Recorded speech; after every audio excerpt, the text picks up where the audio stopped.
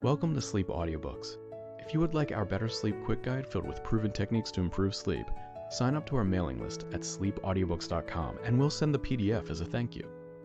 Subscribing and leaving a comment helps this channel more than you know, so please feel free to offer suggestions for future audiobooks or to just say hi. Thank you for listening. We hope you have an excellent night's sleep. This is Sleep Audiobooks.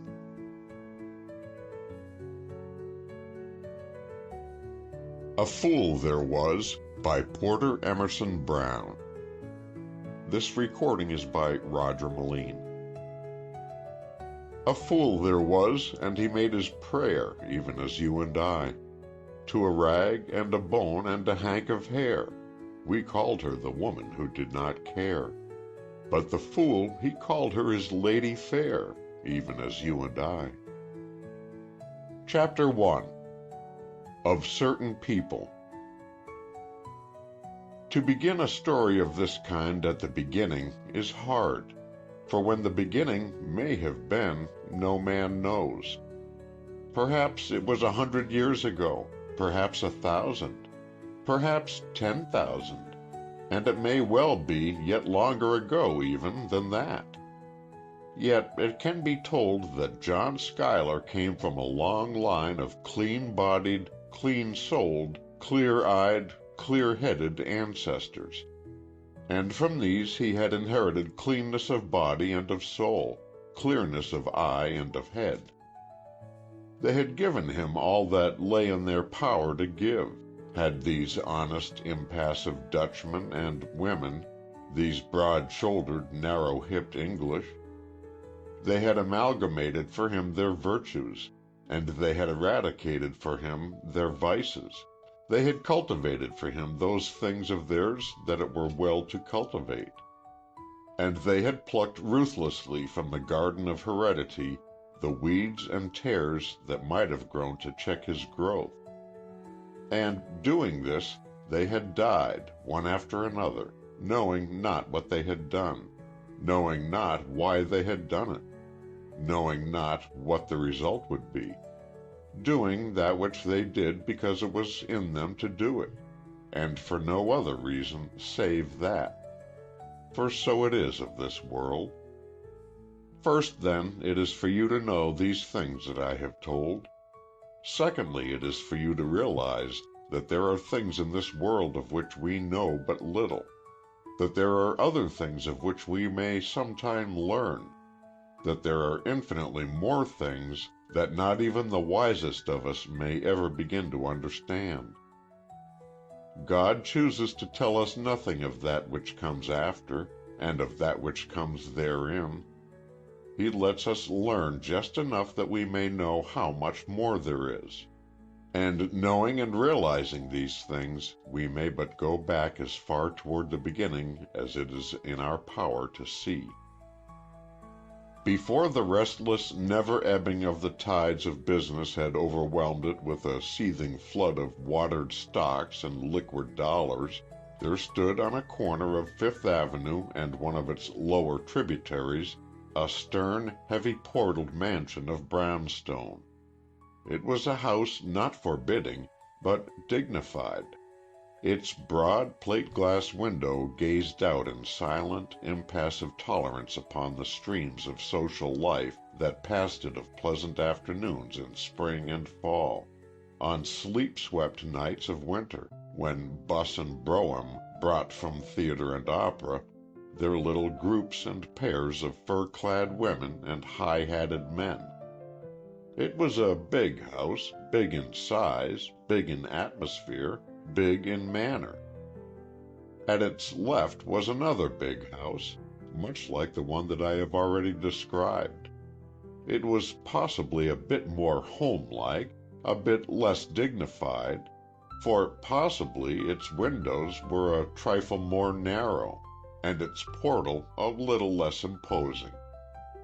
And across from that there lay a smaller house, a house of brick, and this was much more inviting than either of the others, for one might step from the very sidewalk within the broad hall, hung with two very, very old portraits, and lighted warmly with shades of dull yellow and of pink. In the first of the big houses there lived a boy, and in the second there lived another boy, and across, in the little house of brick, there lived a girl. Of course, in these houses there dwelt as well other people. Of these was John Stuyvesant Schuyler, who, with his wife Gretchen, lived in the big house on the corner, was a man silent, serious. He lived intent, honest, upright. He seldom laughed, though when he did, there came at the corners of his mouth and eye tiny telltale lines which showed that beneath seriousness and silence lay a fund of humor unharmed by continual drain. He was a tall man, broad-shouldered, straight-backed, and to that which had been left him he added in health, in mind, and in money, and he added wisely and well, and never at unjust expense to anyone. His wife was much as he in trait and habit. She, too, was silent, serious, intent. Of her time, of her effort, of herself, she gave freely wherein it were well to give. In her youth she had been a beautiful girl. As a woman she was still beautiful, and her husband and her son were very proud of her, though the one was 55 and the other but 12. In the big house next door there lived Thomas Cathcart Blake. He too had a wife and one child, a boy. And of John Stuyvesant Schuyler he was very fond, even as Mrs. Thomas Cathcart Blake was fond of Mrs. John Stuyvesant Schuyler, and even as Tom Blake, the son of the one, was fond of Jack Schuyler, the son of the other. Blake, the elder, was a man rotund of figure, ruddy of complexion, great of heart. He laughed much, for he enjoyed much. He gave away much more than he could make, and he laughed about it. His wife laughed with him, and really it made no difference, for they had more for themselves than they could ever use. Of course, you know it is true that many people have more than they can ever use, but few ever think so. In the little warm house of red brick across the street lived Catherine Blair, and with her another Catherine Blair, who was as much like the other as it is possible for 6 to be like 30. They both had wide violet eyes, and sensitive red lips, and very white teeth, and lithe, slender bodies.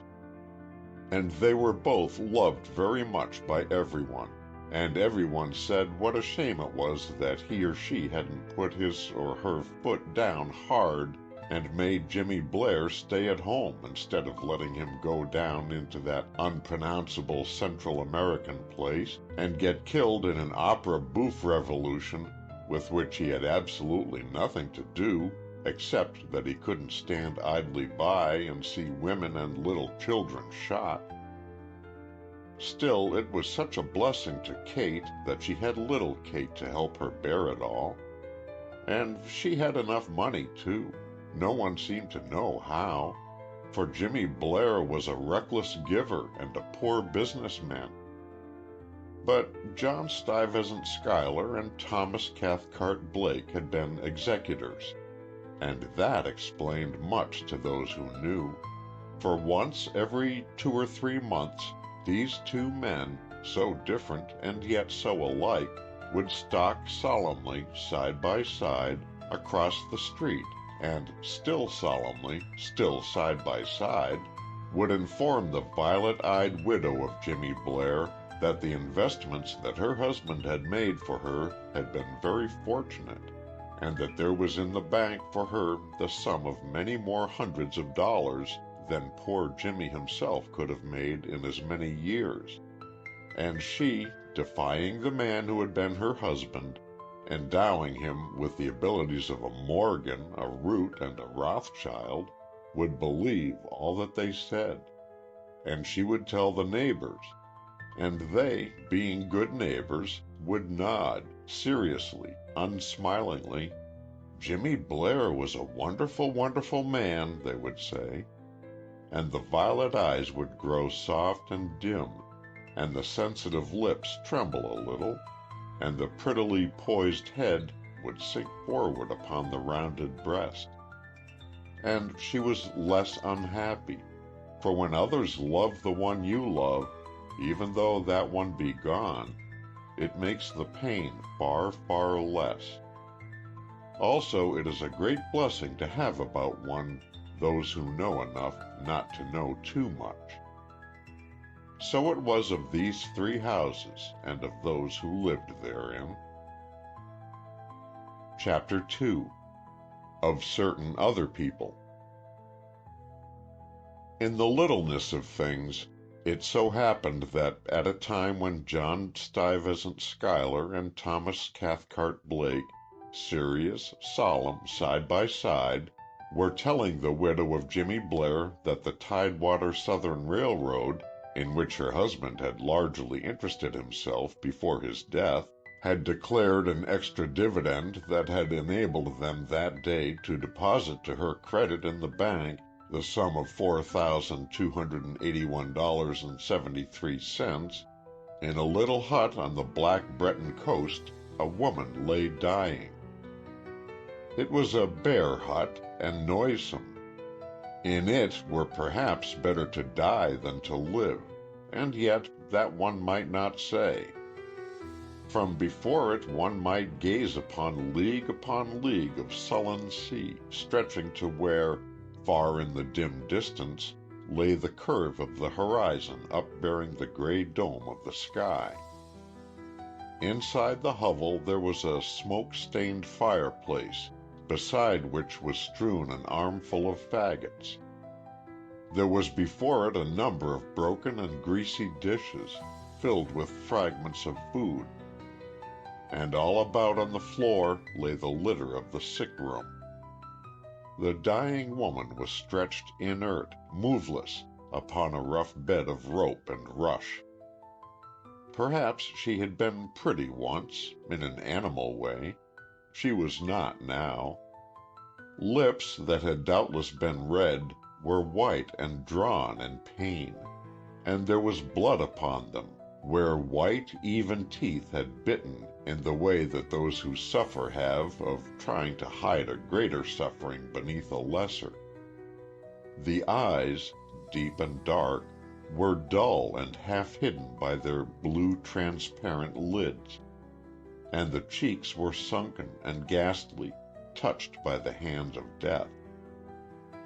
A heavy, coarse-featured woman, thin hair streaked with gray, flat-backed, flat-breasted, sat beside the rude bed, silent, motionless, awaiting an end that she had so often watched in the sullen ferocity that is of beast rather than of man. And on her lap lay a little pink puling thing that whimpered and twisted weakly, a little naked thing half covered by roughly cast sacking. The tiny twisting thing whimpered. The woman beside the bed held it, waiting. The woman on the bed moaned a little, and the glaze upon the eyes grew more thick. And that was all. There came to the ears that were not too new come or too far gone to hear the sound of hoofbeats upon the turf. They came nearer. They stopped. Came the sound of spurred heels striking upon the trodden dirt without the door. There stood in the opening the figure of a man. He was tall and well proportioned, though if anything a bit too slender, a bit too graceful. And he was, if anything, a bit too well groomed. He had light hair and mustache. He had cold eyes that smiled, cold lips that smiled. He stood in the doorway, trying to accustom his eyes to the gloom within, the while playing a deft tattoo upon his booted calf with light crop that he carried in his right hand. "Well?" he said at length in the French that is of Paris. "Well? What is all this?" The tiny thing whimpered. The woman upon the bed moaned a little, weakly. She who sat beside it looked up, eyes aflame. She said no word. The man in the doorway took a step forward, entering. He was still smiling. He looked about him, and then he continued, "Sick, eh? Dying? And that thing that you have in your... Ma foi, a baby, eh?" He laughed aloud. The broken peals came back to him from the sodden, smoke-stained rafters. "Strange that I should have come today. A baby!" He laughed again modulatedly. And then, with an air of sympathetic commiseration, he said to the gray-haired old woman with the eyes of fire, "Too bad that your daughter is not married, since she, I presume, is the mother. And the happy father, he is—" He stopped, waiting smilingly. The fierce, blazing eyes were set full upon his own. She said, in the patois that was of her and hers, "You ask that? You?" He answered evenly, "Yes, I ask that. Even I." Quickly, with the agility of the brute, she thrust toward him the little, puling thing that lay upon her lap. "Look, then," she said in deep, grating tones. He leaned forward, crossing his hands behind him, and looked. The crop, held in his right hand, tapped lightly against his booted left leg. The woman waited. At length he stood erect. He shook his head and smiled. "Babies are all alike," he remarked easily. "Red, dirty, unformed, no hair. This is a little redder, a little more dirty, a little more unformed. It has a little less hair. Beyond that, quoi?" The shrunken lips of the old woman set tightly. The eyes flared. "You dare—" she began, and then, "It is your mouth, your chin. The nose is yours. The eyes shall be hers." She nodded her head in the direction of the dying mother upon the bed. "And perhaps some day—" She did not finish. She settled the baby back again upon her knees and sat waiting. The man, still smiling, gazed up the woman on the bed. "Dead?" he queried, with a lift of the brows. She did not answer. He bent over the prostrate form, then again stood erect. He shrugged his shoulders. He turned again to the shriveled woman on the chair. "You have named it?" he asked. "You have named our child?"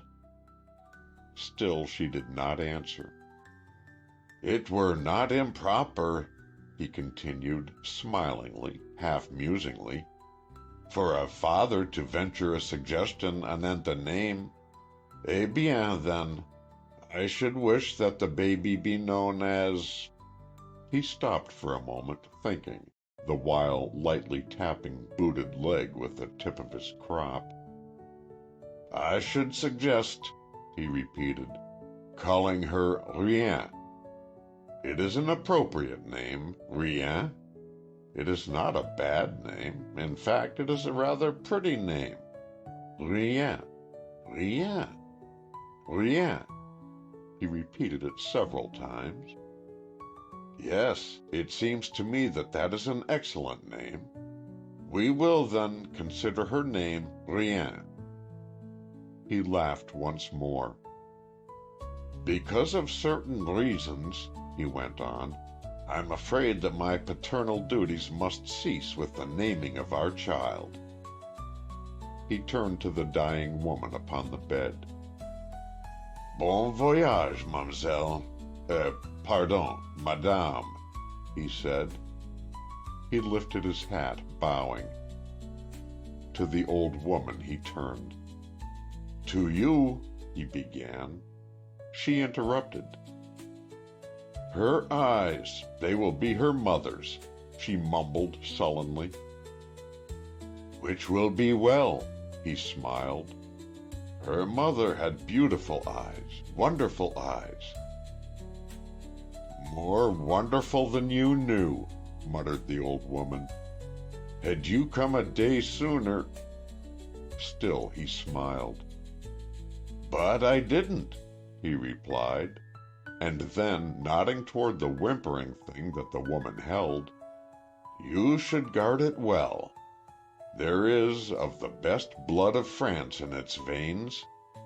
His lips curled whimsically. "'Tis strange that, n'est-ce pas? In that small piece of carrion which you hold there upon your knees runs the blood of 3 kings." Again he laughed musically. He turned. He had not seen her stoop.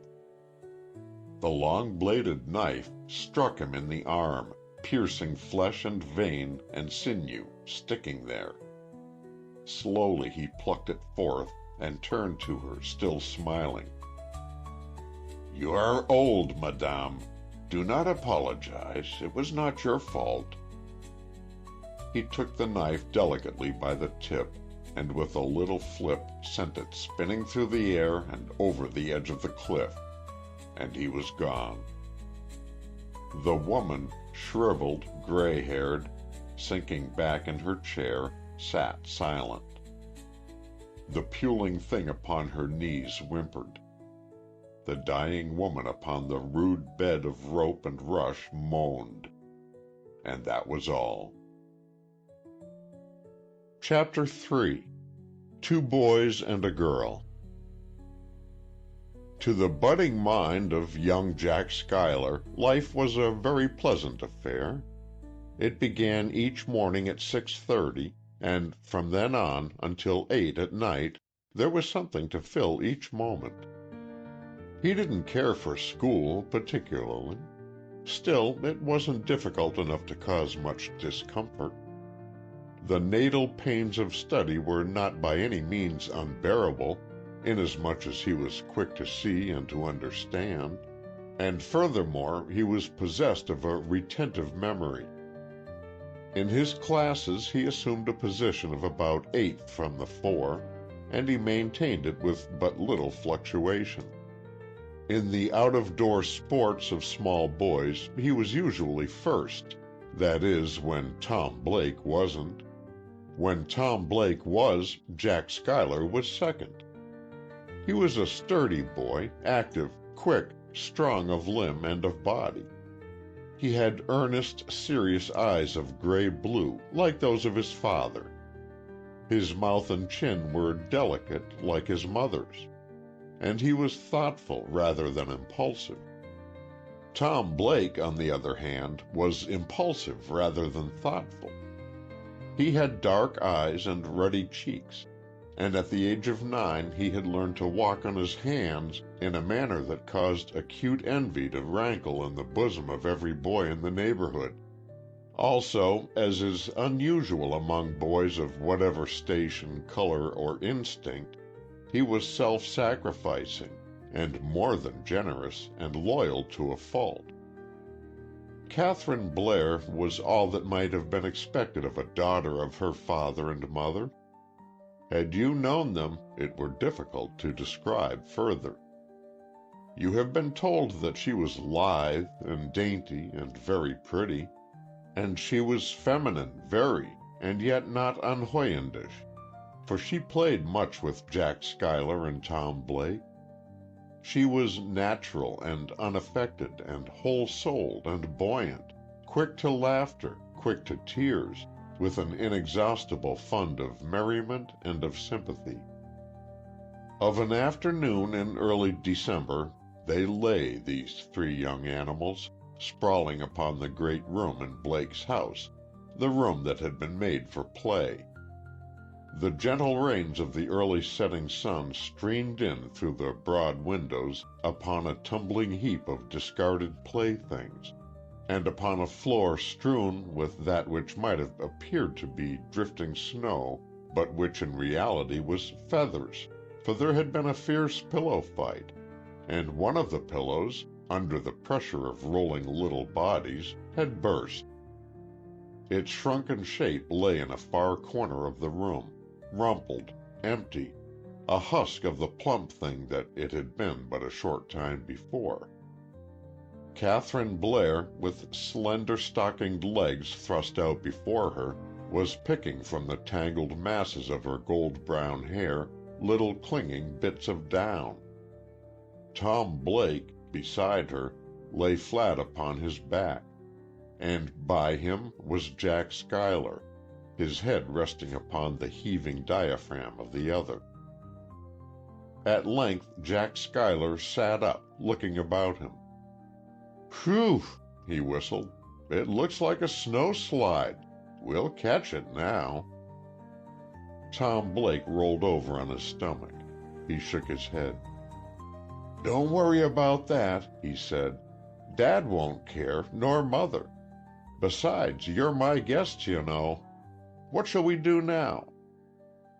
Catherine Blair said, "I want to get these feathers off first. They stick terribly. Every time I think I've got hold of one, I find it's a hair." She shifted so that her back was toward Tom Blake. "Help me, Tom," she commanded. Obediently he rose to his knees.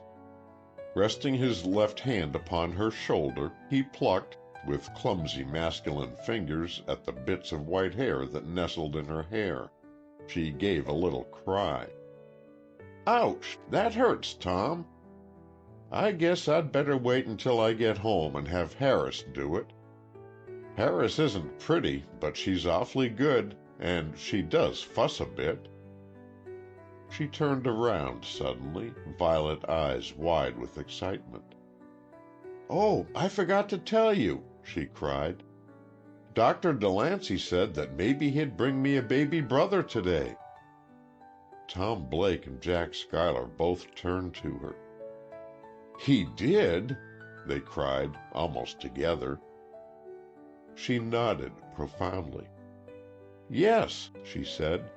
"That's why they sent me over here to get all mussed up with feathers. You know baby brothers are bashful. Dr. Delancey told me all about it. They like to be all alone in the house with their mothers, so that they can get acquainted." Jack Schuyler rose up on his elbows. "I know a boy," he said, "that was promised a baby brother, and all he got was a sister. I don't think that was square, do you?"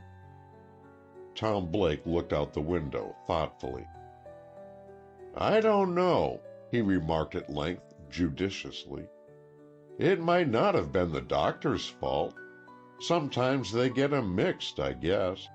And anyhow, sisters aren't so bad. I wish I had one right now, one like you, Catherine." He turned on her eyes in which were the frank liking and admiration of boyhood. She tossed the tumbled braids of her hair back over her shoulders. "I'd rather be a boy myself," she said. "They don't have to wear dresses and things. And people don't give them dolls when they'd rather have rocking horses. I wish they'd hurry and bring that brother. I'm just wild to see it." Jack Schuyler sat up. "Well," he assured her, "they'll send over for you when it comes. What shall we do now?" He waited patiently for suggestions. Tom Blake and Catherine Blair sat, foreheads grooved in thought. At length Jack Schuyler cried suddenly, "I know! Let's play leopard shooting. I saw a picture of one in the geography. It looked just like Fiddles." Fiddles was the plethoric Maltese member of the Blake family. "We've got those tin guns, and we can stalk it. What do you say?" That which they said was later evidenced, for when Thomas Cathcart Blake entered the front door of his residence that night and started up the stairs, he was met by an excited feline, followed by 3 equally excited children. And the cat, on seeing him, its cosmogony disrupted to such an extent that it felt itself no longer able to distinguish friend from foe, tried to turn back, with the result that its first pursuer fell over it. There was the added result that the next 2 pursuers tripped upon the sprawling form of the first, and Thomas Cathcart Blake had great difficulty in preventing himself from joining the sprawling parade that tumbled past him to the foot of the stairs and lay at the bottom, a heap of tossing legs and arms and ribbons and fur. Chapter 4. The Child and the Stranger. It is of necessity that a story such as this should be episodical, lapsical, disconnected. Its inception lies in 2 countries, and of different people. And it is, in its beginnings, a story of contrasts. So one may be permitted again to say, at a time when pompous, ponderous, white-whiskered, black-suited old Dr. Delancey was engaged in bringing to the daughter of Catherine Blair a posthumous baby brother that, in the mystery of things, turned out after all to be a sister, a stranger chanced to be riding at dusk through the deep shades of the Bois du Nord in Brittany. The path was overhung with spreading boughs. It was tumbled with the wood litter of a decade. His horse went slowly, lifting each forefoot daintily and placing it carefully, and the stranger permitted the animal to take its own time. At length he came to a turning. The huge bole of a great oak was at his left. He rounded it. His horse raised its head, nostrils distended, eyes alert, and stopped. The stranger looked up. It was a strange picture that met his eyes. At first he did not believe that that which he saw was human. It seemed like some nymph of the wood, for there are nymphs in the Bois du Nord, you know, many of them. Anyone who lives there will tell you that. But his eyes fell upon a tumbled heap of clothing, and he knew that it was not a nymph after all, for nymphs do not wear clothing. There was a little woodland pool before him. The sun, straining through the great heavy-leafed boughs, specked it with blots and blotches of gold. Beside it there sat the figure of a girl, naked. She sat there, her slender legs beneath her, her slender body leaning upon one rounded white arm. Great masses of dead black hair fell about her glowing shoulders, half covering the arm which supported her. Her other hand clasped her knee. Her dark eyes were gazing before her toward the trunk of the oak. The stranger felt that she knew that he was there, and yet she had not looked at him. On the bole of the oak was a squirrel. It was motionless, as though carved out of the trunk itself. Beneath it lay coiled a snake. Its eyes were fastened upon those of the squirrel, and its flat, ugly head was moving gently to and fro, the while its forked tongue playing back and forth between its fangs. They waited there, the stranger and the naked girl. They waited for a long, long time. By and by, the squirrel moved a little. One forefoot crept slowly down the bark of the oak, and then the other. The one hind foot, and then its mate, and the squirrel was nearer to the snake. Again they waited, the stranger and the naked girl. The squirrel crept yet further down the trunk toward the slow-shifting venomous head. The horse snorted. The squirrel raised its head and darted up the tree trunk. It was gone. and the snake slid noiselessly off into the underbrush. The naked girl turned dark, deep eyes upon the stranger. She seemed not to mind her nakedness, and to him it seemed not strange that she should not. The horror of it all was deep within him. He murmured, beneath his breath, "Good God!" Then he spoke to her, a muttered word, a meaningless word. She swung her body over, sinuously, so that she faced him, slender legs half stretched. The dead black hair rippled over budding breasts. She did not answer. She merely looked at him. The stranger sat there. His eyes blinked a little. He brushed his hand across them, weakly. Then he looked at her again. Came a sudden rustling in the brush beside him. His horse leaped forward, almost unseating him. He had gone far down the trail before he reined it in. Then he crossed himself. His eyes showed that he was frightened. There was a turning in the path, a turning that led to the main road. The stranger swung his horse into this turning. He knew that it added to the length of his journey by a good league and a half, and yet he took that turning. And later, as he turned into the traveled road, he breathed a deep, deep sigh, and again he crossed himself. Chapter 5. As Time Passes. Time passed on over the heads of young Jack Schuyler and young Tom Blake and the daughter of Jimmy Blair. They grew in stature and in intellect. They grew through the grades of school that lie between 9 and 15, and then they separated to go to boarding school. Jack Schuyler and Tom Blake went to one, the daughter of Jimmy Blair and Catherine Blair to another. And the baby brother that had turned out to be a sister, and who had been named Eleanor, stayed at home with the widow of Jimmy Blair. And the widow of Jimmy Blair was now hardly as lonely as were the parents of Jack Schuyler and Tom Blake. John Stuyvesant Schuyler had built for himself a place at Larchmont, on the Sound. Gray Rocks, he called it. It was a long, low, rambling house, built of stone and of darkened wood. It sat ensconced in a deep phalanx of great green trees at the head of a great green lawn.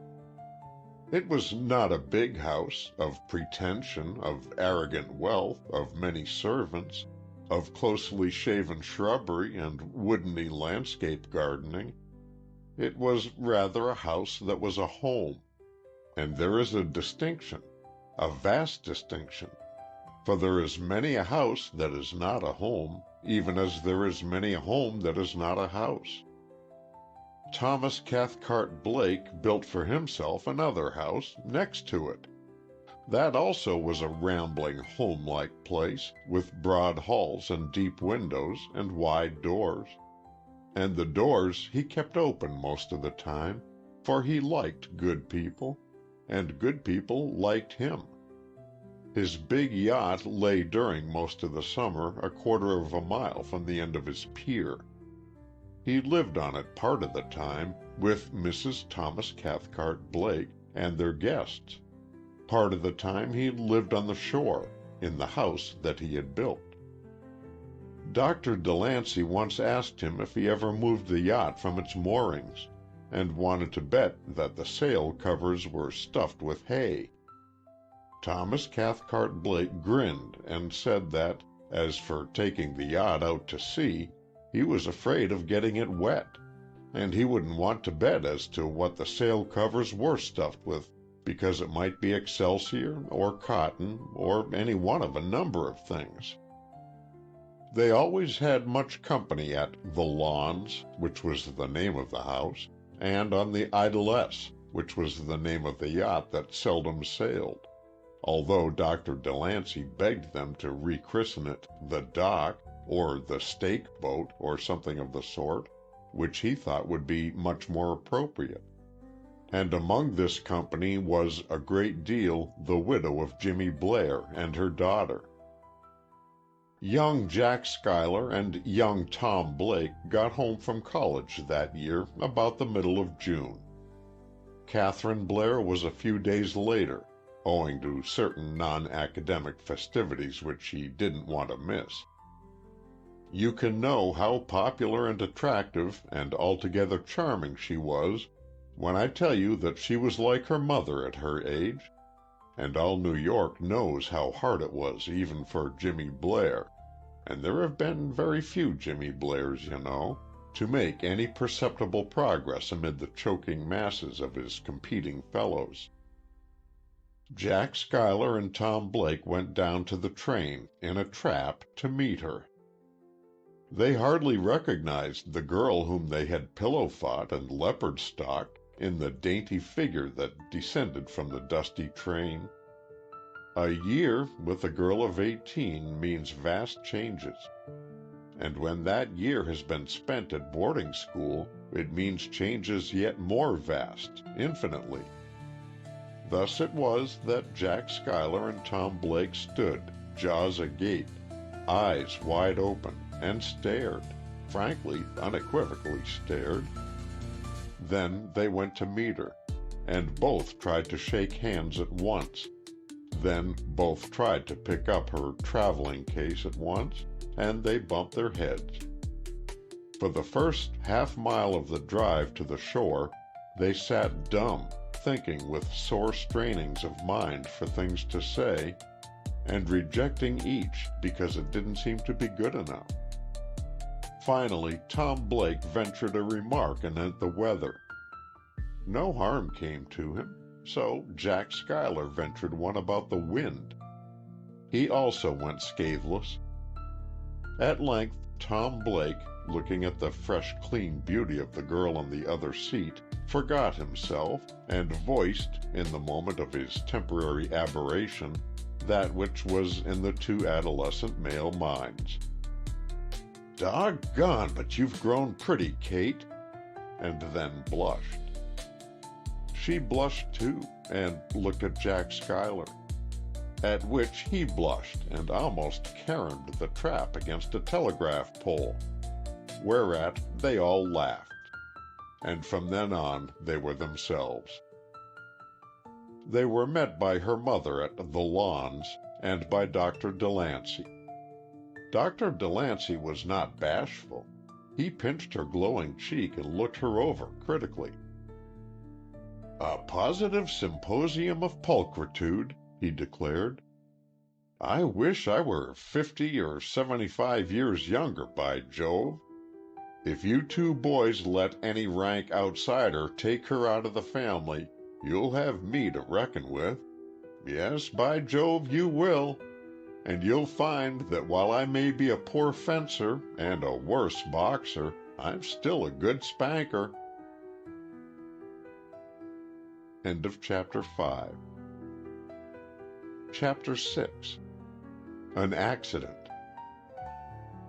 Dr. Delancey, sitting under the awning of the afterdeck of the Idlesse, and gazing out upon the Sound where Jack Schuyler, Tom Blake, and Catherine Blair were defying the laws of nature in a 30-foot knockabout, much to the unspoken anxiety of 2 fathers and the spoken fear of 3 mothers, again voiced this thought on the following evening. "The prettiest, sweetest, finest, loveliest child I ever knew, by Jove," he declared. Then, bowing, "Present company, of course, excepted. Yes, sir. If you 2 old ninnies don't force your sons to marry her, I'll take it into my own hands. Damn if I don't, by Jove." "But they can't both marry her," protested the widow of Jimmy Blair, placing her arm about the baby brother that had turned out to be a sister. The doctor waved his hand loftily. "A mere detail," he asserted. "As long as one of 'em marries her, that fixes it, doesn't it? And it doesn't make any difference which one. They're equally fine boys, both of 'em. Look at 'em. Did you ever see better shoulders, better shaped heads, better carriages? Mighty dashed handsome boys, too, they are. Get it from their mothers." He bowed elaborately to Mrs. John Stuyvesant Schuyler and to Mrs. Thomas Cathcart Blake, then added a look of contempt for and at their husbands. "Yes, sir," he went on, "they're fine boys, two of 'em, no denyin' that. And she's the right sort. No frills, or airs, or bluffs. Sensible, natural. If I'd have had a few more patients like them, I'd have starved to death long ago. Why, they didn't have even a single measle. Not one whooping cough out of the lot. Disgraceful." In the meanwhile, far out on the Sound, the little knockabout was heeling far over in the playful breath of the summer breeze. Tom Blake, bareheaded, bare-armed, was at the tiller. Jack Schuyler, also bareheaded and bare-armed, sat on the after overhang, tending the sheet, and bracing muscular legs against the swirling seas that, leaping over the low freeboard, tried to swirl him off among them. Catherine Blair, leaning lithely against the weather rail, little, white, canvas-shod feet braced, skirts whipping about her slender body, rounded arms gripping the wet edge of the cockpit rail. The gold-brown hair, in loosened strands, whipped across her tanned cheek. Her gown, open at the throat, revealed a glimpse of straight, perfectly poised throat. Her lips were parted, and her breath came fast in the excitement of it. Blake held the knockabout to its course, with the confidence of youth in his prowess, against them. The little boat leaped forward from crest to crest, stopping between to shake the water from its deck. Above was the blue sky, all about them the blue water, white-crested. The girl, bracing herself against a particularly hard pitch of the boat, balancing herself lightly, as the craft recovered and again leaped forward, cried, "Isn't this fine?" Blake nodded. Schuyler, waist-deep in a swooping sea, did not hear. The Long Island shore was close at hand now. Suddenly Blake shouted, "Hard alee," and jammed the tiller over. Schuyler, on the after overhang, scrambled fast to take in the slack of the sheet. Catherine Blair bent to avoid the swinging boom. The little boat swung about as though on a pivot. The wind filled the sail. She sped forward like a hawk unhooded. Then something happened. A stay parted. There was a great grinding crack, followed by the snapping and whipping of canvas, and the mast fell. Schuyler was knocked over into the water by the boom. It struck him fair upon the brow. Catherine, springing to catch him, was hit by the flapping canvas. She went overboard too, and under the sail. Blake, on the weather side, was free from the wreck. Without even stopping to turn, he dove backward from the cockpit. Under the cold green water he went. He struck out, blindly, frenziedly. His hand felt something that was not canvas and yet was cloth, struck and gripped. Then, holding his breath still until he thought his lungs would burst, he felt his way out from under the sail. The rail of the boat was at hand. He gripped it, and he dragged Catherine to it. "Hold on!" he cried in her ear. "Jack's gone!" Though but half conscious, she understood. Her firm white fingers gripped the cutting edge of the cockpit rail. She nodded. Blake struck out again. He had tried to remember where he had seen Schuyler disappear.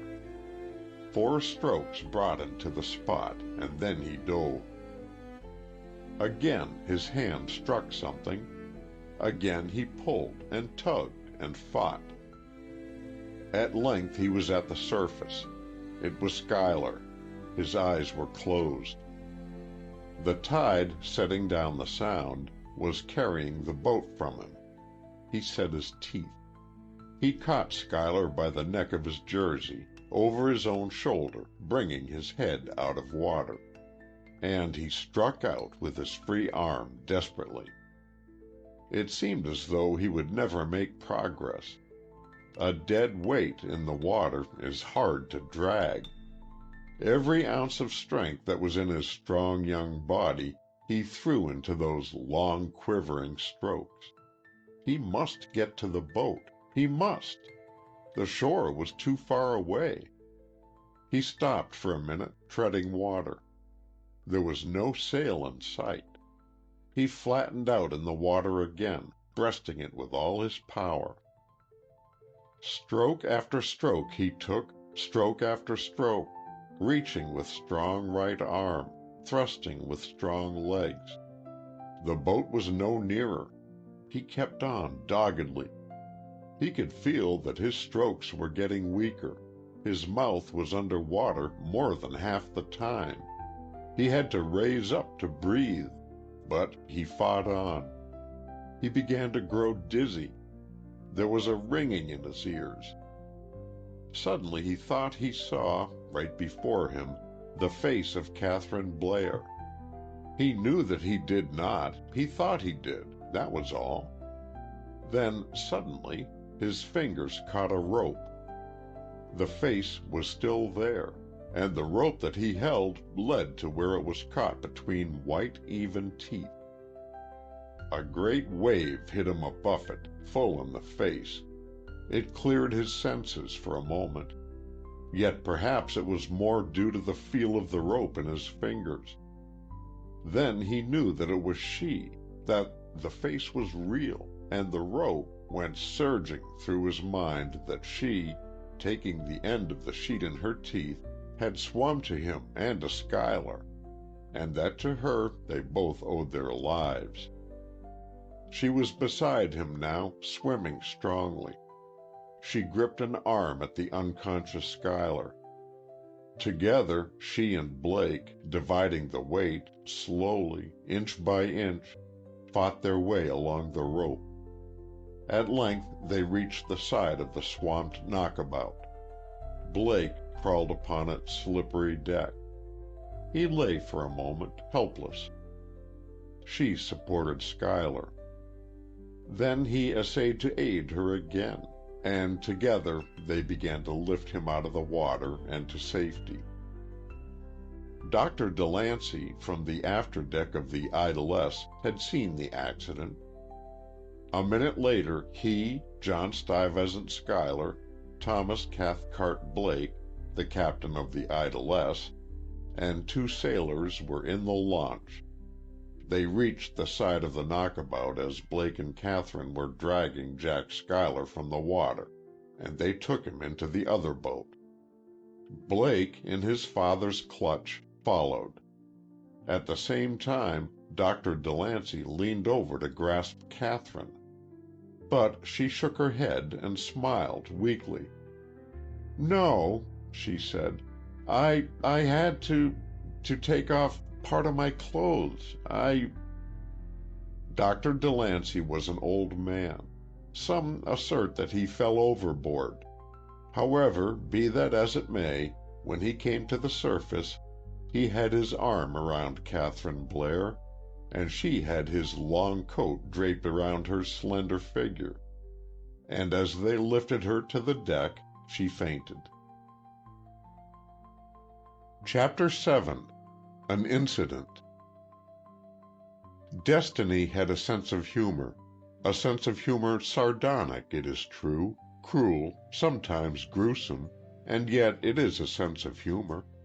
Otherwise, there had been in France a man of the nobility, a man in whose veins flowed the blood of 3 kings, a man handsome of face, graceful of figure, debonair, a man who had sinned much, and who had paid for that sinning only in the sufferings of others, and they had been many. That man had many estates, many servants, many horses, much money. He had been to Brittany twice, and only twice, yet he went a third time, and after 5 years. He went alone. He rode his horse through the narrow, brush-grown path by which had gone the stranger who had seen the naked girl at the edge of the woodland pool 5 years before. And he came at length to the edge of the wood, and to the clearing where lay the little hut, smoky, dirty, littered. He dismounted from his horse there, why he did not know. He went forward to the hut. An old woman, bent, white-haired, sat on a rude chair in the sun beside the door. She looked up as he approached. She in no way heeded the elaborate bow that he made, a graceful bow, low and sweeping, and yet a salutation sarcastic. "Bonjour, madame," he began. "Madame looks well, but death is never far from the aged. It should be a consolation," looking about him casually, "for one who lives as madame." The shriveled old woman made no answer. The man went on evenly, the while tapping with the end of his slender crop a booted leg. "Eh bien, I have come, as you see. The paternal passion will not down in the breast of a man domestically inclined." He laughed. "I have been going about, seeing my families." He smiled. "It has been interesting, drolly interesting. Ma foi!" Yet again he laughed musically. "There have been pleadings and revellings, tears and curses, bended knees and unbended arms." He indicated with a graceful gesture a deep cut upon the back of his left hand. "It was a woman, a very pretty woman," he explained. "At least she had been pretty, and she was again pretty when she did that. Her eyes, it was like lighting a fire in a cave. Did you ever light a fire in a cave, madame?" he queried gently, graciously, and then, "But of course not. Women kindle their fires in stoves or fireplaces. It is for men to light the fires of caves." Yet once more he laughed softly. The old woman, with the white wispy hair, still was silent, motionless, though her eyes spoke. And that which they spoke, his eyes heard, and once more he laughed. "I had a daughter here," he continued. "Did I not? Or was it a son?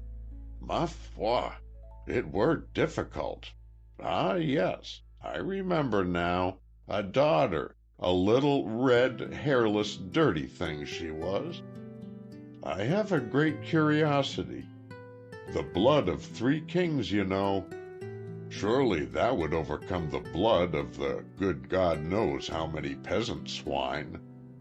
She is not red and hairless and dirty now, in faith. She is clean-limbed and straight and white. 1,000 louis to a sou, that she is."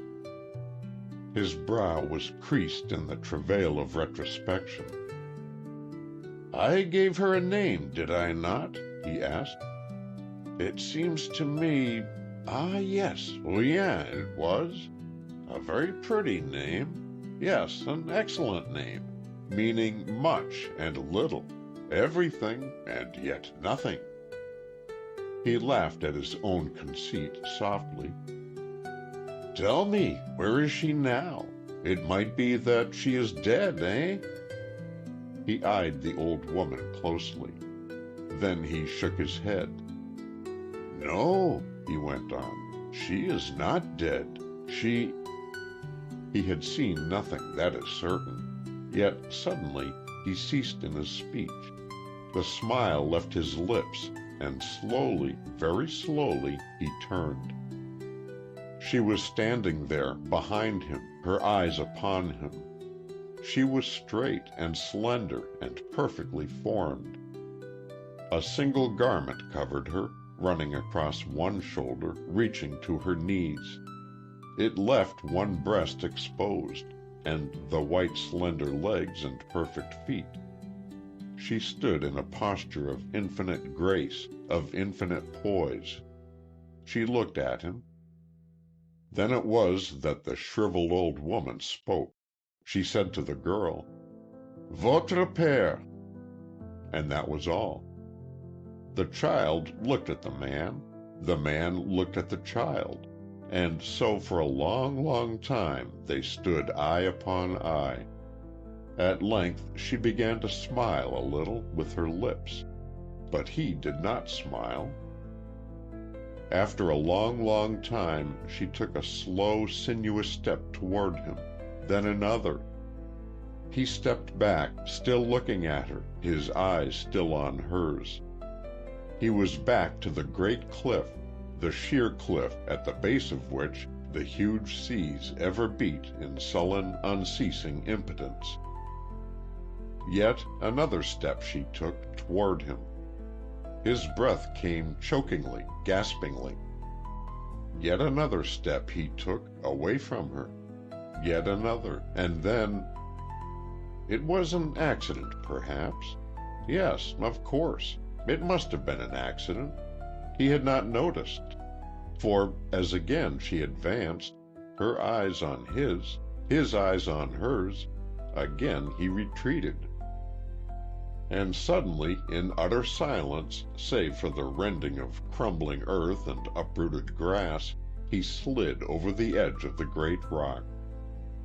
Before the eyes of the girl lay only the restless, heaving sea, and beyond the dull gray of the horizon and the cupped sky. She turned slowly, smiling a little. The shriveled, shrunken old woman bent her head forward upon her flat breast thrice. "Bien," she muttered, and that was all. Chapter 8. Of Certain Goings. It so happened that, on the winter after Jack Schuyler and Tom Blake graduated from college, death came to the big house on the avenue. Mrs. John Stuyvesant Schuyler went first. Mrs. Thomas Cathcart Blake went, almost, with her. For she had been by the bedside of her friend during all her illness, and her friend, going, had bestowed upon her its horrible heritage, and so she went too. Their going left in the two great houses monstrous voids that might never be filled. John Stuyvesant Schuyler and Thomas Cathcart Blake loved their wives, and when a man has loved a woman, and that woman his wife, as these two had loved, it seems in a way to disrupt the cosmogony of things. It takes ambition away from the brain, and the stamina from the spine, and the days are very, very long, while the nights are yet infinitely longer. Thomas Cathcart Blake, in the vastness of all that now was not, forgot to care for himself. He who had been jovial became silent. Sometimes of nights he would walk alone for hours. The weather made no difference. In fact, he seldom noticed what the weather was. He was an old man now, close to 60. Dr. Delancey, on a night visit, met him one thick, sodden night at the corner of 33rd Street and the Avenue, coming from the club. The good doctor bumbled out of his brougham, seized him by the arm, and drew him, wet and dripping, into its protected interior. "You fossiliferous-headed old chump," he howled exasperatedly. "You pin-headed old amphibian. If your sole and utter ambition is to get pneumonia and die, I don't know any way in which you can better achieve your purpose. Sit down in the corner there and drink this." He extracted from his case a little flask of brandy. "Or I'll ask the horse to come in and bite you. Turn around there, Mose," he yelled, "and drive to Mr. Blake's house."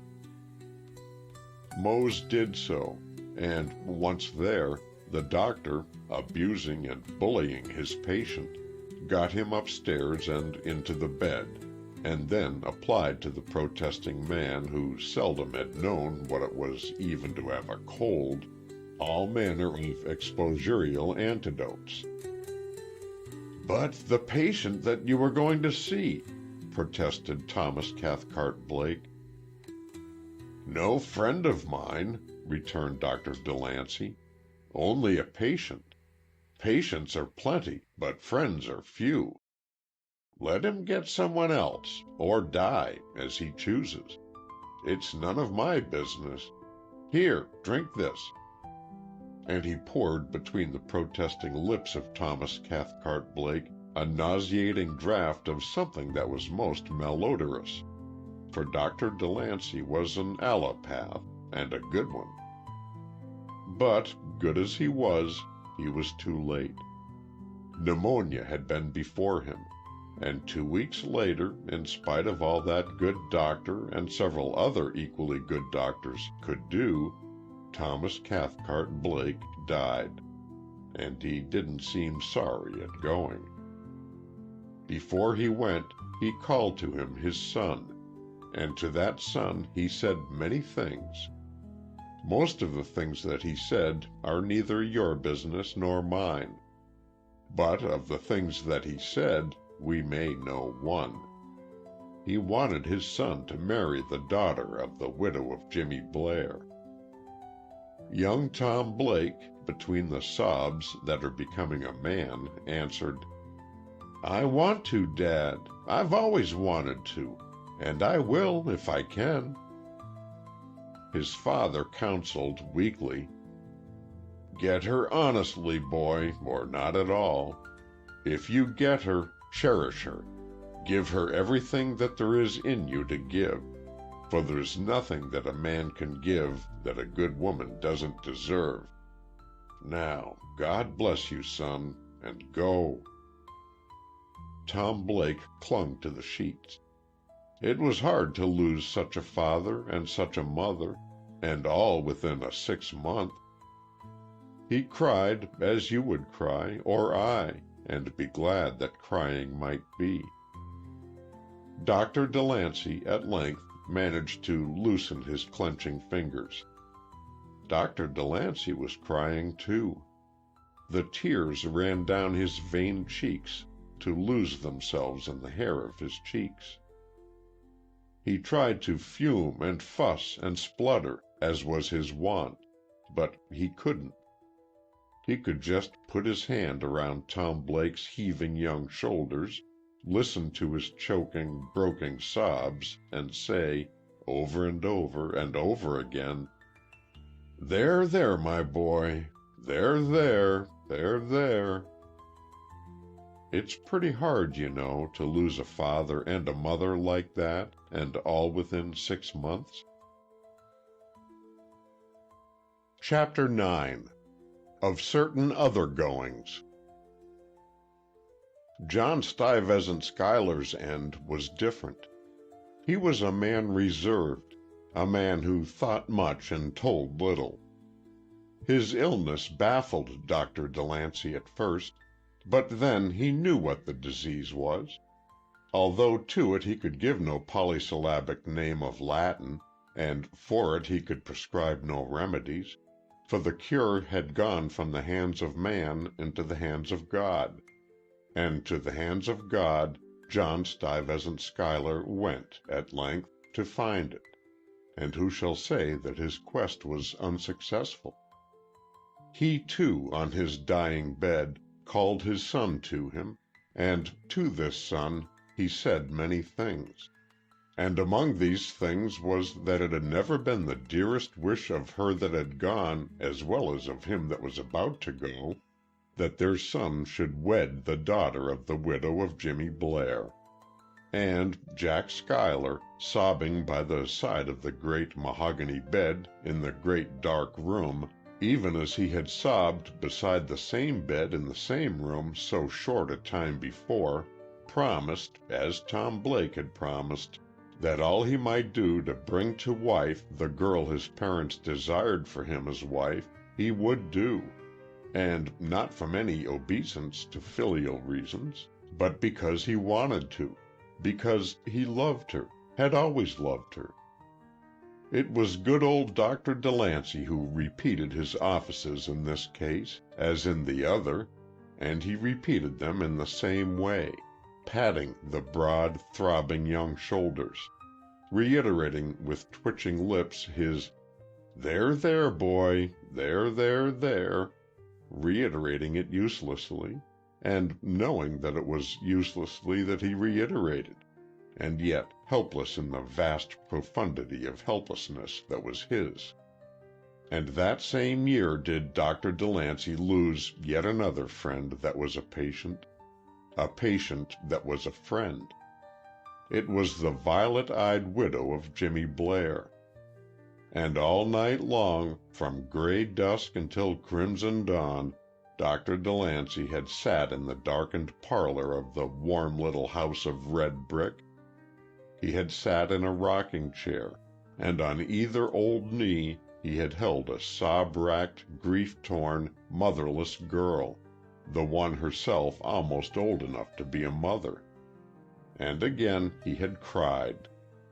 Some doctors may lose through oft recurrence visualize their susceptibility to suffering, but Dr. Delancey was not of them, and when he stumbled on stiffened legs out of the darkened parlor and into the incongruous mellow radiance of the spring sunshine, his eyes were still wet, and he didn't care who knew it.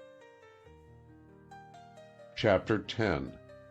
2 Boys and a Doctor. Young Jack Schuyler and young Blake, a week later, went to see the doctor in his office. He looked up from his paper. "Well?" he said. Tom Blake cleared his throat. "We wanted to ask you, Doctor," he began, "if—" assisted Jack Schuyler. "That is, we wanted to know. You see, that is, Yes, we thought. You know, Mrs. Blair—" The doctor rose. He stood between the two broad-shouldered, erect young men, placing a hand on the arm of each. "It's all right," he assured them. "Don't you worry." "But," protested Tom Blake, "we've got so much money, and isn't there some way that you can fix it, Doctor? You know how to do these things, and we're so helpless." "And," elaborated Jack Schuyler, "they'd never suspect you, you know." "I tell you it's all fixed," returned the doctor, with testiness that from him was cordiality rampant. "Jimmy Blair left a very comfortable estate, in trust. They'll have all they want as long as they live."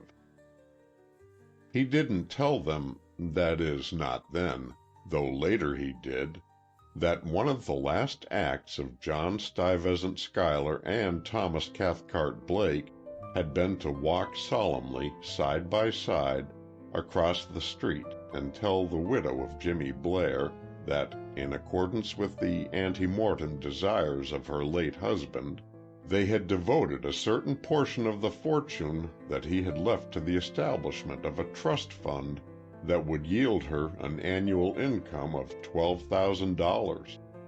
He didn't tell them then. Later he did.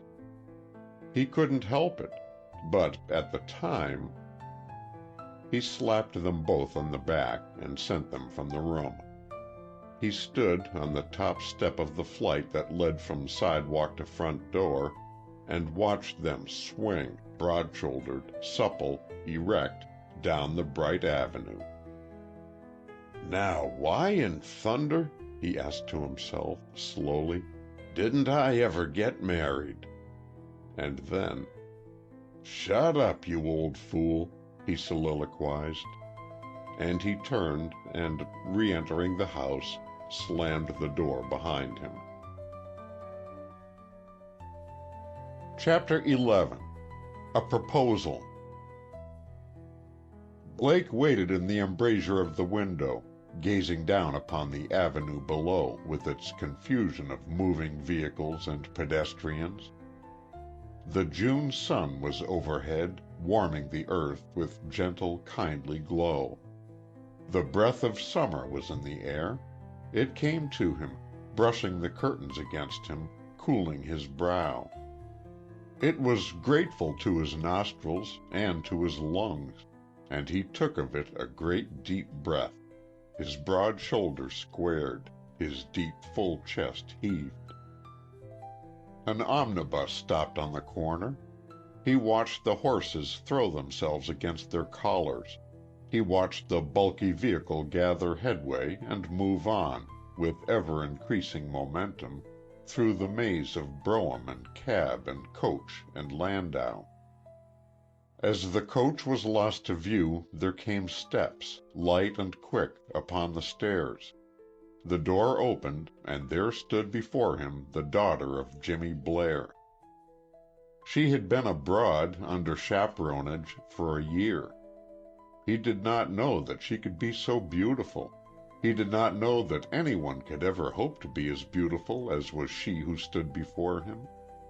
Violet eyes were no deeper, lips no more red, teeth no whiter, nor was the perfect oval of her sun-kissed cheek any the more perfect.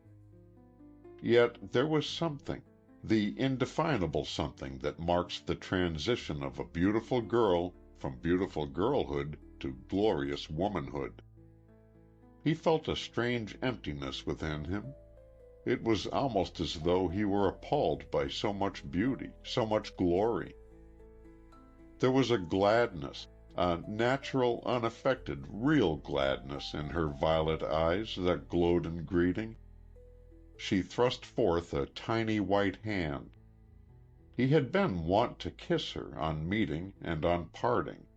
Now it never occurred to him. "Tom," she cried, "I'm so glad to see you again.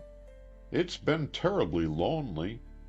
As fast as I'd begin to learn one language, they'd move me somewhere else and I'd have to start all over again. And now I hardly know whether or not I know any language at all. Where's Jack? I expected that of course he would come with you." "He'll be here by and by, Kate," Blake replied.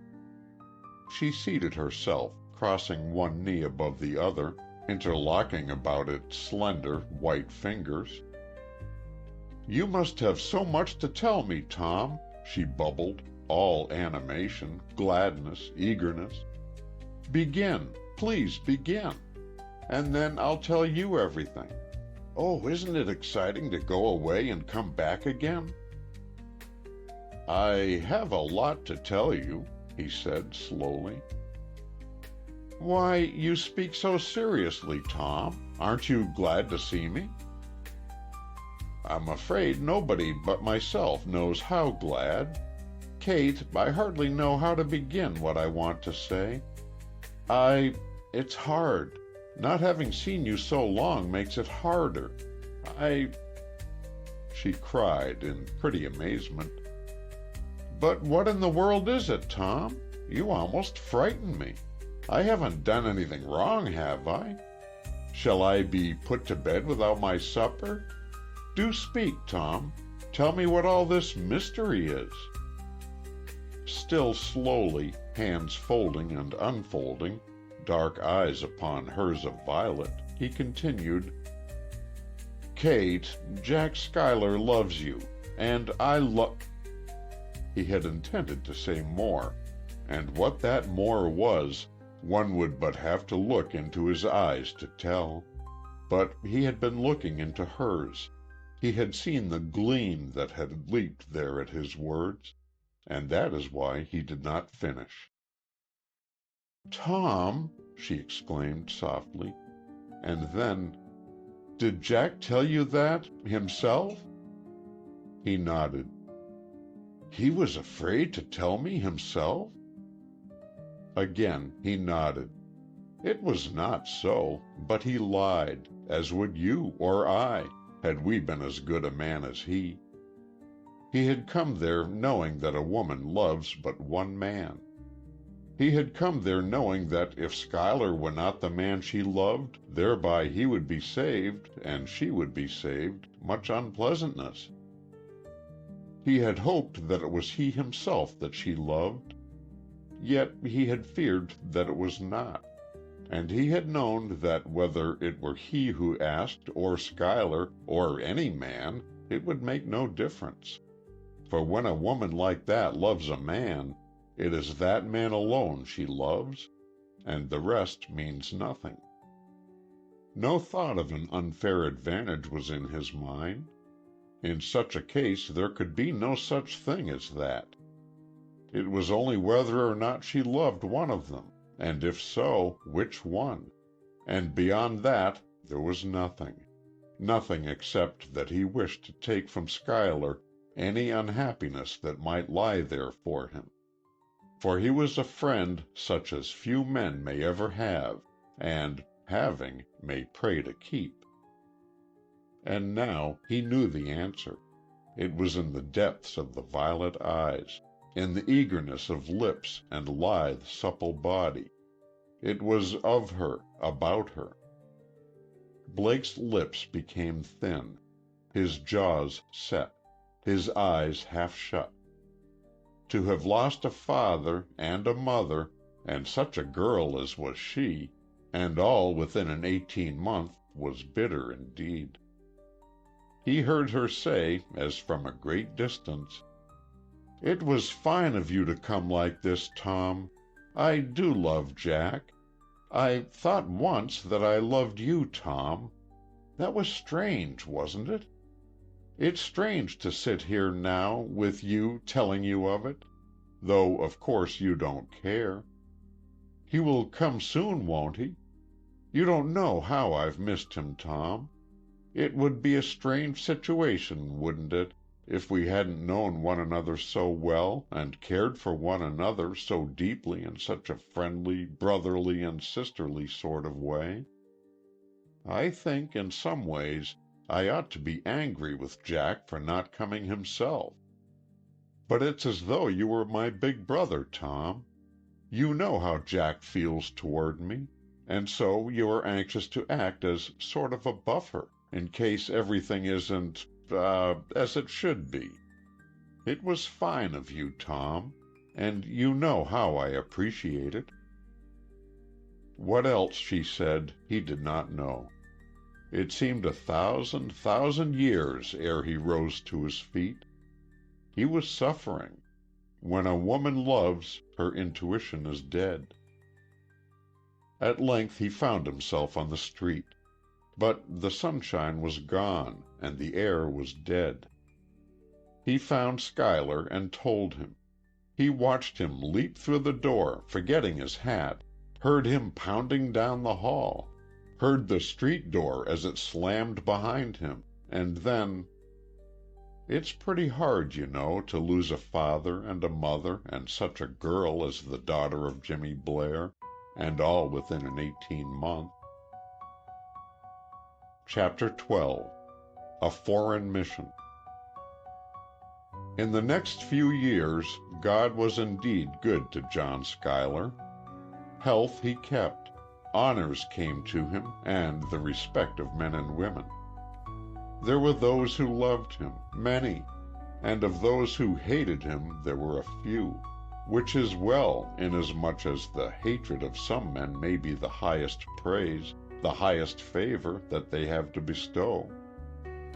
A child came to them at length, to him and to the daughter of Jimmy Blair, and that child was as like to the daughter of Jimmy Blair as the daughter had been like her mother. A part of the time they lived in the city, but most of their days were spent out at the Larchmont place on the Sound that John Stuyvesant Schuyler had built so long ago, and there they were very, very happy. The quiet, peaceful beauty of gray rocks more than ever appealed to the soul of Tom Blake as he stood upon the bridge of his yacht, the Vagrant, and watched the ever-enlarging lawn apparently rush toward him. He closed his eyes a little. The sun was very bright. He turned toward the Long Island shore, hazy and unreal in the mists of the morning. When he turned back again, the huge sea-going craft, a thing of glistening white and shining brass, was making a wide, graceful sweep in the churning water, and the house had ceased to rush down upon him. It now stood inviting, beckoning, as close at hand as it were safe to be.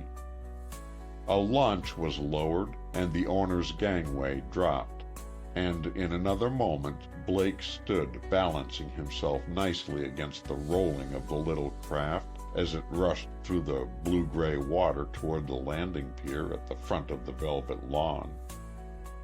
Like one who, in haste, yet longs to loiter, Blake made his way across the sward to where, jutting out from a corner of the house, a tiny bay window thrust itself forth among a confusion of tangled nasturtiums, copper-colored, yellow, crimson.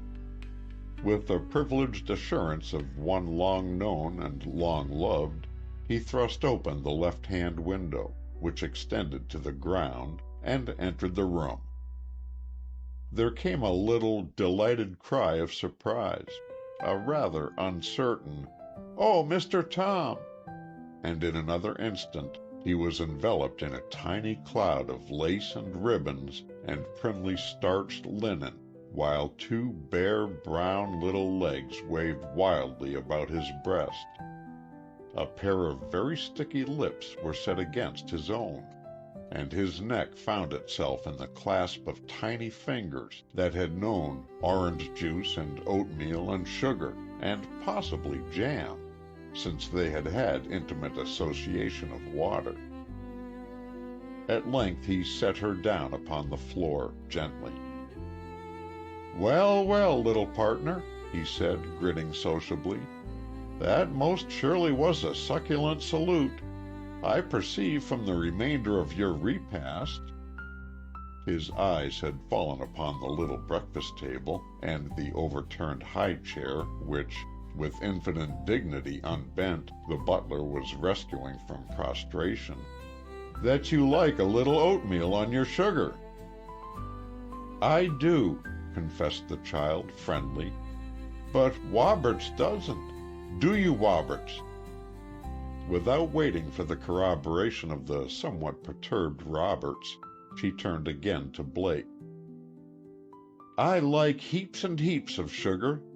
Woberts gives it to me when there isn't anyone looking. Don't you, Woberts?" And then, very seriously, she added, "I like Woberts."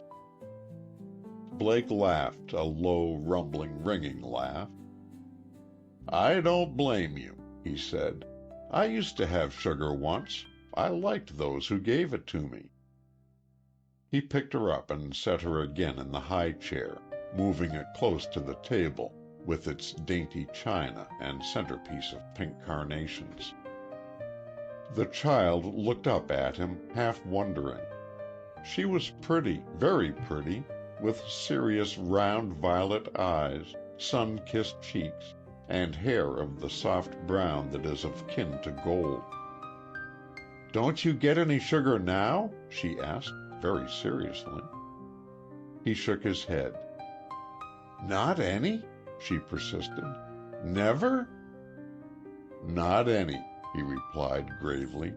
"Never." Swiftly she picked up the little silver sugar jar.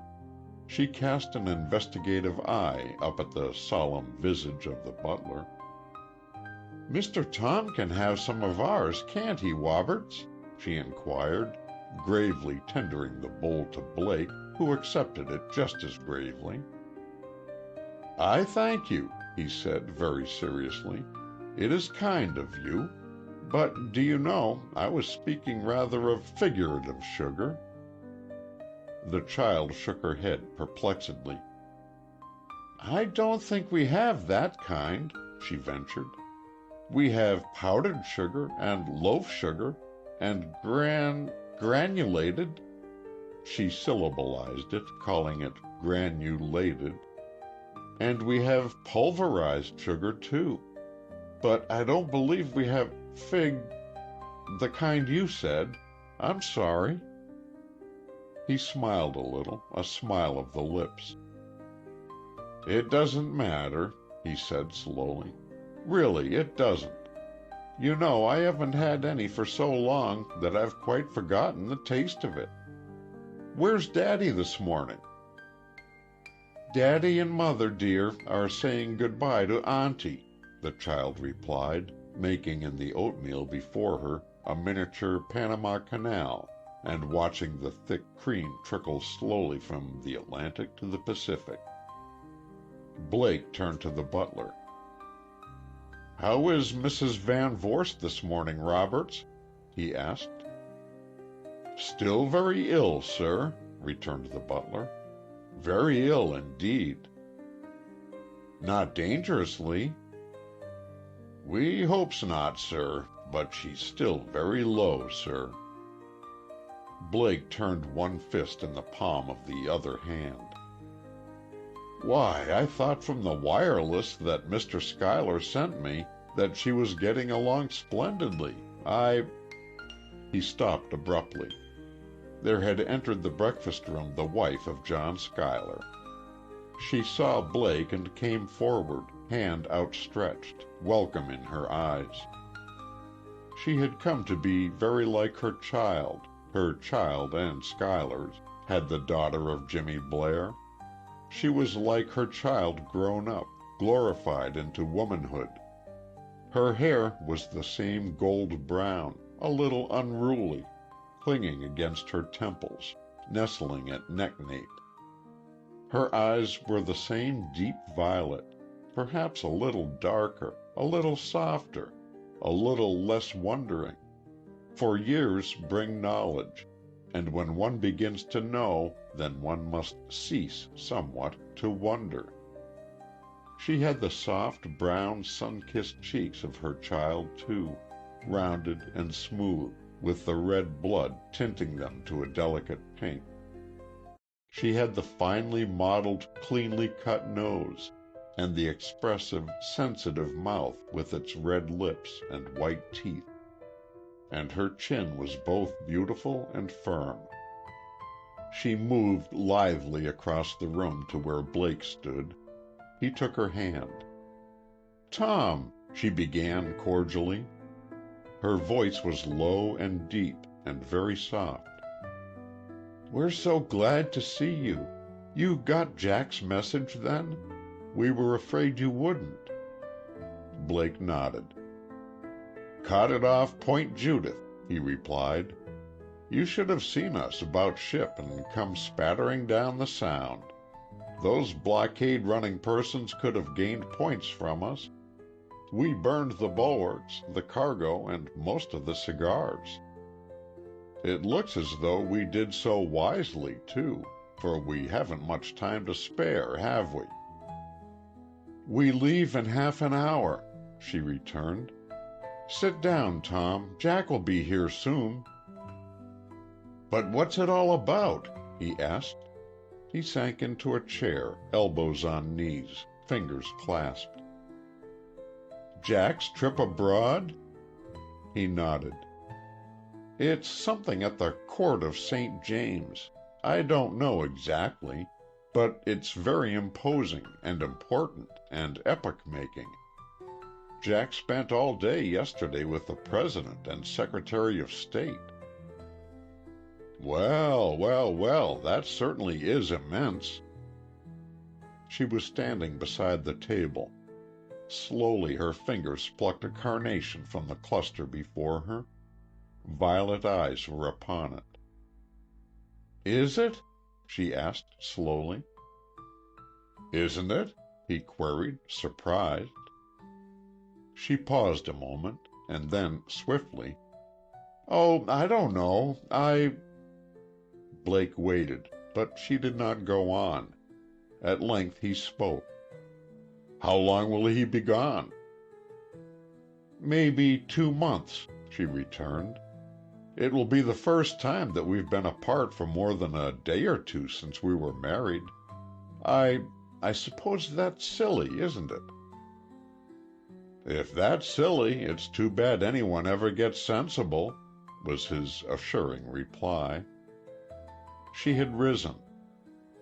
Slowly she went around behind the little high chair. Leaning lithely over, she laid her cheek against that of her child, soft, rounded arms pressing her close. And then she looked at Blake, eyes to eyes. "I don't like it, Tom," she said very slowly. "But," he protested, "it's a big honor, a great honor, an appointment like this from the President." "Yes," she answered thoughtfully, "it is a big honor, and I suppose that I should be very, very happy. Of course, in a way I am."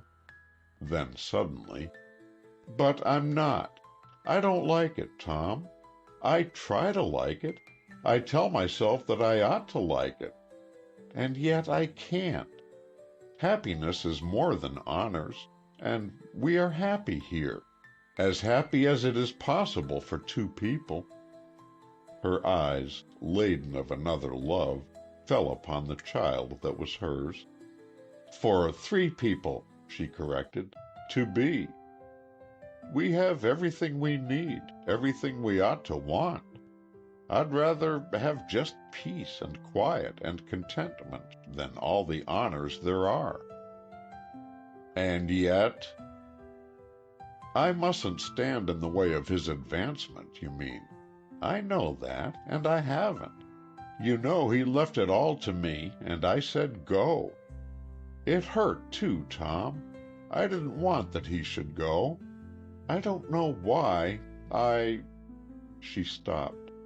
The child had finished her oatmeal. Lithely, the mother, stooping, lifted her from the chair, held her close for a tiny minute, and then, kissing her, set her down upon the floor. "Run along, dearie," she directed. "Tell Mawkins to get you dressed." She watched the graceful, pretty child until she vanished through the door. Slowly she walked to the window.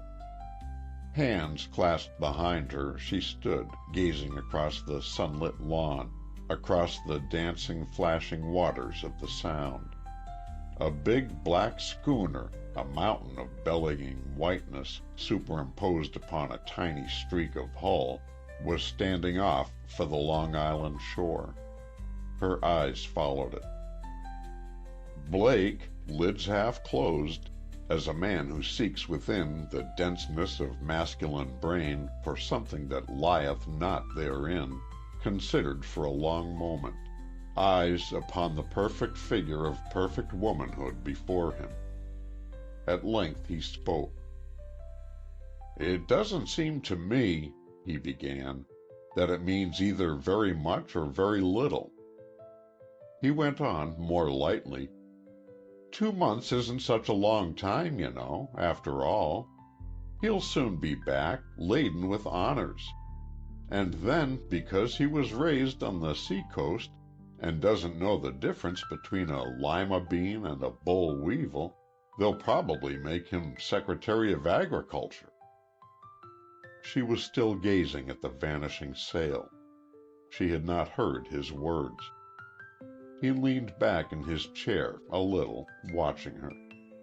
At length he sighed and murmured to himself, "To him that hath shall be given all they can take away from him that hathn't."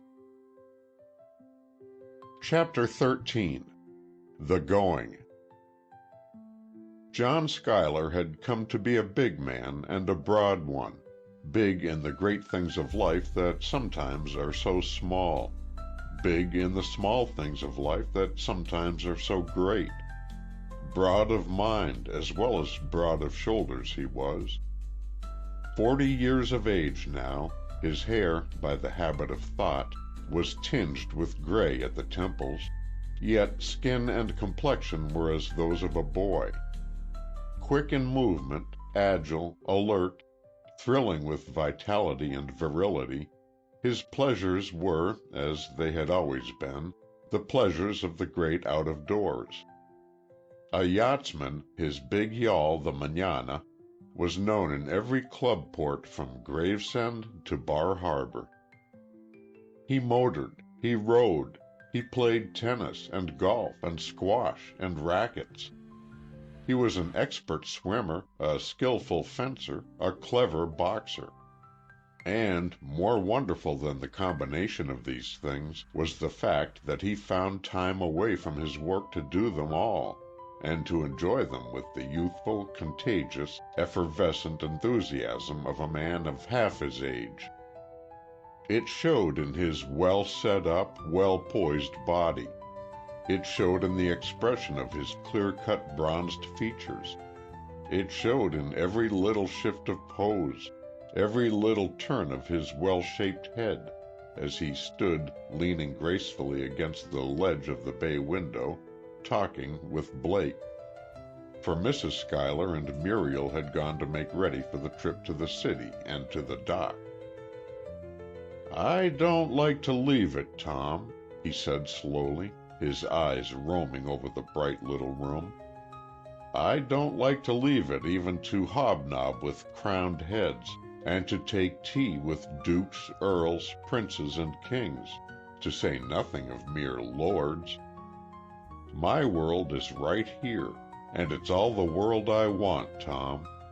It's bounded on the south by the Sound, on the north by the property of the municipality, on the east and west by somebody else's worlds, and above by eternity." Blake lighted a cigar. "Then what are you going for?" he asked practically. Schuyler shrugged his shoulders. "I wonder," he replied. "Want me to tell you?" queried the other. "I should be obliged," he said with a smile. "Well," began Blake, placing finger ends to finger ends judiciously, "in the first place you're ambitious. You like the plaudits of the populace.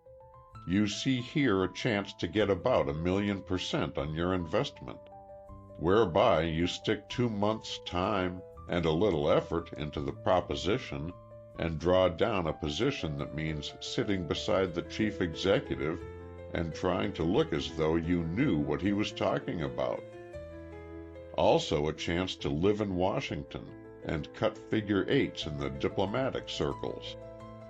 All of which is perfectly natural, nothing at all to your discredit, and furthermore shows whence come the few good men who, sticking their heels in, are trying to keep the country from going to the demnition bow-wows. Am I right?" Schuyler watched a little ring of blue smoke rising to the ceiling. "No," he answered slowly, "you're wrong. I care nothing for the plaudits of the populace. I'm ambitious in a way, but when that way requires me to leave the people, the things that I love, then ambition chameleonizes, and I become ambitious authentically.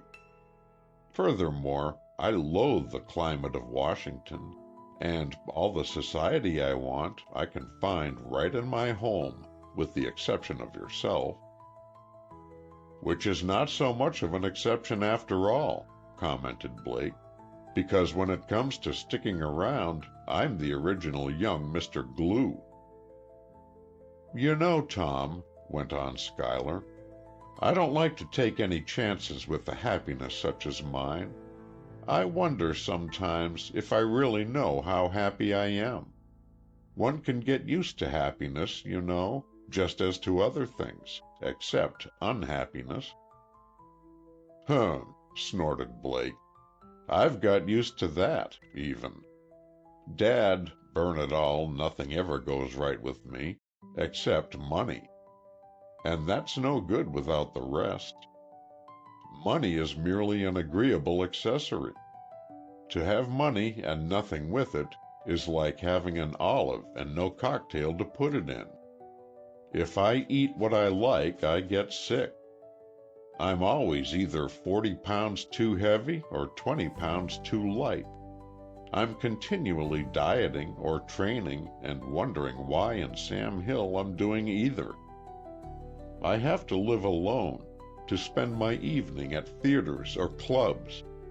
I am a man who would willingly give up all his clubs for one large pair of pink carpet slippers and the theaters for a corpulent aristocratic Maltese cat with a baritone purr. Schuyler, immersed in his own thoughts, had not been listening. Blake eyed him whimsically. "Ain't I the gabby thing, though?" he remarked at length, and then, "A couple of $1 million for your thoughts, sweet Chuck." I was thinking how near I came to turning all this down, and how I'm sort of sorry that I didn't. "Nell's better, isn't she?" queried Blake suddenly. "Better, yes, but not out of danger. Why?" "Why," returned Blake, "it just occurred to me. See here, old man, I've nothing much to do. Can't I stick around here, and then you can take Kate and Muriel with you?" "That's good of you, Tom," said Schuyler, smiling a little. "But a bachelor around a sick room is of about as much use as an elephant at a pink tea. No, Kate and I have talked it all over, and under the conditions, she has decided to stay at home. It'll be mighty hard, though, mighty hard. It must be nearly time to leave." Blake looked at his watch. 9:50, he said. "What time does the train go?" Schuyler did not answer, for just then there entered the room a tall, clean-cut young fellow of 30, dressed with quiet immaculacy. It was Parks, John Schuyler's secretary. To him Schuyler turned. "Is everything ready, Parks?" he asked. "Everything," was the reply, "and the car is waiting." "Mrs. Schuyler?" "Is in the hall." "You have the documents that we selected?" "Here, sir." Parks touched with the fingers of his right hand the little satchel of black seal that he carried beneath his left arm. "How much time have we?" "We should leave within a very few minutes now." "Very well, we'll be right there." As Parks left the room, Blake turned to his friend. "Jack," he exclaimed, "it makes me sore every time I look at you. Why in thunder can't I get in once in a while? Nothing would suit me better than to go over and buy the king a glass of half and half, and mix around with the diplomats, and settle the affairs of nations. But they wouldn't let me send cucumber seeds to the mattress-faced constituency of Skaneateles County if I should offer to pay for the job. I've got everything I don't want, except the measles, and everything I do want, I can't get. I want a home. What have I? A box stall with nobody in it but a man to curry me, and he's curried me so often that he's lost all respect for me. I want to stop being merely ornamental and become useful. But when I say so, everyone hands me the jocose and jibing jeer and proceeds to lock up anything that seems to have any relation whatsoever to industry, commerce, or utility of any kind. And the best I can get is the festive roof garden, the broad speedway, and the bounding wave. I wish I were running this universe. I ain't mentioning no names, but there's a certain svelte party on my left, whose initials are J.S., who wouldn't have a monopoly on all the good things in this world. Schuyler, filling his cigar case from a silver humidor on the sideboard, laughed.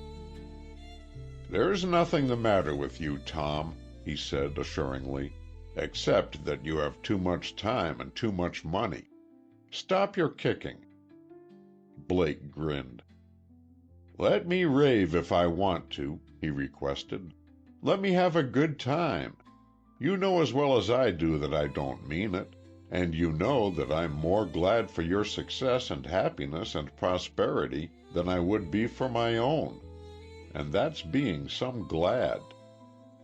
He crossed to where Schuyler stood and placed his arm about his shoulder, and continued, "Good old Jack. Bully for you. You deserve everything that you have ever won. I'd say I loved you like a brother if it weren't for the fact that I never had a brother yet that I could sit through a meal with without wanting to hit him under the ear with the sideboard." The room had become suddenly dark. Came almost without the warning of preliminary rumble, almost without the precursor of sullen flashing, a great peal of heavy thunder.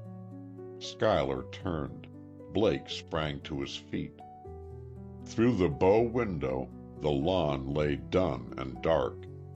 Beyond, the sound, flat and heavy, seemed as gray oil. The Long Island shore had been swallowed in the gloom. Above all was a great black cloud, rimmed of silver and of gold, a low cloud, thick and threatening. And yet to one side and the other, in fact save right in its ominous path, one could see the sunlight on water and on land. Then came the rain and the wind, and with them incessant flashings, incessant bellowings, wild protest of the outraged god of storms. Trees bent and groaned. Flowers, torn from their tender stalks, lay prostrate in puling puddles. And quick-born waves lashed themselves spitefully against the pier and breakwater down beyond the lawn, unseen in the swirling, screaming wildness of it all. Upon one another Schuyler and Blake turned wondering, amazed eyes. In its suddenness, the storm was unbelievable. They stood side by side, gazing out into the storm. Suddenly, into the hand of Schuyler stole tiny, frightened fingers. It was Muriel. "I'm frightened, Daddy dear," she cried. Schuyler gathered her into his arms. "Don't be frightened, little sweetheart," he said soothingly. "It's just a summer storm. Where's Mother?" "Here, Jack." Her voice came from at his very side. "Isn't it terrible? We can't go in this." Holding his child close against his breast, her cheeks against his, her gold-brown hair mixing with the gray of his temples, he said, "Not you and Muriel, of course. But I must. It won't last long. You and Tom can come on a later train. Parks can come with you. There'll be plenty of time. It's only that I have urgent business that I must attend to before sailing." In a swirl of wind and rain, Parks stepped into the room, and, addressing Schuyler, said, "We should be starting, sir." Schuyler nodded. The butler was holding his coat in readiness. He thrust his arms within the sleeves, and with a shrug of broad shoulders stood prepared for departure. Lifting the little girl that was his own, and of the woman he loved, he held her for a brief moment tight to his breast. In her little ear he whispered, "Bye, little sweetheart." She clung to him, little hands about his neck. He set her down again upon the floor. She ran to Blake, waiting. The deep lids of Catherine were veiling the violet eyes moist and very soft. There was a little tremor of the sensitive lips. Schuyler drew her to him so that she faced him, and whispered, Au revoir, big sweetheart. Don't you dare cry. I know how it hurts. But be a brave little woman. I'll make my stay just as short as possible." "You'll cable?" she asked tremulously. "Cable?" he repeated. "I'll keep that wireless snapping all the way across. Now let me see you smile." She tried. It was a wan, sad little smile, a smile that was close of kin to a tear. She clung to him for a moment. Then her fingers loosened their hold. She stepped back, white teeth holding nether lip. It was bitterly hard. He looked, and with more understanding than many a man might have, turned swiftly. Parks stepped forward. "Shan't I go with you?" he asked. Schuyler shook his head. "No," he returned. "Come with Mrs. Schuyler. Meet me at the boat. I'm going alone." He thrust open the door. Came a wail of wind, a swirl of rain, and then, as he crossed the threshold, the very heaven itself seemed to be reft apart with a great wild flash of lightning. The roar of the thunder was appalling. Schuyler started back. He forced a laugh. "Were I a superstitious man," he remarked, "I might take that for an omen." And then he was gone. Chapter 14. Young Parmalee and the Woman. He came slinking down the deck of the liner, furtive of eye, uneven of tread. A young man he was, and yet old. For while his body told of youth, his face bespoke age, the unnatural forced age, the hothoused growth of they who live in the froth of life, in the froth that it is hard to tell from the scum. He was tall and well set up. His clothes hung well about his body. They were of fine texture and make, yet unpressed, uncared for. He had been handsome, but he was no longer, for the eyes looked forth from hollows in his face. His cheeks were sunken, his lips were leaden. He was unshaven, ungroomed, unkempt. Looking nervously this way and that, he made his way among the jostling throngs to one of the passages. Searching with sunken eyes for a numbered door, he knocked upon it with the knuckles of his left hand. His right rested at his side, covered with a handkerchief of white silk. He knocked and stepped back quickly. There was no answer. The door remained shut. He stepped forward again, thrusting the door wide open. The stateroom was empty. He turned. Out upon the deck he strode, then, starting back, he concealed himself in the passageway that he had just left. Coming down the deck was a woman darkly beautiful, tall, lithe, sinuous. Great masses of dead black hair were coiled about her head. Her cheeks were white, her lips very red. Eyes heavy-lidded looked out in cold, inscrutable hauteur upon the confusion about her. She wore a gown that clung to her perfectly modeled figure, that seemed almost a part of her being. She carried in her left arm a great cluster of crimson roses. Down the deck she came, slowly, as a queen going to her throne. She turned. The man hiding in the passageway confronted her. His eyes were burning as of a fever. His whole body shook. She remained calm, cold, unmoved. At length the woman spoke, half smiling. "You? I thought that we were through." His voice was tense, strained, unnaturally pitched. The words came between clenched teeth. "You did, eh? You thought you'd throw me over, as you did Rogers, and Van Dam, and the rest of them? But it won't work, you vampire." Swiftly he tore from his right hand the handkerchief that covered it.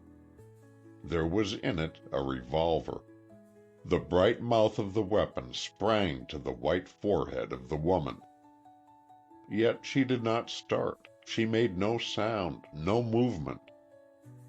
The smile still dwelt upon her lips. It was only in the eyes that a difference came, in the black, inscrutable eyes. They gleamed now, heavy-lidded as before. Their gaze was fixed straight into the sunken, hate-lit eyes of the man before her, a man who, but for her, might still have been a boy. She bent forward a little. Her forehead, between the eyes, was now touching the bright muzzle of the weapon. The finger on the trigger trembled, but did not pull. Came slowly, sibilantly, from between the smiling red lips, "Kiss me, my fool." Her eyes still fixed him. The hand holding the revolver trembled more violently. Slowly the mouth of the weapon sank to lips, to chin, to breast. It hovered there a moment, just over the heart. The finger twitched a little. Twitched, but did not pull. It was a finger governed by a vanished will in a shriveled brain. Then, suddenly, the revolver leaped. The finger pulled. With a shrill screech of hopeless, hideous imprecation, a shriek that died stillborn, the bullet pierced flesh and bone and brain, and that which had been a man, that should have been a boy, lurched drunkenly, and lay a crumpled nothing upon the deck. There was blood upon the deck, beside the hem of the crimson gown, near to the crimson heel of her shoe. And the gown was caught beneath the body of the boy that was. She looked down upon him. The smile not even yet had left her lips. With a lithe movement, infinitely graceful, she drew away, disengaging the hem of her crimson garment. A crimson petal from the great cluster in her arms fell upon it, to lie upon the hollow whiteness of the upturned cheek. And that was all. A man that should have been a boy, was gone. Hurrying, horror-ridden passengers found him there alone. The doctor came, and stewards, and the captain. They lifted him and bore him away. Of those who live in the froth of things, the froth that is often the scum, there were several. One of these knew him. "It's young Parmalee," he informed them. And that was all he knew. That, and possibly some other things that are little. But of the great things he knew nothing. For of these great things God has told us but little. Chapter 15. A Warning. The storm that had come hissing across the Sound did not last long. Its very fierceness, it seemed, was its own undoing. Its frenzy soon passed, and anon the sun shone. The drooping flowers raised to it pitiful, bedraggled little faces, and from the fields rose the burden of incense, moist, fragrant, giving wet thanks of its coming and of its going. Schuyler's farewells had been but tentative. It had been understood that, should the storm abate, Mrs. Schuyler, Muriel, and Blake would follow on the next train, for he himself was forced by the exigency of his mission to reach the city at least 2 hours before sailing time. The car, returning from the trip to the depot, was again called into service. Parks as well had waited and went with them. Reaching the city, Blake's machine, for which he had telephoned from Larchmont, was waiting, and in this they made the journey through the traffic-thronged New York streets to the dock. a route that leads one from wealth to poverty, from respectability to license, from well-doing to ill-doing, and through all that lies between. The dock, beside which lay tugging at her cables the huge liner, was confusion thrice confused.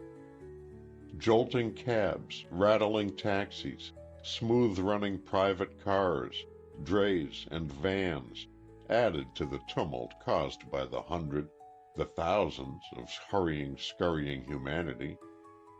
Came the calls of excited passengers, the rumbling of trucks, the babel-like voices of emigrants, and beyond, the noises of the great river.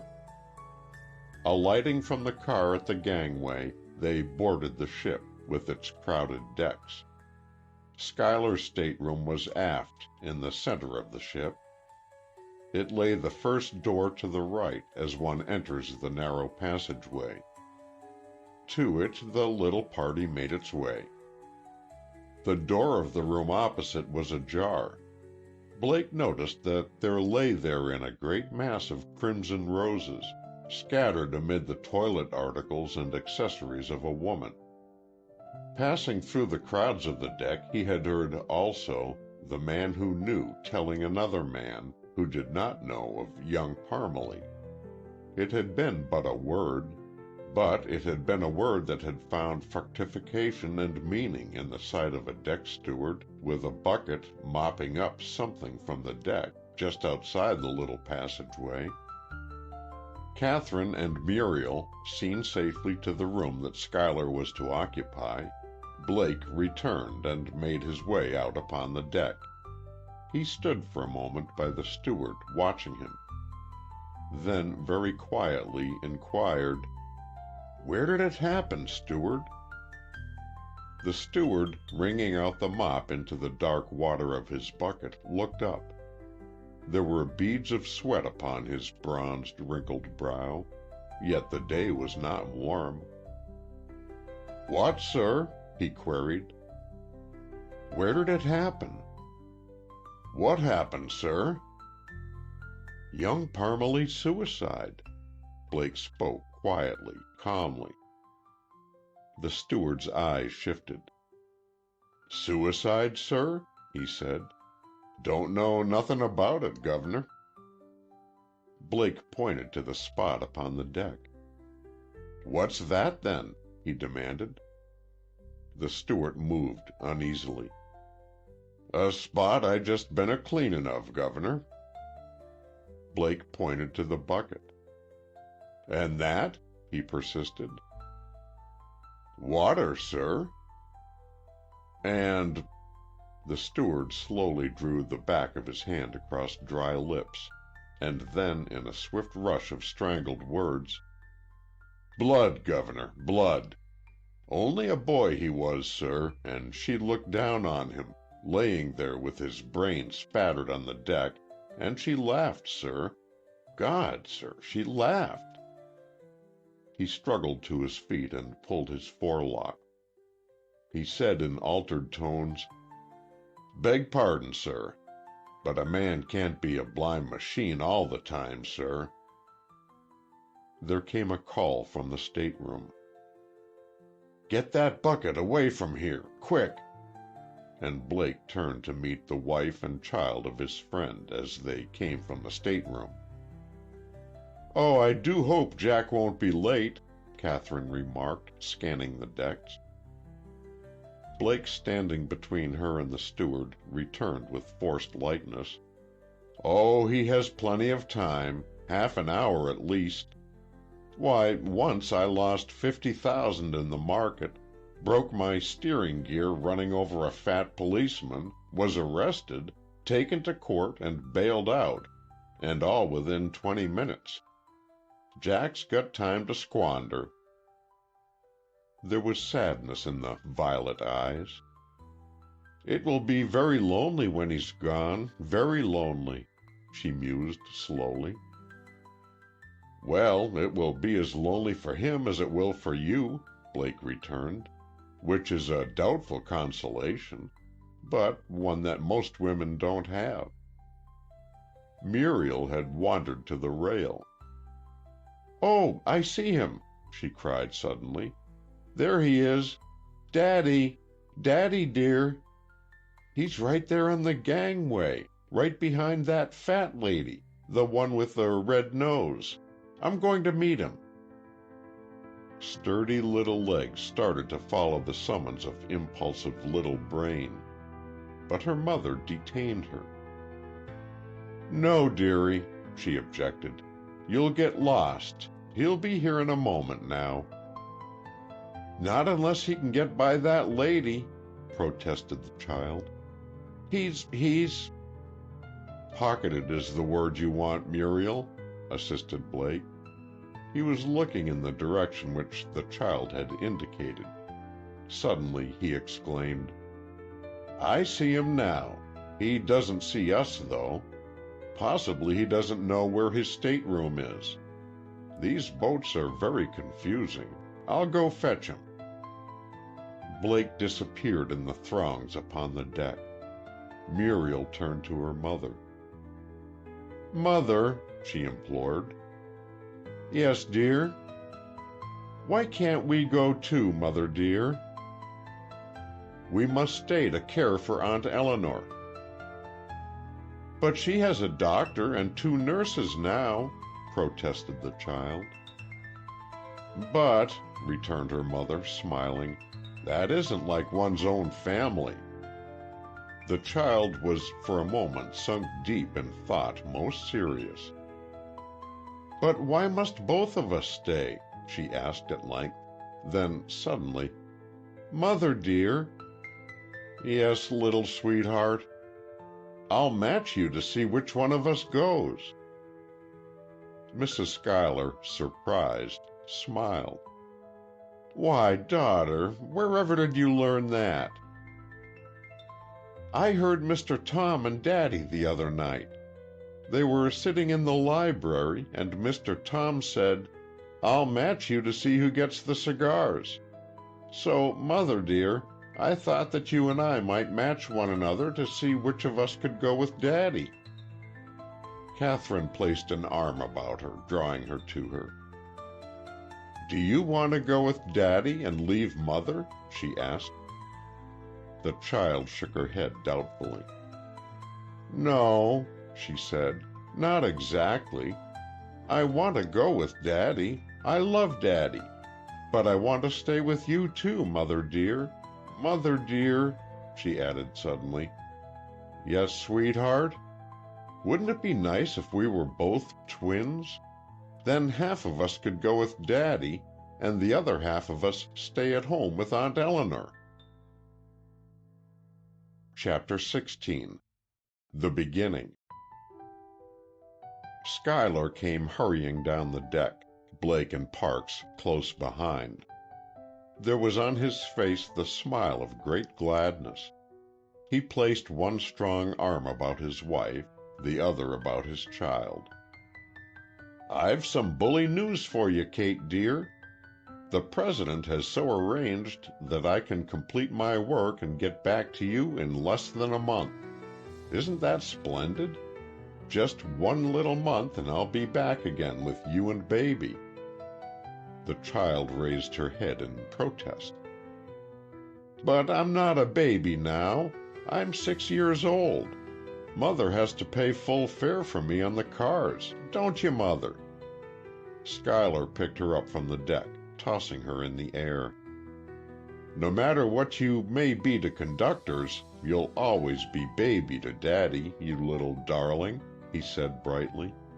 Then, turning to Blake, with lightness born of great earnestness, "Take good care of them while I'm gone, won't you, old man? By Jove, I'd like to chuck it all, even at the last minute as it is, and stay at home." Facing his wife, child, and friend, his eyes were up the broad deck. Came toward him the woman known as the Man Who Knew, and of young Parmalee. Schuyler's voice died in its throat. Her eyes were upon him. His eyes were upon her. She made no movement. She paused not in her indolent, sinuous walk. Her eyes were upon him, and that was all. Dark eyes, glowing, inscrutable, beautiful with the beauty that was hers. And his eyes were on hers. She turned up the narrow passageway in which lay Schuyler's stateroom. Blake saw, too. He was not of those who live in the froth of things, that froth of things that is the scum. But he was of the world. And they who are of the world have knowledge of all that that world contains, of all, that it is for such that they know. Catherine looked up at length anxiously. Schuyler was never abstracted. She prompted, "You were saying, Jack, dear?" Schuyler drew his hand, palm out, across his forehead. "Oh, yes," he floundered, trying to marshal his scattered thoughts. "I was saying—" He appealed to Blake, half helplessly, half whimsically. "By Jove, that's strange. What was I saying, Tom?" Blake replied shortly, "You were asking me to take good care of them." Schuyler nodded. "Oh, yes," he assented. And then, "I don't understand. But you will take good care of them, won't you, old man? They're all I have, and more, they're all I want. Guard them, Tom, for me, as though they were your own." Waiting to take farewell of those one loves is indeed a sweetness tinged with bitterness, and if one loves very, very much, it is sometimes a bitterness tinged with sweetness. Catherine, lower lip clenched between white teeth, herself unhappy, would have kept that unhappiness as far as possible hers alone. There were those on board that she knew. To them she went, for there was still, since time was short, too much of it. Muriel she took with her. Schuyler, in his eyes all the virile love that such as he feels for theirs, watched her vanish amid the throngs. Then, sauntering to the rail, leaned against it. There came into his eyes a look of abstraction, of aberration, of puzzlement. Blake stood watching him, stood for a long time, silent, unmoving. At length he moved to Schuyler's side. "Old man," he said, very slowly, very quietly, very earnestly, "old man, what's up?" Schuyler turned quickly. "What's up?" he repeated. "What do you mean?" Blake said, still slowly, "There's something happened to you." "Happened?" cried Schuyler. "Something happened?" He laughed. "What could have happened?" "Damned if I know. But something has. I've got a hunch." Schuyler answered lightly, "Well, you better take it to a doctor and have it diagnosed." He half turned. "It's only my natural nervousness at leaving Catherine and Muriel, and the importance of my mission.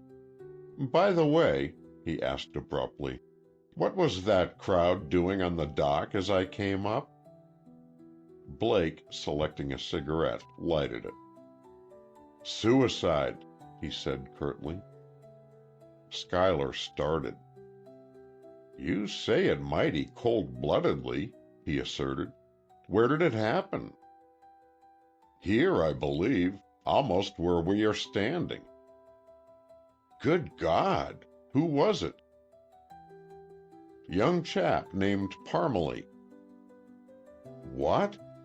The boy who's been in the papers so much lately, who disgraced himself and his people for a woman?"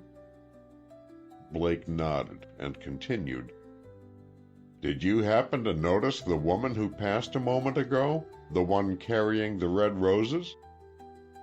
Schuyler bent his head. "I noticed her," he replied slowly. "What of her?" "The woman." You don't mean Parmalee? Yes, I do. Because his love was not returned? Because, replied Blake, smiling mirthlessly, it was returned. Did you ever read that thing of Kipling's The Vampire? Why, yes, of course, returned Schuyler. Almost everyone's read that. Do you remember how it goes? Persisted Blake. Schuyler thought a moment, then slowly he recited, A fool there was, and he made his prayer, even as you and I, to a rag and a bone and a hank of hair. We called her the woman who did not care, but the fool, he called her his lady fair. He broke off abruptly. A weird thing, he said, as though to himself. I never thought much about what it meant before. He turned abruptly. Why did you ask me if I'd read it? He demanded. Well, said Blake, flicking the ashes from his cigarette, there's the fool. He nodded toward the drying spot upon the deck. And there, he indicated with a backward toss of his well-shaped head, the corridor down which had passed the woman, is his lady fair. I've even heard, he went on, that she used to call him her fool, quoting the poem. Pretty little conceit, eh? His jaw, firm, square, set tight. Then, with a touch of deeper feeling, she murdered that boy just as surely as if she had cut his throat. And the worst of it is that she can't be held legally guilty. Morally, yes, guilty as sin. But legally, he shook his head. The laws that man makes for mankind are a joke. As sometimes seen, added Schuyler slowly, the laws that God makes for mankind. If what you say about that woman be true, she ought to be taken by the hair of the head and dragged through the hell she has built for others. His brows were knitted. He was gazing with unseeing eyes upon the bustle and confusion of the deck below. Blake, eyeing him, remarked quietly, but in tones more light, However, that's not your job, nor mine, thank God. It would be an eminently suitable recreation for a debonair young man with a shattered reputation, a cast-iron stomach, several millions of dollars, and no objection to staying up by the year. He turned a little toward Schuyler. "What are you thinking about?" he queried. "Only the fool." "The generic fool of Kipling, or young Parmalee?" "I was thinking of young Parmalee then." "And the woman?" Schuyler quoted slowly, "A fool there was." "Oh, but," Blake protested, "I wouldn't call him a fool." "Why not?" demanded Schuyler. "He was a fool." "Yes," returned Blake, "but he's dead now." "Bosh," retorted Schuyler impatiently. "I've no sympathy with that false sentiment that forbids one to speak the unpleasant truth of a dead person. If a man were a fool while alive, his dying doesn't absolve him of his folly. Young Parmalee's death was a mitigating circumstance, however. He killed himself, which shows that he had some manhood left. But he should have had the decency to choose another place for his self-destruction." He was silent for a moment. At length he went on, "A man is what he is, and he was what he was. His dying can change nothing of his living." He looked up. His wife and child were coming toward him. "Say nothing to them about all this, Tom," he urged. "Certainly not," acquiesced Blake. A steward came down the deck, calling raucously, "All ashore that's going ashore." Catherine turned to Schuyler. "And now that the time has really come to say goodbye," she said brokenly, "here's something I brought you, Jack." She handed him a little box of glazed cardboard. Wonderingly, he took it. "For me?" he cried with simulated gaiety. "That's sweet of you, dear heart, sweeter even than are these."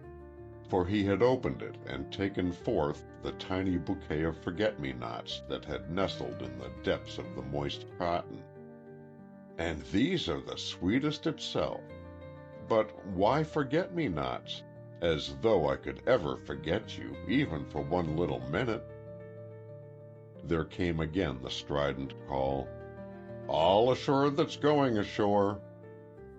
Violet eyes suffused, Catherine was clinging to him. "Jack," she whispered, "Jack, I'm afraid I'm going to cry." With infinite tenderness he held her to him. "There, there, sweetheart mine," he said soothingly. "Don't be a silly. Now we'll all go down to the gangway, where the big hugs are. Then I'll rush back here, and we can wave one another good-bye, and try to imagine I'm going only over to Staten Island for the afternoon." Came farewells at the gangway. Farewells of tears, of heartaches, of quivering lips and moist lids, of laughter quavering and smiles unreal, of the good hand-clasp that good men know, the touch of wet, clinging lips.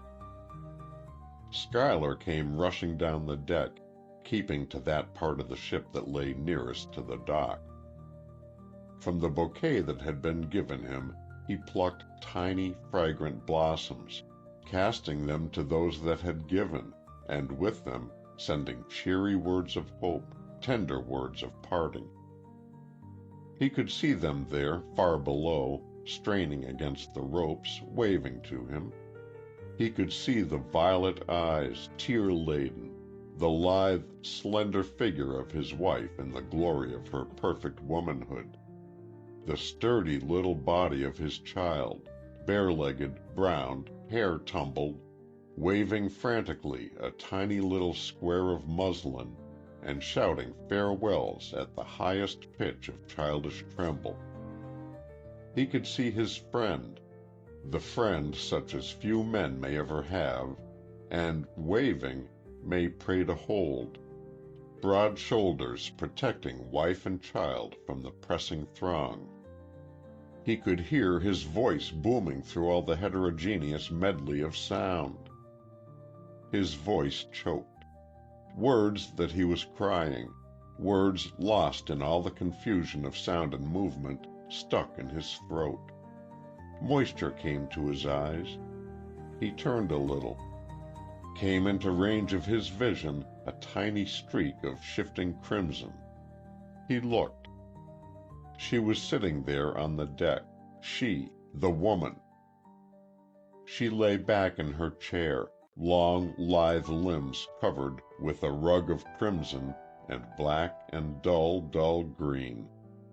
She was dangling gently, sensuously, the great cluster of scarlet roses that she held, now and again bringing them to where their fragrance would reach her delicately chiseled nose, imperious, haughty.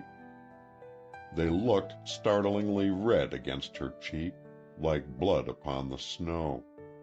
She was looking at him. There was no movement save the even, languorous swing of the crimson blossom. Lips, livid red, were motionless, half parted in a little inscrutable smile. She was looking at him. He forgot. The whistle had been blowing, sounding departure. He had not heard. There was a lull. From afar, shrill, childish voice brought a drifting, "Bye-bye, Daddy dear." He did not hear.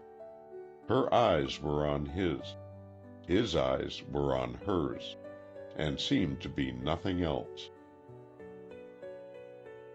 Chapter 17. In the Night. He had told Parks to come to him as soon as they were underway. There were certain letters that he wished to get off in time to send them back on the pilot boat. Parks found him by the rail, gazing at a tall, darkly beautiful woman reclining in a steamer chair, eyes only visible above a great cluster of crimson blossoms. Parks had spoken to him 3 times before there was forthcoming a reply. Then, slowly, as a man awakening from a heavy sleep, Schuyler had gone with him to his room. He had tried to dictate his correspondence, had tried and failed. There were many mistakes. His thoughts would not seem to coalesce. His mind was not upon what he was doing, nor could he place it there. And Schuyler's was a brain that had always been to him an admirably trained servant, coming when he willed it, doing what he willed and in the way he willed. But today it was a servant sullen, rebellious, recalcitrant. The letters remained unwritten. Nothing was sent back with the pilot, and Parks, wondering, puzzled, and perhaps a bit perturbed, watched the pilot swing down the Jacob's ladder and make across the water toward his craft, with wonderment, puzzlement, perturbation no bit abated. Schuyler paced the deck all that day. Lunch he did not touch. Dinner found him undesirous of food. He was walking, striding up and down, deep in thought it seemed, and yet he had not been able to dictate his letters. Parks wondered yet more. At length he went to his employer and asked him if he were not needed. The answer was curt. It was no. And never before had Parks been answered without a cordial nod, or, perhaps, the good smile of good fellowship. He could not understand. And Schuyler? His brain was in a tumult. Like us all, there were many things that he did not know. There were many things that he did not even know there were to know. Some of these he was beginning to learn. It had shaken him, it was shaking him, to his soul. He did not see the woman again that day. Her room was across the corridor from his. He heard her voice directing the steward to bring to her her dinner. It was dark that night, dark as night seldom gets in the northern latitudes in June. The lights of the deck looked like vigorous glowworms. The stars seemed very far away. Far below, as he paced, he could see a dimly great blackness that was the sea, and against it the white of the waves as they broke sullenly against the huge hull. Later it became yet more black. The stars vanished.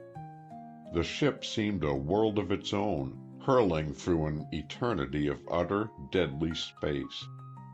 A wind sprang up, a wind from the east, wet and vicious. A wind that spat upon one, that chilled one, that slapped one with clammy fingers. Schuyler paced the deck. Coming out of the dim half-light of the promenade into the corner of the rail, by the bow, he thought he saw her. He was not sure at first. Then, though his eyes pierced no more clearly, he was sure. He went closer. She stood there, white hands clasping the bare rail, lithe, sinewy, lazy body tilted a bit backward, as though in the grasp of the spitting wind. Her throat was bare to it, and her breast. Her lips were parted. Her eyes were deep-lidded. Her head was poised like a tiger lily upon its stalk. He stood there, enveloped in the blackness. For a long time she stood motionless. Then she stretched her white arm above her head. stretched the long muscles of her body as a panther stretches. She was very, very beautiful. He stood watching. The ship lurched. It reeled against a huge wave, shivering it into roaring spume. The wet fingers of the wind had wrapped her garments about her, every fold tight against her rounded body. She stood, arms above her head, lips parted, silhouetted against the foam. The ship reeled again, and there came darkness utter. When again there was light so that one might see, Schuyler stood alone. 6 bells had struck ere he went to his room. Then, scourged of body, scourged of soul, racked, harassed, torn, he sought his berth. But he did not sleep. He thought of Parmalee, the boy who was a man. He thought of the woman. He thought of himself. He thought of the wife that he loved. He thought of the child that he loved, the child that had come to him through that wife. He thought of all these things, and of many more, and he did not understand. He did not know. For God has shown even the wisest of us but little of this world in which we live. Chapter 18. White Roses. It was 2 months later. In the little garden that lay on the side of the big, rambling house at Larchmont, where the sun best loved to dwell, roses were in bloom, and roses, even as the sun, seemed to love that garden.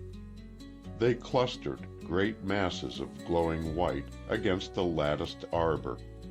They caught playfully at one's hat as one would walk through the gate that led to the broad green lawn, and to the sound beyond. They snatched at one's clothing as one would walk past the largest bush, the one that stretched its branches across the French window. It was a real garden, an out-of-door home, a garden in which one might live, and in which one might be glad that one was alive. At one side of a tiny writing table, set upon the thick carpet-like sward, sat the mother, pen in hand, before her a half-finished letter. Across from her the child pressed strong white teeth into the yielding wood of her pencil, and before her too was a half-written letter, a sprawling, uncertain letter of childhood. At length the child looked up. She could see that her mother was not writing, so if she spoke she would not be interrupting. "Mother, dear." "Yes, honey." "How do you spell love?" "Don't you know, dearie?" The child shook her head. "L," prompted the mother. Muriel ventured dubiously, "L-A." Her mother shook her head. The child ventured again, "L-I?" "No, honey." The child kicked her little brown legs.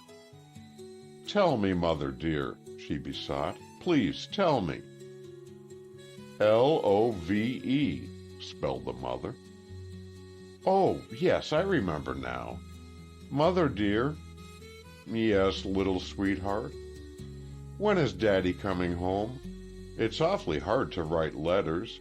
He's been gone a long time now, hasn't he, mother dear?" "Yes, dearie, a long, long time." The violet eyes were sad. "Most a year?" persisted the little one. Her mother smiled a little, wanly. "It seems like it, doesn't it?" she said. "But it's only 2 months. Not only 2 months," she corrected, "but 2 months." Came a little pause. It was broken again by Muriel. "Mother dear." "Yes?" "Can't I make the rest just kisses?"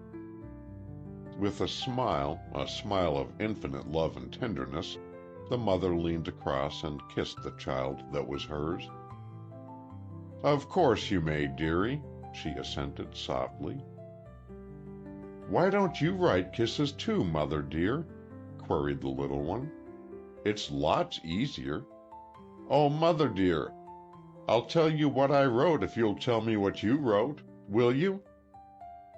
Violet eyes gave loving assent. "Oh, goody. We won't tell anyone else, will we?" "No, dearie." "Then," declared Muriel, "I'll read mine." She picked up the wrinkled little sheet of sadly irregular chirography. "Dear Father, Daddy," she read, "it rained yesterday. Mother and I are well. We hope you are well, and God gave our new cat 4 kittens." She looked up into the face of her mother. "God is awfully good to cats, isn't he, Mother dear?" she asked. She went on, then, with the assurance of childhood. "Please come home. We miss you. I fell in the lake yesterday, but didn't take cold.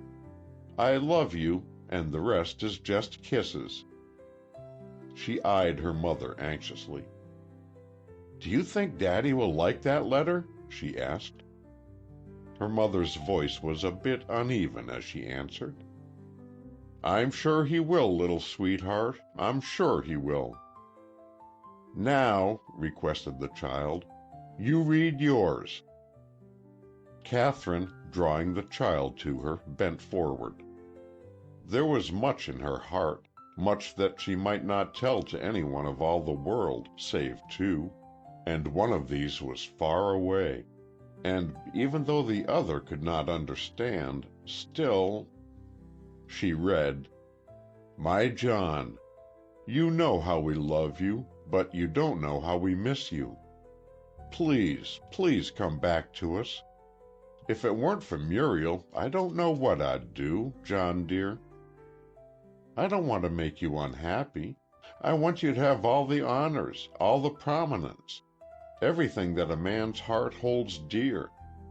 But I can't help being jealous a little of the things that are keeping you from us." She ceased, turning her head away. A robin in the roses, lifting its head, broke into song. The child waited patiently. At length she inquired, "Is that all, Mother dear?" Catherine nodded. "Yes, honey." "Haven't you made any kisses?" "No, dearie." "But," protested the child, "Daddy'll be so disappointed." "Will he, honey? That wouldn't do, would it? Very well, then. Mother'll make some kisses." With Muriel looking on, the mother made several large and heavy crosses at the foot of that which she had written. There were other marks on that letter, marks that were not kisses, marks that had been made by moisture, and that had smeared the ink as they had been quickly wiped away. These the child did not notice. She was looking toward the house. "Here comes Aunt Eleanor, Mother dear," she said. Chapter 19. Shadows. Mrs. Van Vorst had been very ill.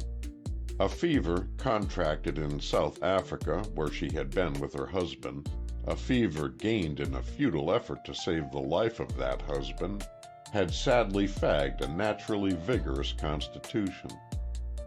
There had been a recurrence soon after her return to America. Now she was in that condition of indolent convalescence that is in women so interesting, in men so uninteresting. She was an out-of-door woman, tall, lithe, willowy. In the rugged health that was normally hers, she seemed muscled, almost like one of the opposite sex, yet she lost by it none of the charm of frank femininity that was hers. She was long-limbed, clean-limbed, quick of mind and of body. The forced inaction of illness was irksome to her. It was hard for her to walk slowly. It was hard for her to sit in silent inaction, to lie in indolent unrest.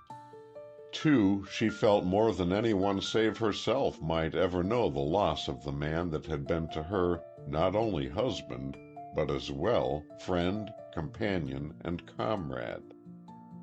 She had been of the world, though anything but worldly. She knew, perhaps, more than many another of the hidden things. She strolled forward through the sun-flecked garden. A magazine, its leaves still uncut, was in her hand. She sank into a chair, in a spot from which she might see the Sound and its burden of sails. "Tom come yet?" she asked. Catherine shook her head. "Not yet." "Heard from Jack today?" Again Catherine made negation. "The foreign mail hasn't come yet," she said. "I told Pierre to stop at the office for it." Eleanor, selecting a paper knife, ran it slowly between the pages of her magazine. "That business of his seems to be keeping him a long time," was her comment. "What did he say in his last letter?"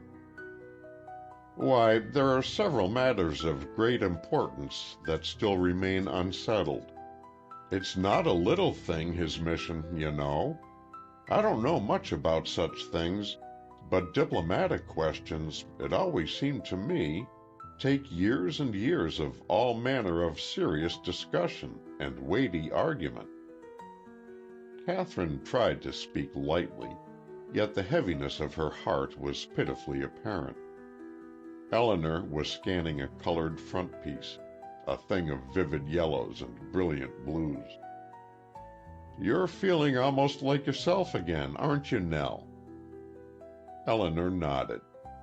"Yes," she replied, "thanks to you." "You were very ill." "One more doctor would have finished me." Of a sudden there came from the drive the quick honking of an automobile horn, together with the soft purring of an engine. Muriel leaped to her feet, brown little legs flashed as she made her way across the garden. Catherine and Eleanor watched her going. They heard her cry, "Oh, Mr. Tom!" Another moment and Blake, carrying the child in his arms, thrust aside the bending heads of the white roses and made his way into the garden. "Hello, folks," was his greeting. "Is God in?" "Who?" demanded Eleanor. "God," he returned. "This is heaven, isn't it? It certainly does seem like it to anyone who has just come from the fireless cooker that sometimes rejoices under the name of Manhattan. My old Aunt Maria. But it is hot there, though." "We're very glad to see you, Tom," Catherine began, "although we do owe you a scolding." "What for?" he demanded, setting the child to the sward and taking off his hat. "You haven't been near us for a fortnight." He seated himself, mopping his forehead. "Business, Kate, business," he declared importantly. Eleanor laughed in pleasant irony. "Business," she repeated. "I said business," he retorted. "Yes," she rejoined, "but you can't prove it." "Can't, eh?" he inquired. "Well, you go back to the wicked metropolis, and you'll find that my rent is paid, and that a coupon's been cut from one of my bonds. And who did it, I'd like to know?" "Oh, your secretary, or the janitor, or somebody," returned Eleanor easily. "Not you." Tom laughed. "I must have a very negligible reputation for industry in this menage. How do you think I spend all my time?" Eleanor, arms akimbo, half faced him. "Well, Mr. Bones," she asked, "how do you spend all your time?" He grinned at her friendlily. "Feeling better, aren't you?" "I feel so well," she returned, "that if this doctor of mine weren't such a Simon Legree, I could play you 18 holes of golf for a box of gloves against a box of cigars." "Gambler," he scoffed. "And if I should win, I suppose I'd have to smoke the cigars." "Certainly," she countered easily, "if I should have to wear the gloves." He sank back in the big chair. "Well," he asserted, "it were useless to speculate on that which may never be. I am at present in that interesting state of a man's career where golf doesn't belong. A man who is beyond the first flush of adolescence and not yet in the last pallor of senility has no business dallying with golf.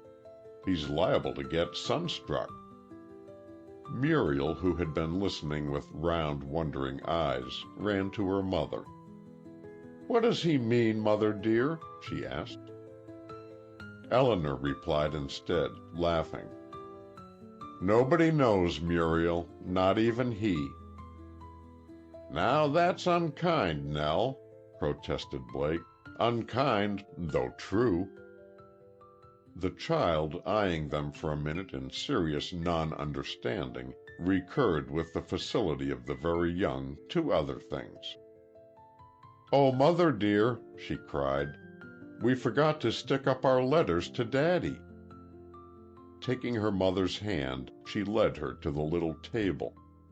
Eleanor, left alone with Blake, turned to him and queried, "Heard from Jack lately?" He shook his head. "Not lately, not since I've seen you." "Not enjoying himself much, I suppose," she commented. "He always stuck to this place in summer like a barnacle. Was crazy about it." Blake, sitting with left fist in right palm, eyes upon the velvety green of the lawn, shook his head slowly. "He shouldn't have left a home like this if they'd offered to make him Queen of Sheba," was his comment. Catherine had turned to him. There was in her eyes a frank gladness, a sincere welcome. She was glad to see him, how glad she herself scarcely knew. She had few friends, for there were but few people for whom she really cared. She had known Blake for many, many years, known him and liked him, and liking, had respected. He was of the few men whom money and bachelorhood have no power to spoil, and they are few indeed.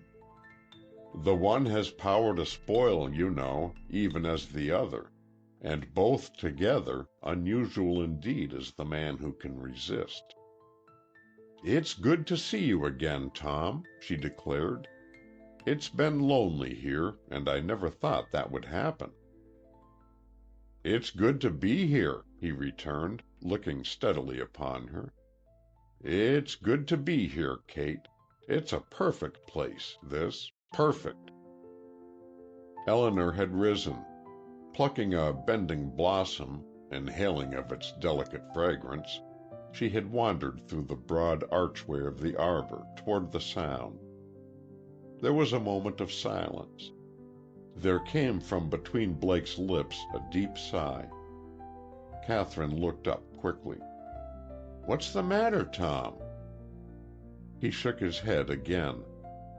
"I don't know. Sometimes things go all wrong, dead wrong, and no one can tell you why, or how, or what to do." "Why, Tom," she cried, "what do you mean? Has anything—" "Mean?" he interrupted. "Oh, nothing. Nothing, of course. I guess it's loneliness. There are a lot of people who think because I have a motor to smell, a yacht to make my friends seasick, and a club window to decorate, that I'm contented with my lot.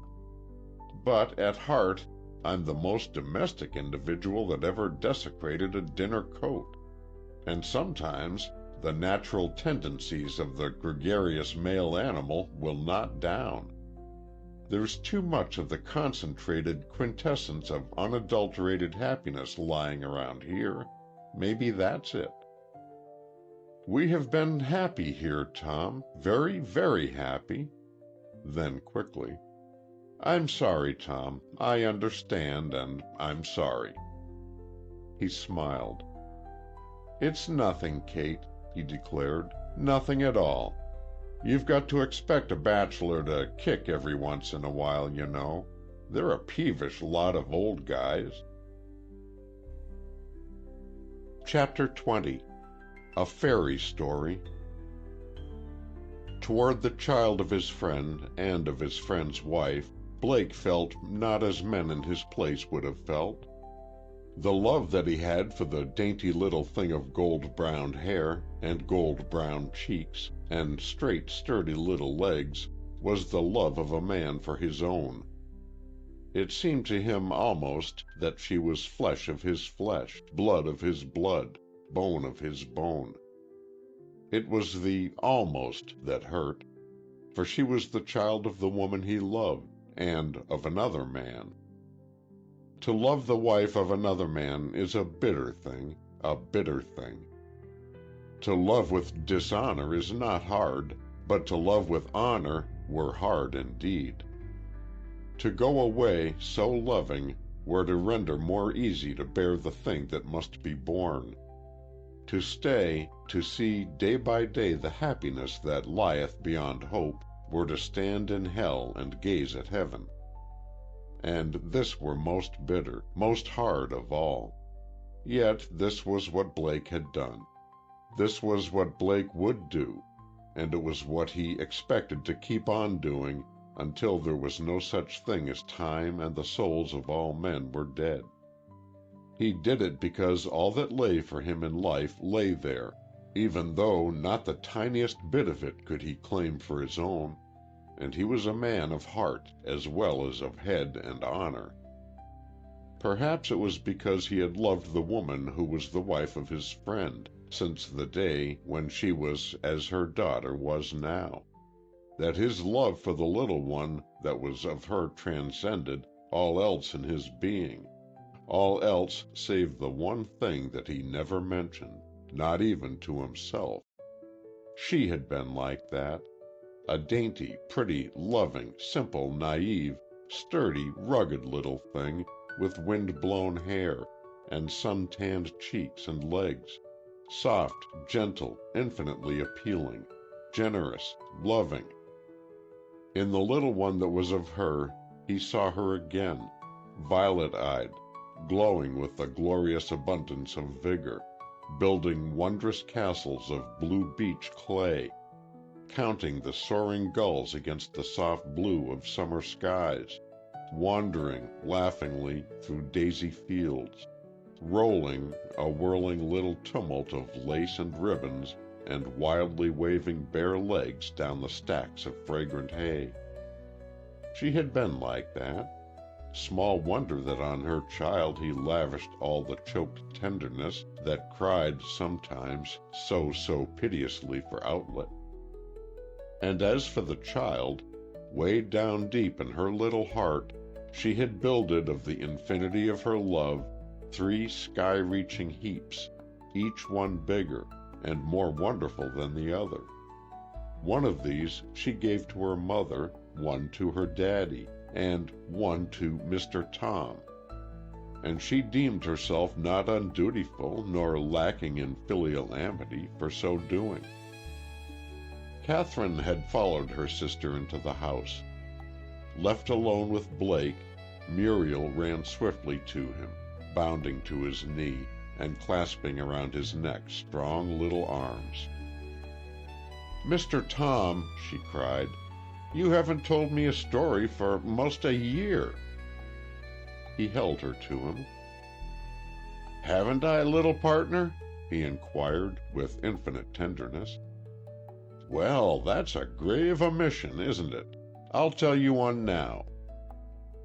As she sank down contentedly in his lap and settled her outspreading little skirt primly about her, "What shall it be about?" "A fairy story," she suggested. "A fairy story about a little girl." He sat for a moment in thought. At length he began, "Well, once upon a time there was a little girl, a fairy princess." Was she pretty? Beautiful. Beautiful as she was good, good as she was beautiful.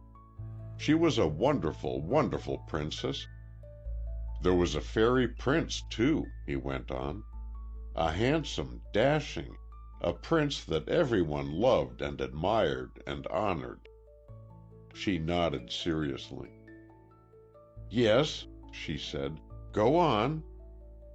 Now, in the part of the country, it was called the Land of the Great Unrest, there lived a gnome who was a friend of the prince and princess. Do you know what a gnome is? Little brows were bent deep in mental flagellation. Then, at length, very eruditely, she ventured, "Gnome is when you say no to a lady, isn't it?" He laughed a little, then seriously. "That's a different kind of gnome. The kind of gnome I mean is a fat man, with long, thin legs, and a big round body, and a funny face." "Oh, now I know," she cried. "There is a picture of one in the book that you gave me for my birthday. Only this one had whiskers and a funny cap, like a cornucopia." He nodded. "That's the fellow," he agreed. "That's the kind I mean. Only all of them don't have whiskers, and some of them wear yachting caps, or Panamas, or most anything. Well, the prince and the princess loved one another, and they got married." "That was nice." "Yes," he added, "for them, but it wasn't for the gnome. You see, the gnome loved the princess too." "Did she know it?" He shook his head. "No one knew but the gnome," he returned, "and the prince and princess were very happy. Then a little princess came to live with them, and they were happier yet." "A little princess like me?" she queried, interestedly. "Very much like you," he assented. "And what did the gnome do?" "Why," he replied, "the gnome just went away and lived in a hole in the ground, all alone." "Didn't he ever come out?" "Yes, he used to come out sometimes to tell fairy stories to little girls, but he had to go back again all alone." She sighed most dismally and said, "Poor old gnome." "Poor old gnome," he repeated. "And then?" "That's all." "Isn't there any more?" "No." She gazed up at him disappointedly. "I don't think that's a very nice story," she declared. "Don't you?" he said. "I'm sorry, little partner. I didn't mean to tell you that story. He ceased speaking.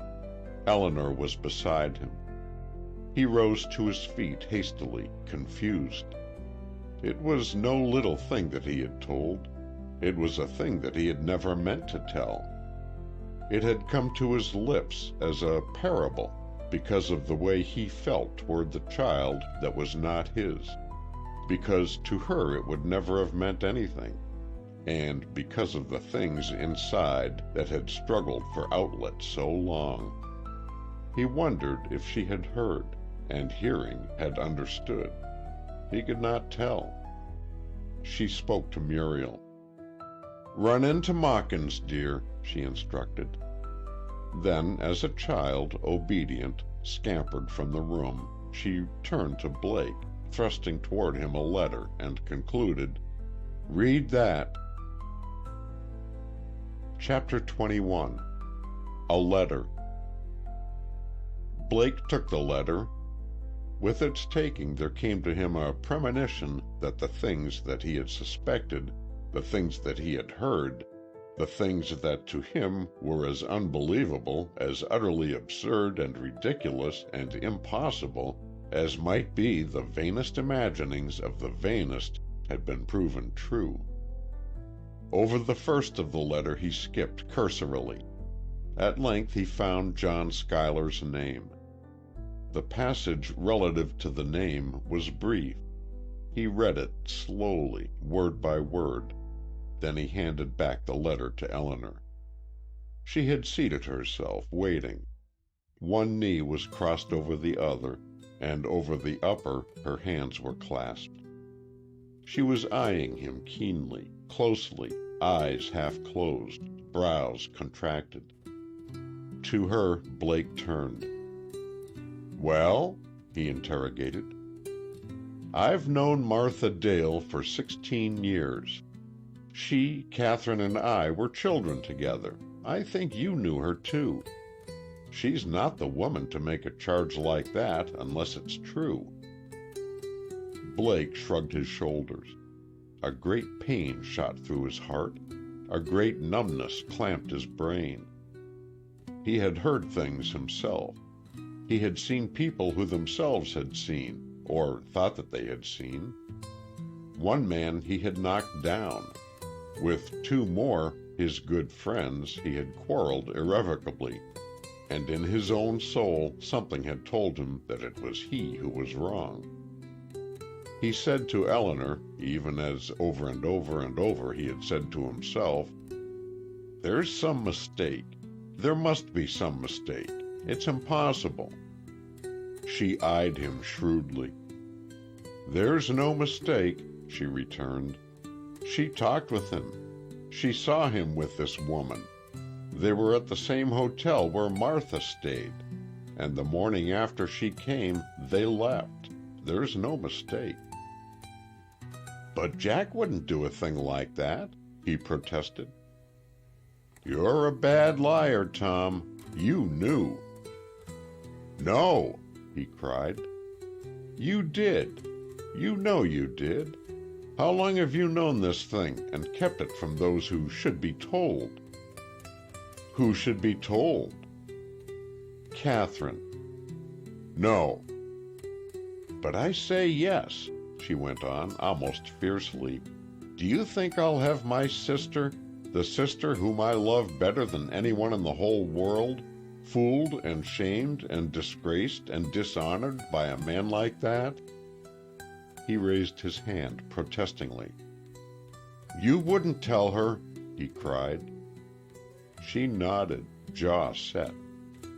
"I would," she declared. "It would kill her." "Nearly, but not quite. She has too much of her father in her for that. And she must know. It is her right." "And take away her every chance of happiness, and his of redemption?" "Her every chance of happiness is gone, as is his for redemption," she said bitterly. And then, "He should have thought of these things before he did what he did. There's one thing to be done, and only one. I shall tell her." He remarked, slowly, "The woman's way, to bring suffering where suffering might be spared." She rounded on him swiftly.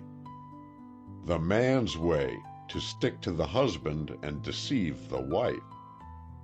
You men have two codes of ethics, a loose, convenient one for yourselves, a tight, uncompromising one for us.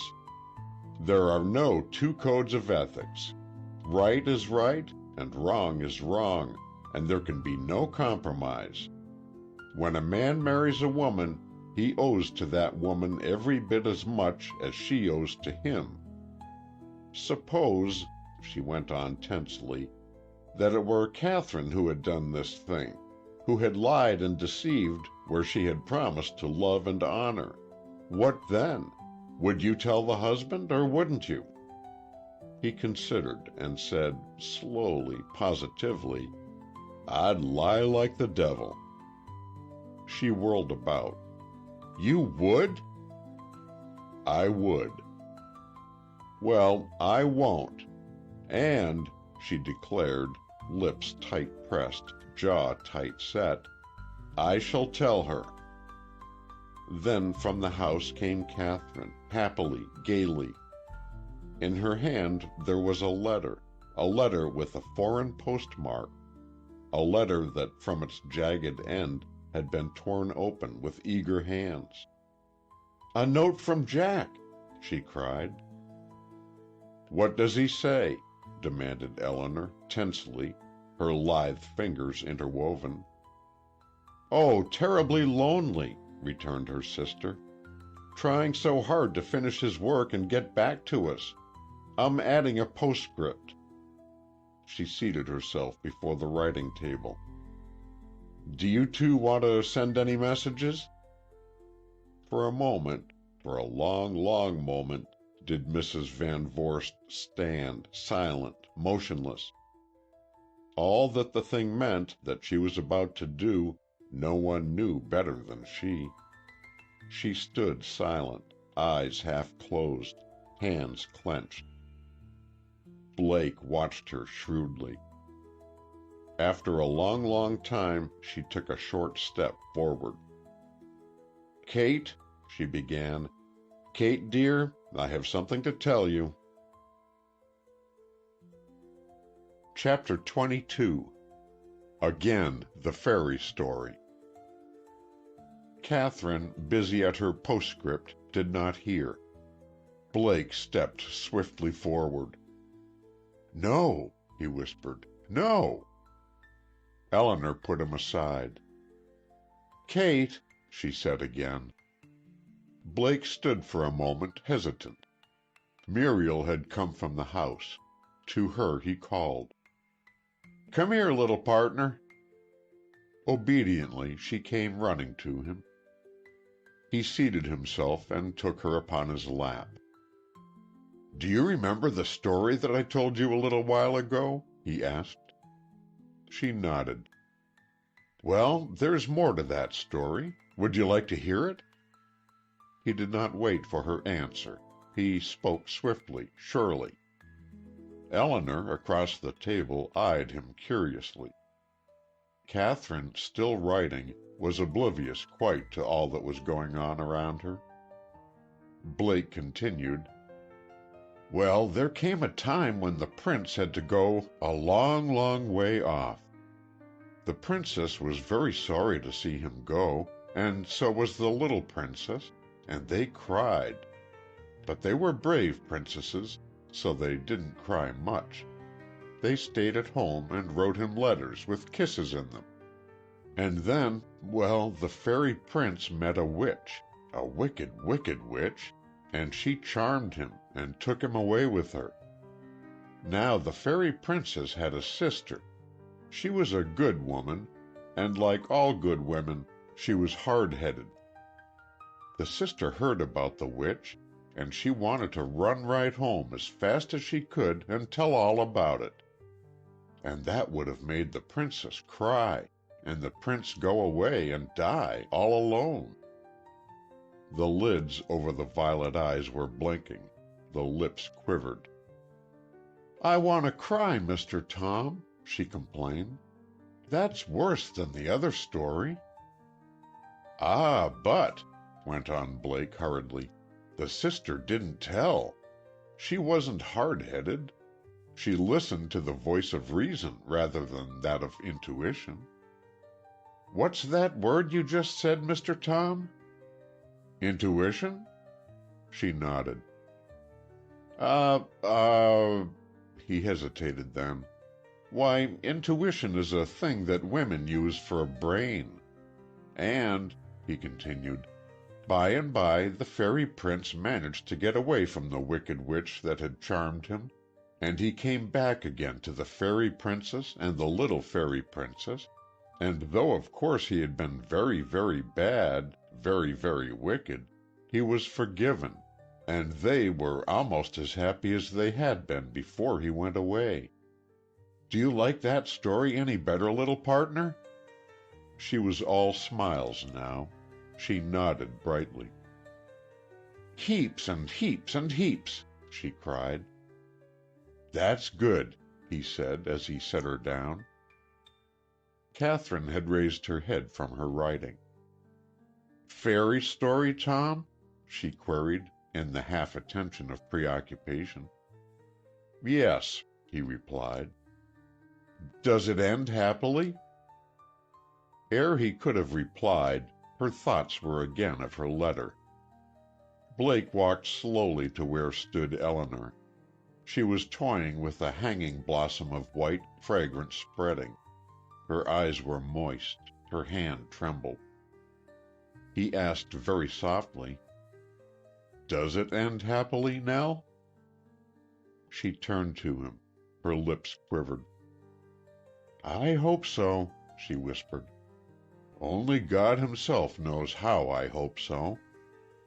And then she added slowly, "If women were only as loyal to women as men are to men." Chapter 23. Aid.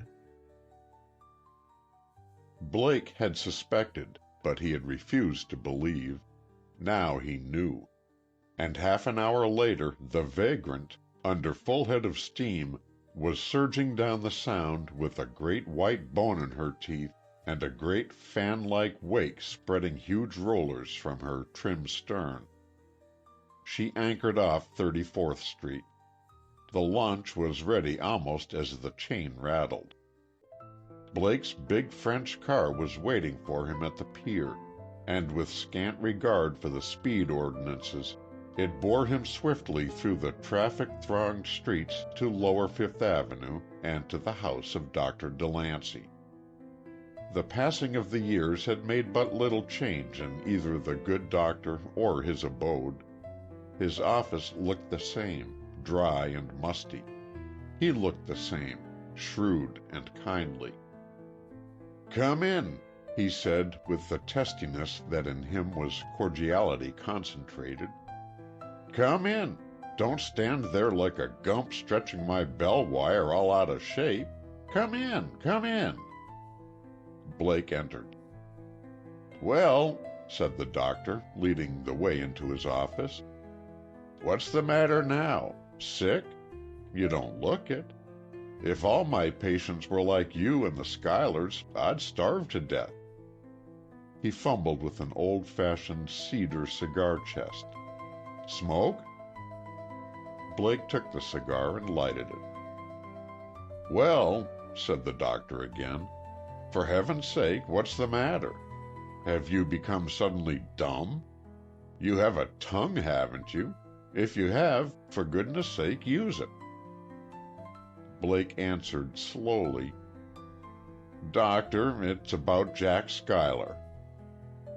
The sudden little look of anxiety that sprang to the good old man's eyes showed how much the statement meant to him. "About Jack Schuyler," he exclaimed. "What about Jack Schuyler? No harm. He's not ill?" "Very, very ill, I fear," Blake responded. "I don't understand it at all. I can't comprehend—" The doctor brought his old fist down upon the scratched top of his old desk. "Will you stop hemming and hawing and shilly-shallying around and come to the point?" he fairly howled. "It's about Jack Schuyler," repeated Blake, slowly, "and a woman." Dr. Delancey started. He sat erect. "What?" he cried. "Jack Schuyler and a woman? You're a fool. It's ridiculous, impossible, absurd." "That's what I've been telling myself for the past month," rejoined Blake. "But it's not ridiculous, it's not impossible, it's not absurd. Would to God it were." "But Jack Schuyler," protested the doctor, incredulously. "Why, I've known him since he was born. And I knew his father and his mother, and his grandfather and his grandmother before him. Damn, I don't believe it. I don't believe it." "Neither did I," returned Blake. "Neither would I, until—" He told the doctor of the letter that had come, and of that which it contained. In silence the doctor listened, and to the end. There was a pause. Blake continued, "I don't believe I could do anything. I'd lose my head. I want you to go to him, to see if there isn't something that you can do. I'll pay—" The doctor leaped from his chair. wagging an old finger in Blake's face. "Pay?" he yelled. "Pay me for going to Jack Schuyler? You keep your dashed money, my boy. When I want any, I'll ask you for it. Do you hear me? I'll ask you for it. When does the first boat sail?" "It sails tonight, in half an hour," returned Blake. "It's the Vagrant. I'm going too. I want to be near at hand. Good God!" he cried suddenly. It was almost a wail. To think of Jack Schuyler, our Jack Schuyler, like that. The doctor came in from the hall whence he had rushed. One arm was in the sleeve of his coat. His hat was over his ear. He was vainly trying to put his left glove on his right hand. "Well," he blurted, "what are you standing there for like a bump on a log? Why don't you get started? What's the matter with you, anyhow? Come on." He turned and shouted up the stairs, "Mary, Mary, Mary, I say. I'm going away. Don't know when I'll be back. Ask young Dr. Houghton across the street to take care of my patients until I get home. He'll probably kill a lot of them, but I can't help that." And still shouting, still fussing with glove and sleeve, he bumbled out the door and down the steps to the waiting car. Chapter 24. Rescue. Blake waited on the yacht in the harbor of Liverpool. It was hard for him to sit idly by at such a time, but he felt that it was best. There was in his soul a great pity, to be sure, a great grief, a great horror. Yet there was also too great, deep anger, and a wild resentment. For he loved the daughter of Jimmy Blair, you know, and it was not alone that Jack Schuyler was his friend. It was as well that he was her husband, and the father of her child. So he did not trust himself to go then, for he knew that all that he might do, Dr. DeLancey could do, and more. Dr. DeLancey went, then, alone. In London he found John Schuyler. He did not announce himself. He bullied and stormed, and finally persuaded those who stood between him and his quarry to let him go unannounced. He did not knock. Instead, he thrust open the door and entered. Schuyler was standing before the grate with its burden of glowing coals. He looked up. He started, rubbing his eyes as one who sees but doesn't believe that which his gaze tells him to be so. "It's you!" he cried. Dr. DeLancey nodded. "Yes," he said simply. "Jack, I've come to take you home. The yacht's waiting at Liverpool. Tom's boat, you know. Steam's up, so get your hat." Schuyler raised his hand protestingly. "But," he began, "I—" The doctor cried explosively, "Don't you try to argue with me, young man. I've neglected my practice and let everything go to the devil to come over here, and I don't want any of your dashed butts thrown at me. You get your hat and coat and you come with me. Do you hear me?" "I can't go," said Schuyler. The doctor brought his flat fist down upon the center table. "Can't go?" he howled. "In about a split second I'll show you whether you can't or not. You get your hat and coat, or," he went on, "come without 'em. It's all the same to me. Parks can pack up your things and come on the Transitania tomorrow. You're coming now. Do you hear me? You're coming now, this dashed instant." He advanced upon Schuyler, gripping him by the arm. Schuyler stood for a brief moment, doggedly. Then suddenly his head dropped forward upon his breast. "Very well," he acquiesced, slowly. Suddenly his voice broke. He almost whispered, "I'm glad you've come, Doctor. I was helpless, utterly helpless." They took the train within the hour, and the following morning found the Vagrant at sea, with John Schuyler on board. Yet it was a different John Schuyler from the one they had known. He had refused to shake hands with either Blake or the doctor. He did not mention the woman, nor did they. They tried to be toward him as they had always been, as though all that had happened alone in imagination. He did not sleep. He ate but little, and he drank some. Blake was heartsick, soul-sick. To see the man that he had known and loved as that man was? But Dr. DeLancey assured him, "It'll take a year or two, but he'll be all right in the end." And yet even Dr. DeLancey did not feel certain that it was the truth that he spoke.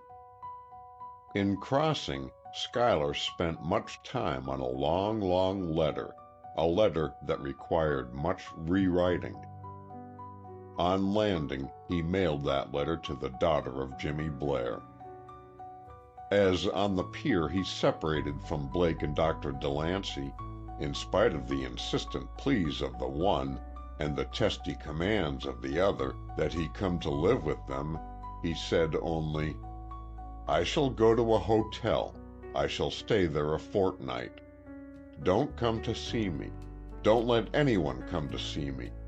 Don't even try to find out where I am.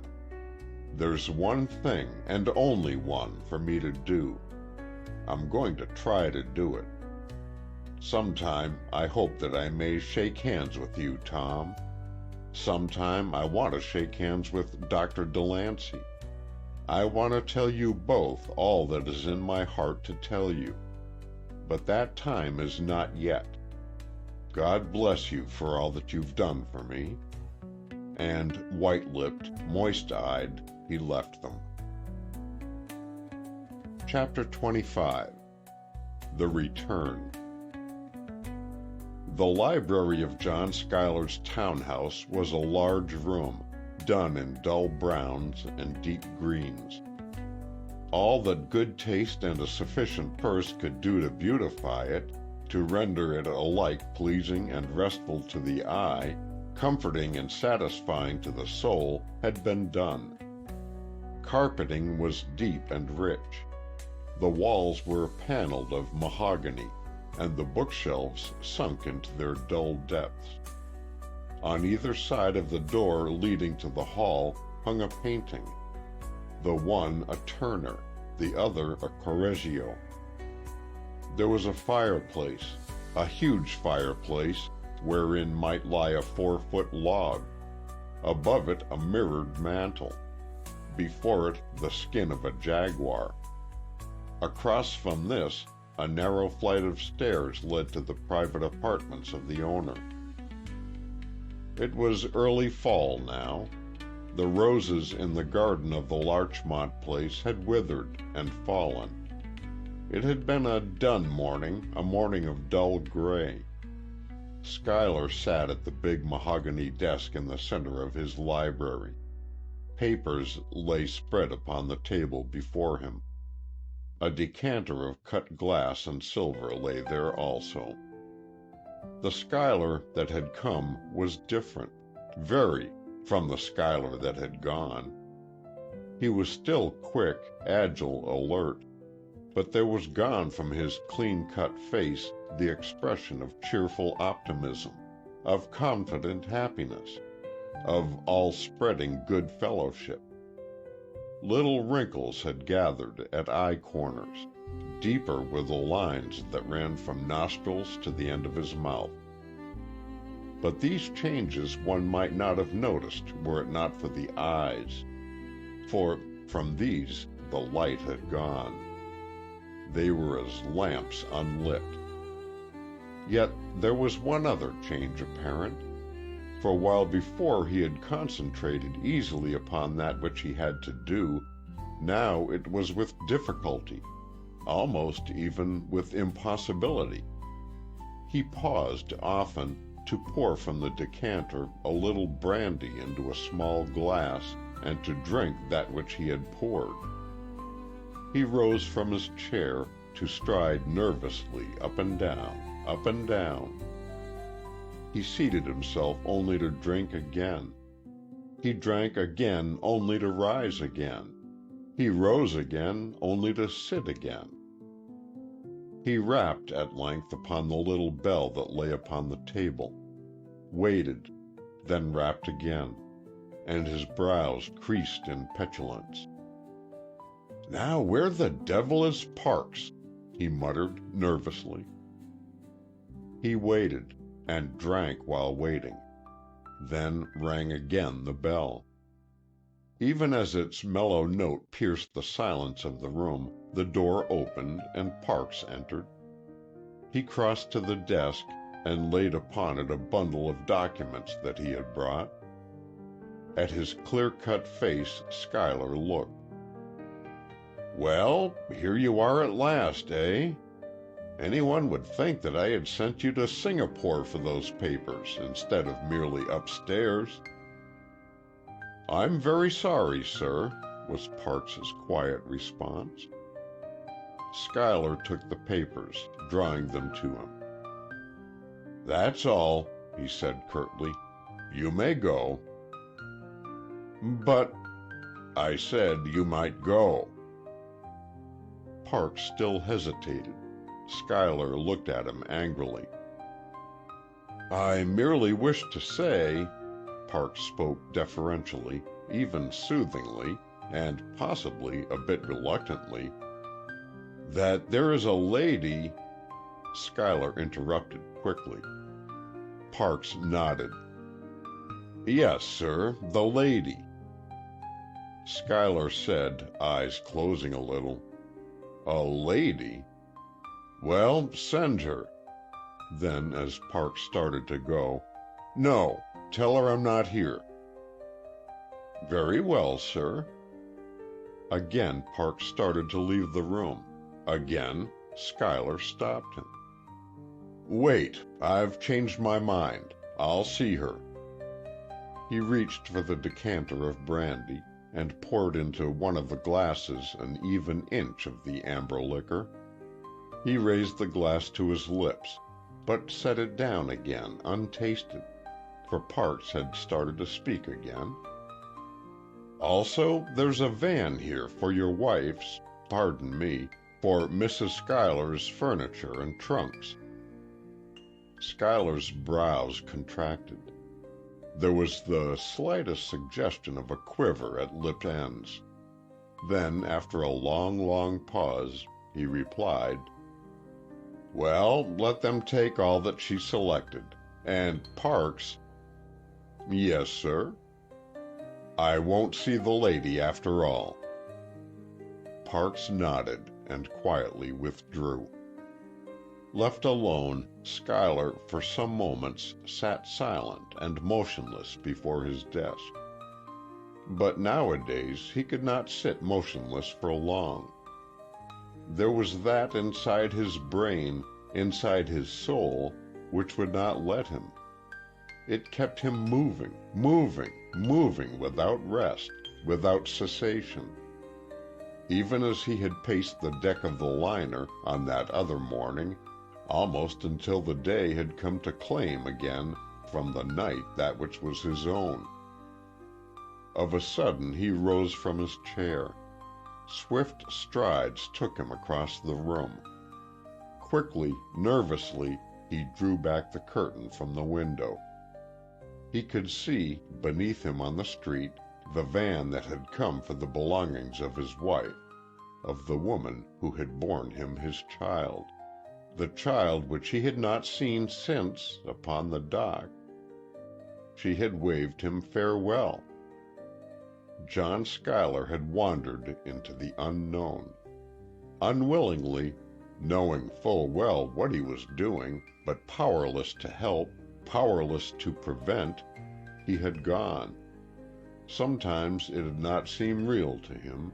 It was a nightmare, a horrid, horrible, awful, gruesome, rotten dream, a dream that brought to his nostrils a stench, to his soul a coldness unutterable, a coldness beside which that of death might seem a grateful warmth. He would wake sometimes from his dreams, a cold sweat enveloping him like a pall, a scream upon his lips. And then, again, he did not understand. He could not understand. It was hopeless, utterly, utterly hopeless. Why should such things be? How could such things be? There was a God, presumably. Presumably that God was good. There was no logic in it, no reason in it. What did it all mean? Why? He asked himself again and again, and yet again. Why? There had been no answer. He watched the van load. He watched the heavy horses throw themselves into the traces as the whip fell across their flanks. He watched the van slowly gather momentum. He watched it rumble heavily down the sodden asphalt. At length it turned the corner. John Schuyler swung on his heel, and then he laughed. It was a laugh that, God grant, you may never laugh, nor I.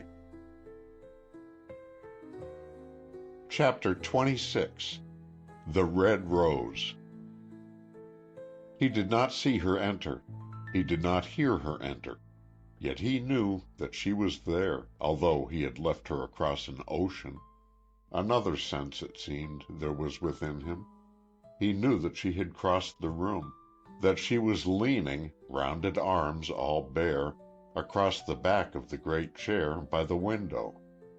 He did not know, he had not looked, yet he could see her, beautiful, gloriously beautiful in her strange, weird, dark beauty, head poised like a tiger lily upon its stalk, great masses of dead black hair coiled in the disorder that, of her, was order above the low, white forehead, vivid lips parted to reveal the gleam of shining teeth, long, lithe limbs in the easy relaxation that is of the panther or the leopard. At length he turned. She was there. She was as he, unseeing, had seen, as he had known that he should see. He had ceased to wonder. The unknown had taught him so much that of the things it had not taught, he had ceased to wonder. He looked, and looked away. She laughed a little lightly. She turned a little, lissomely. He could see the muscles of her straight, slender shape ripple beneath the shimmering black gown. At length he spoke roughly, gruffly. "Well?" Almost caressingly she answered, "Well?" "So you've come to gaze upon the ruin you have wrought, eh?" Again she laughed. "Upon the ruin we have wrought, my fool," she corrected. "Don't call me that," he muttered. "It hurts. It hurts because it's true." "Most truths hurt," she remarked smilingly. "Now," he mumbled, "yes."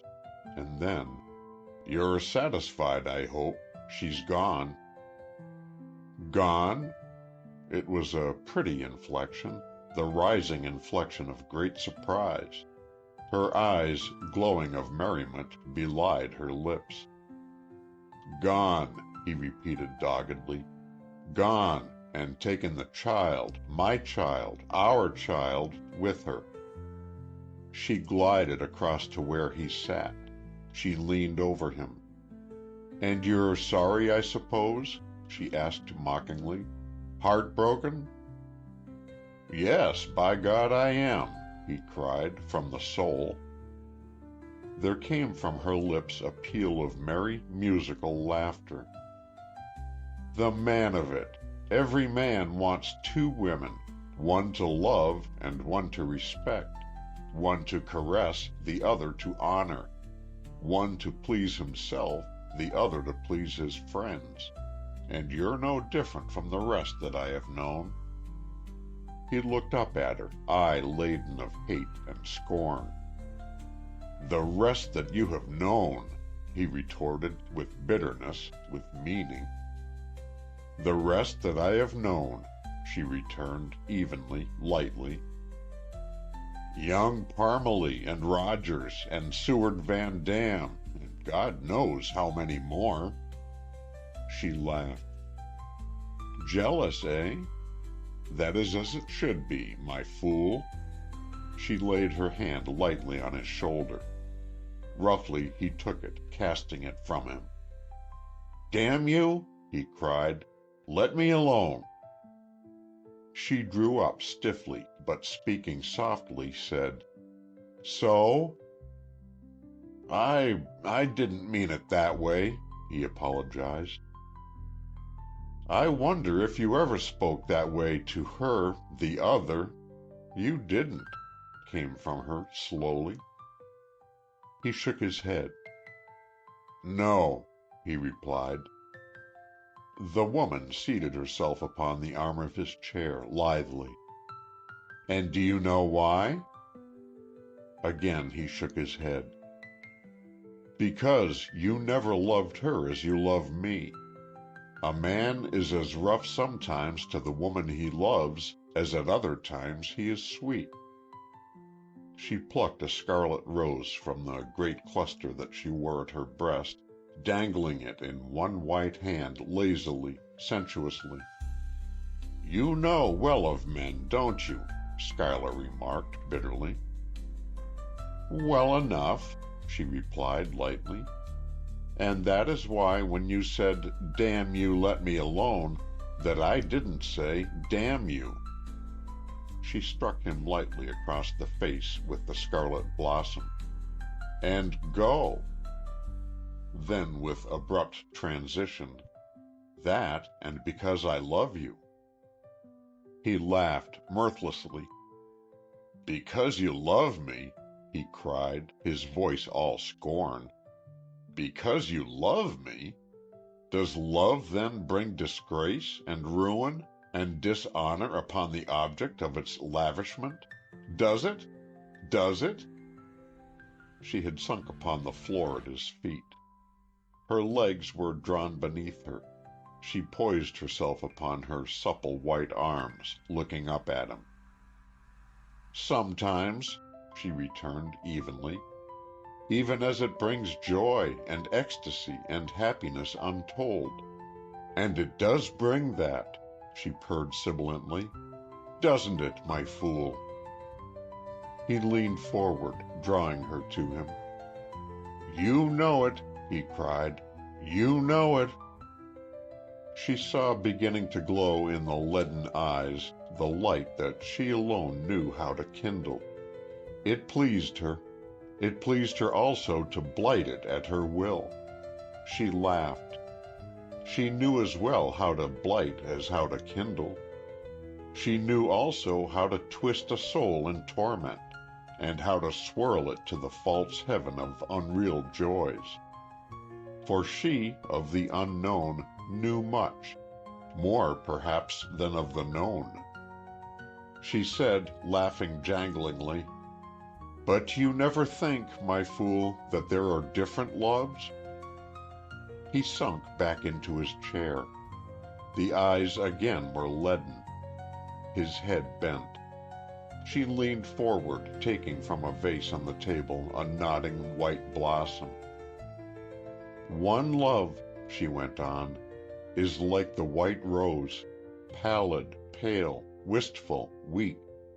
A lifeless thing that lies dead against the hand that holds it, that wearies the eye and chills the soul. The other love is like the red rose, rich, rare, glowing, glorious, that thrills the heart with the joy of living, and quickens the blood in the veins until the very soul cries out in the frenzy of its fragrance.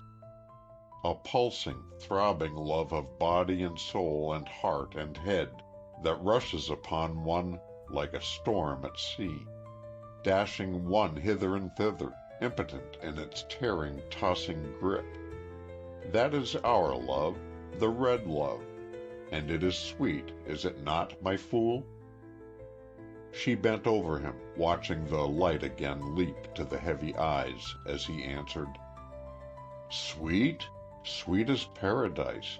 A false paradise, perhaps, but still paradise. Those days on the Mediterranean, the sea no bluer than the sky that held it in its sunlit hand, and Venice with the great round moon overhead, and the mysterious semi-darkness all about, the splashing of soft waters there beside us, and the silent whisper of the lazy oar, and just you and I, alone amid all the glories, side by side, heart in heart, soul in soul." With a great choking sob, "It was sweet, lady fair, sweet." The woman continued, "And there are two roads through life, even as there are two roses. The one is a rough road and weary, and on it happiness seldom treads. It is a plodding road, flat and long, and there you walk with stale and barren people through a stale and barren land, until you come to an ending yet more stale and more barren than our road or people. That is the road of the white rose. But the road of the red rose? That's different. On the road of the red rose there is laughter and light and happiness and joy. Flowers bloom, birds sing. There come the soft wash of the sea, the silent whisper of the breeze, the call of love." She rose lithely to her feet. In one hand she held the bending white blossom, in the other the crimson. Suddenly she thrust them toward him, body bent, lips parted, and cried sibilantly, "Which rose do you choose, my fool? Which road?" Roughly he struck from her hand the drooping flower of white.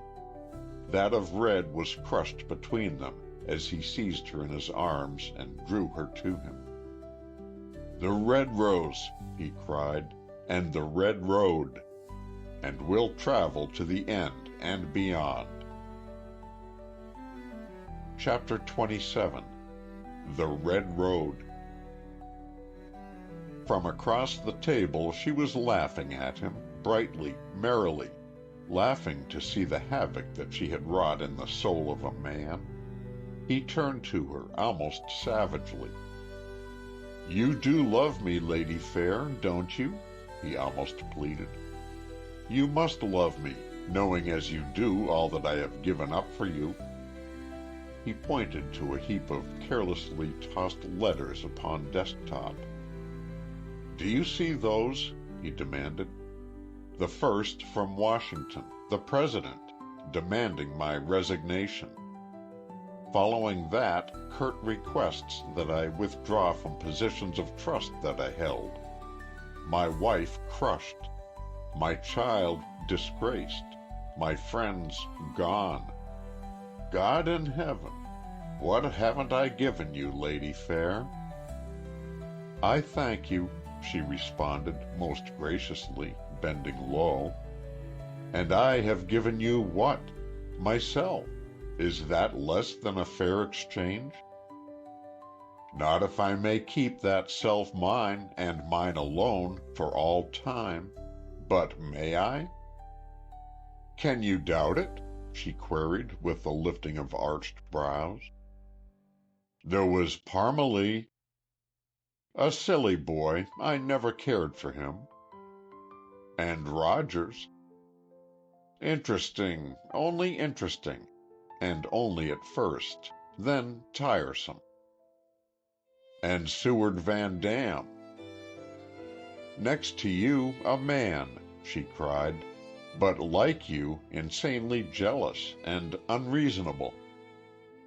"And in the end, perhaps," he said slowly, very slowly, "I shall be like him." He sat for a moment, silent. At length he continued, "But if it were to be I alone, for all time, could it last, this red love of ours? Could it? Could it?" She leaned forward. "Why not?" she asked lightly. "Why not?" Leaden eyes were gazing out into nothingness. "Age comes," he said. His voice was low and deep and dead. "The body withers, the brain grows dull, the blood becomes thin, the soul gets weary, and the power to live as once we lived is taken from us. We sit white-haired, blue-veined, drinking in the sun through shriveled pores to drive the chill from our shrunken frames. It will come to you, to me, to all of us, and neither man nor God may stop it." There had come to her face an expression as of great fear. This man who knew so little was teaching of that little to her who knew so much. At length she swept that fear from her, as one might brush aside the ugly web of a sullen spider. Again she was the woman who did not know the known, but only the unknown. She asked lightly, "Why worry over the years to come when the days that are ours? There is happiness in the days that are?" Her voice was very soft. Again dull eyes gleamed. He exclaimed, "Happiness? I did not dream that there could be a happiness like this." Her slender arm was about his neck. He could feel the glow of its warmth. Her voice was soothing, infinitely soothing, and musical beyond the telling. "Then keep a-dreaming, my fool," she purred softly. It was almost a whisper. "Keep a-dreaming." "Would to God I could," he cried earnestly. "Would to God I could, forever. The memories of 1,000 joys are with me always. Love? What is this love? A golden leaf of happiness floating on the summer seas of life. A silver star of utter joy set in the soft heavens of eternity. A dream that is a reality that is a dream. But the storm comes upon the sea.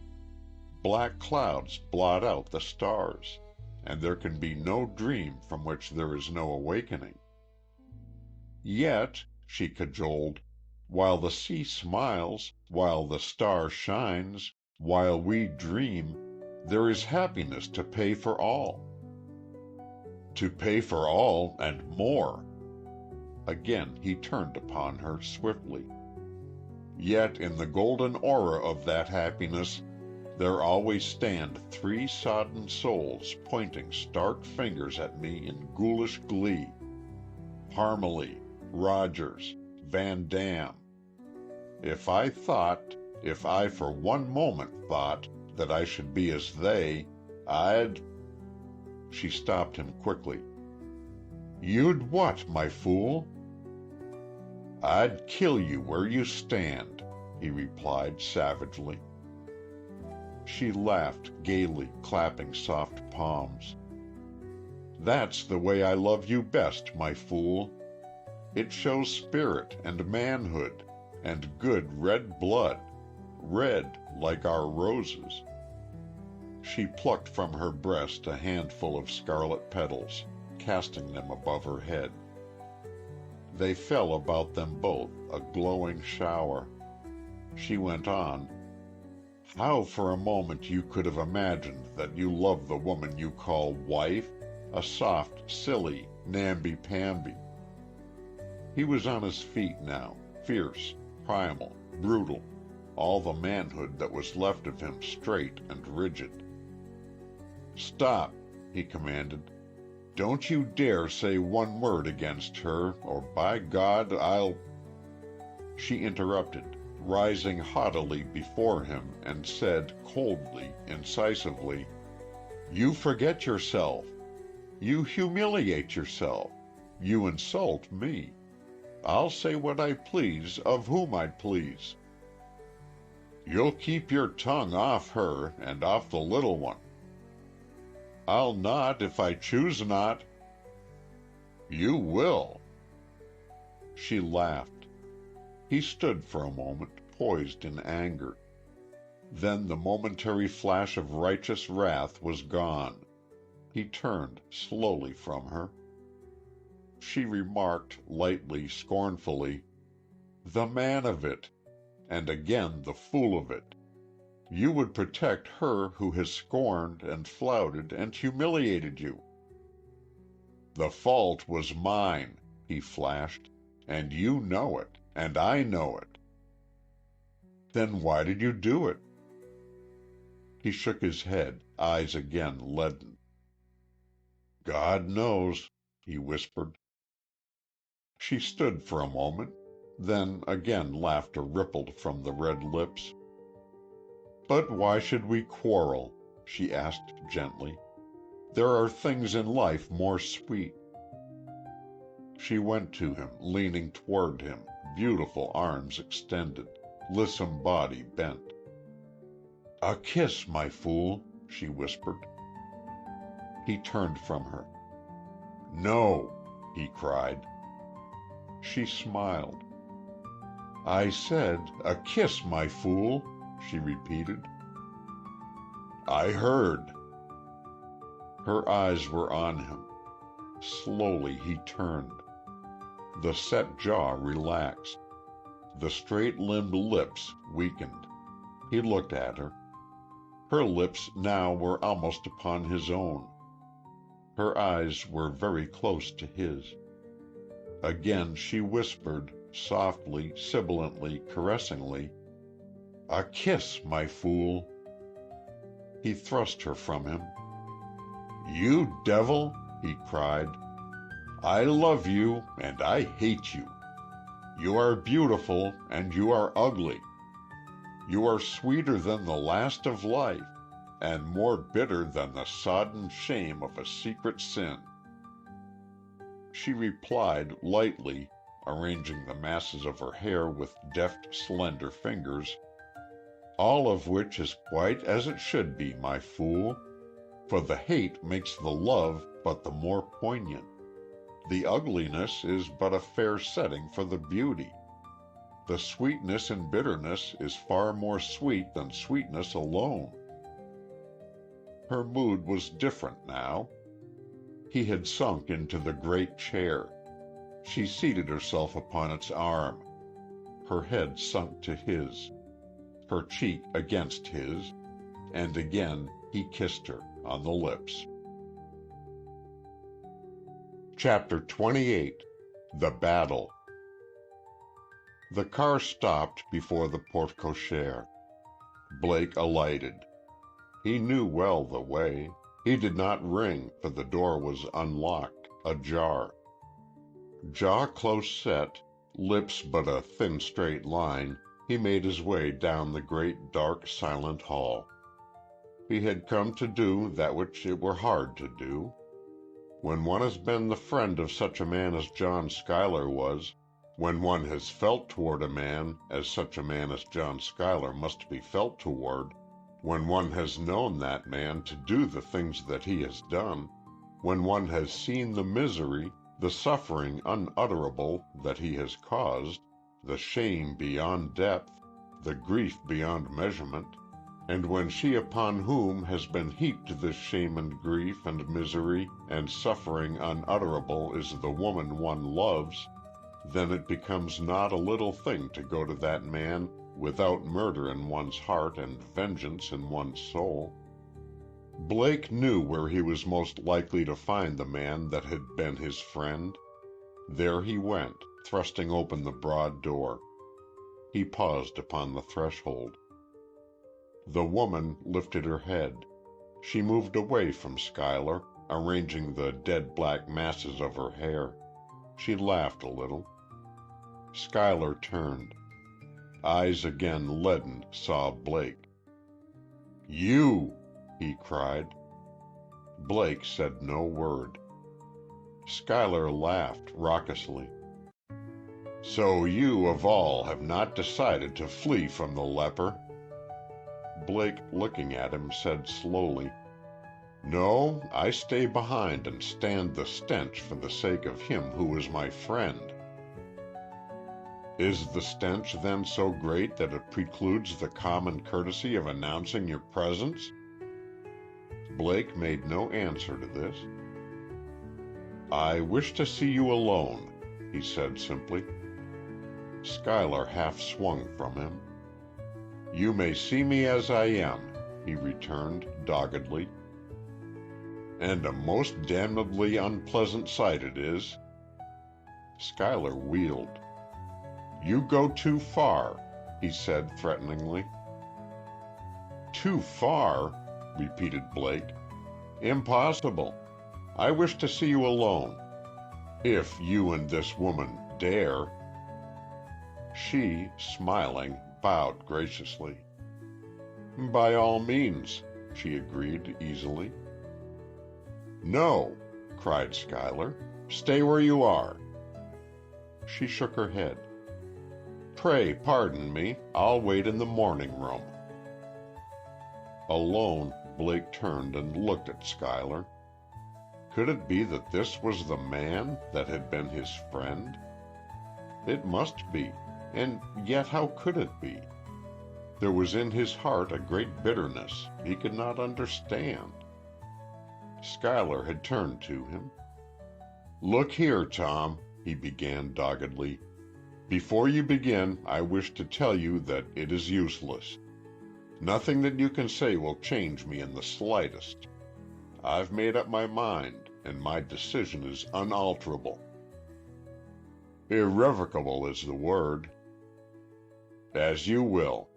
I'm sorry if the course I choose doesn't seem right to you, to the world, sometimes even to myself, and I'll confess to you that it doesn't. But, right or wrong, it's the only one for me, and I must take it. Must, whether I will or not. So, if you've come for a cigar and a chat, well and good. But if for anything else, go and avoid trouble." "I'm looking for trouble," returned Blake, quietly. He advanced to the table and leaned against it. "Jack," he exclaimed, "you're a damned fool. There was some excuse for the others. Parmalee was a kid, Rogers an old fool, Van Dam—well, absinthe and asininity account for him. And they fell to their fooldom without warning to guard them or precedent to shield them. But you, open-eyed, knowing everything, forewarned and forearmed, walk fatuously to your doom as one sheep follows another over a precipice. I swear I can't even yet believe that it isn't all a dream. I keep pinching myself and saying to myself that in the morning I'll wake up and go around and tell old Jack all about it as being a good joke. It's an uncanny, filthy sort of a nightmare as it stands, however." He turned to the other. Schuyler was striding up and down the room. "Old man," he pleaded quietly, "what's the answer?" Schuyler stopped in his walk. Looking at Blake, he remarked, "You've never loved. You couldn't know." "Never loved?" cried Blake scornfully. "Couldn't know? Hell! You make me tired. What do you mean by debauching and degrading a good, pure word like love by applying it to this snaky, bestial fascination of yours? You're a fool." Schuyler advanced upon him threateningly. "Don't you call me that, too," he said tensely. Blake paid no heed. "Love," he cried disgustedly. "This sordid, sodden passion of yours love? Love lies only where there is sympathy and respect and mutual understanding. Do you mean to tell me that you have any respect for this woman? You know well you haven't a bit more respect for her than she has for you, and that's none. Do you mean to tell me there's any sympathy between you? No more than there is between a snake and a bird. And you aren't capable of understanding her any more than she is of understanding you. Love. It's lust, and you know it. Schuyler had dropped into a chair. Blake finished. He swung toward him.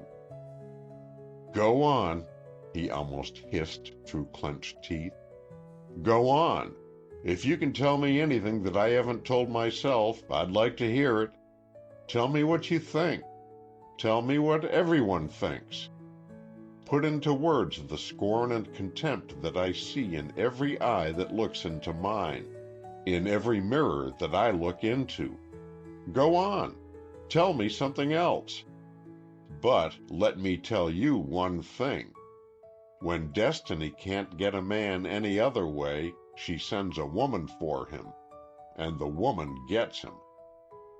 Blake looked at him. A fool there was, he quoted. Schuyler interrupted. Stop, he commanded.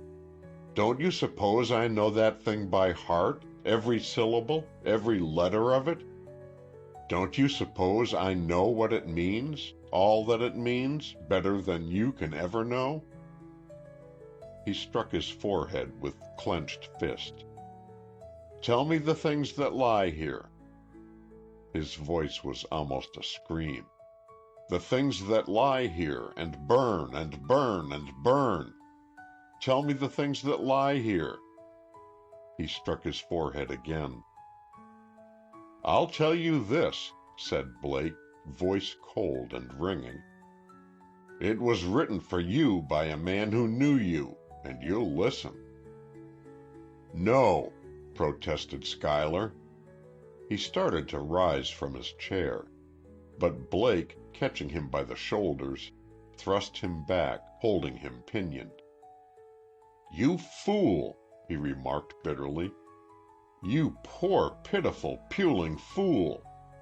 Honor and faith and a sure intent. A wife, a child, a reputation, a character. Stripped to his foolish hide, the poem reads. But you're stripped to your naked, sodden skeleton. If I weren't so sorry for you, I could cut your throat. When I think of the little girl calling you Daddy, honoring you, loving you, and of what you've done for her. When I think of your wife, of the woman who went through the pains of childbirth for you, who held you sacred in that great, loving, glorious heart of hers, who gave and gave and gave, asking only that there might be the more to give, you say that maybe I don't know what love is?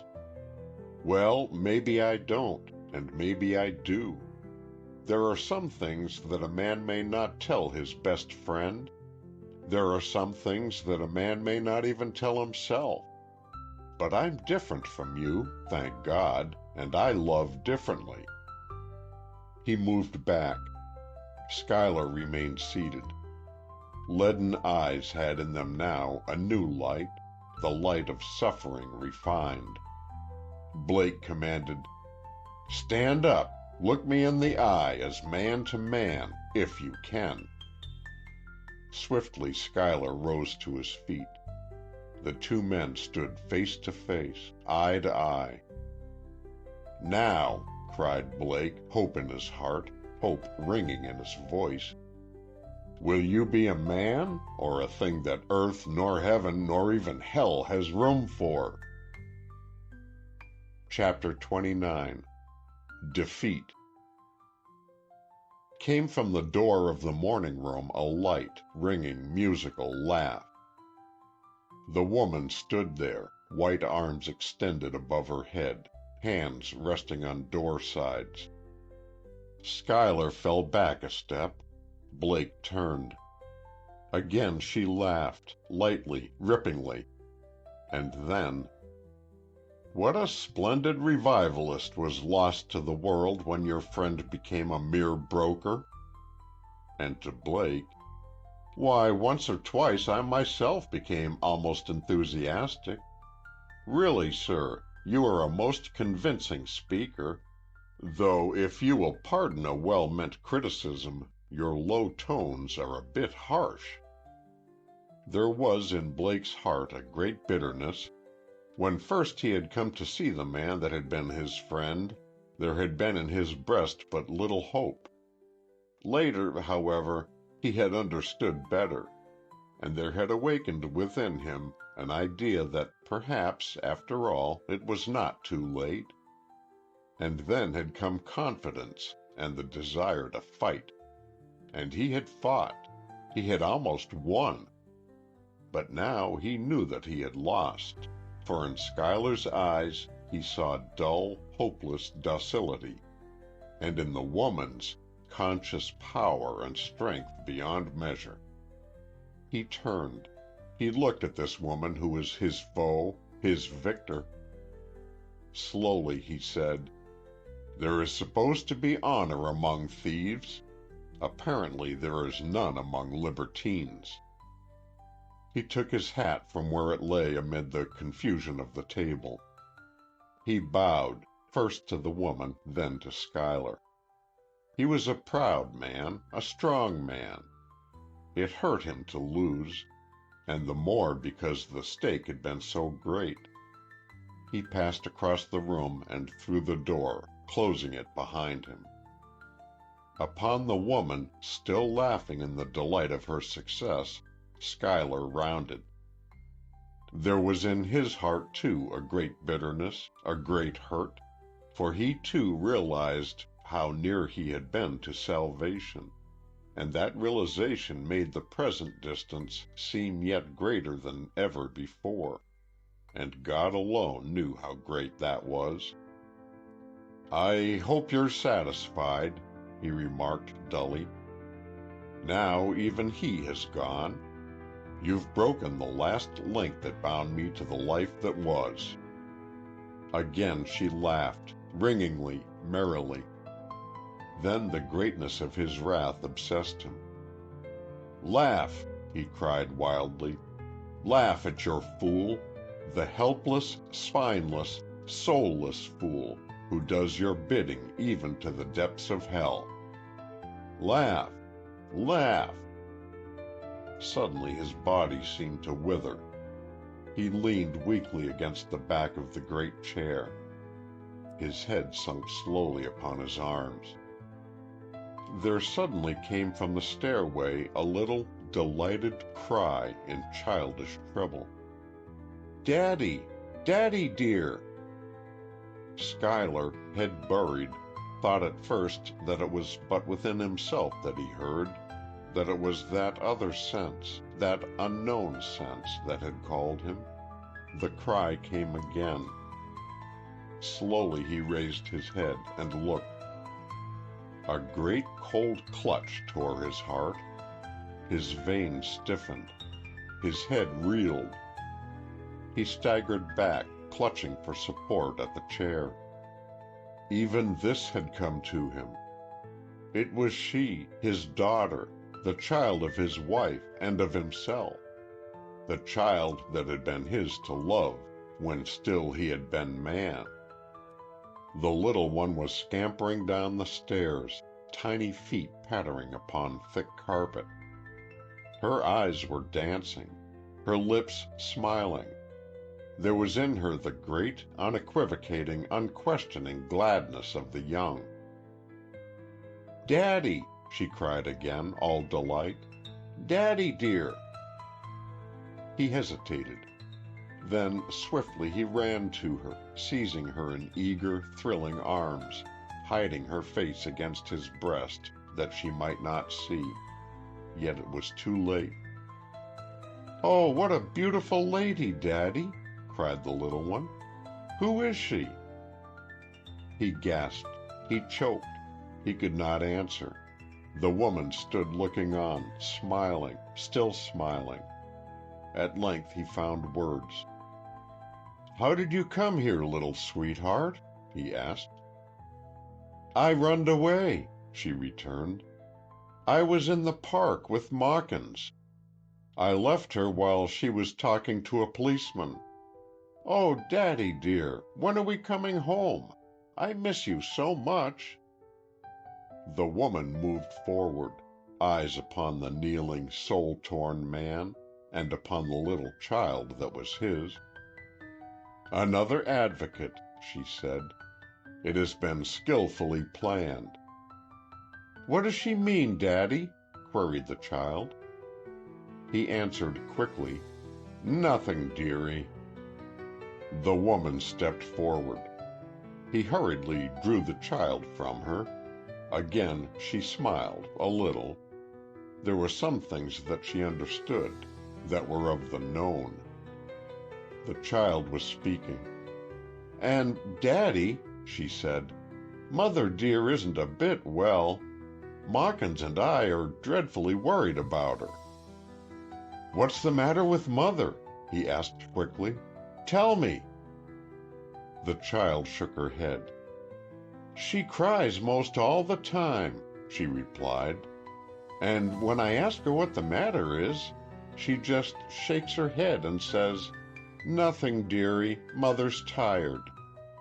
But people don't cry because they're tired, do they, Daddy?" He did not answer. Head sunk in hands, the bitterness of it all, the awful, ghastly horror of the things that he had done, was obsessing him body and soul and brain and heart. The fires of the uttermost hell were flaring through his very being. Then it was that the woman beckoned to the child of the man that belonged to her.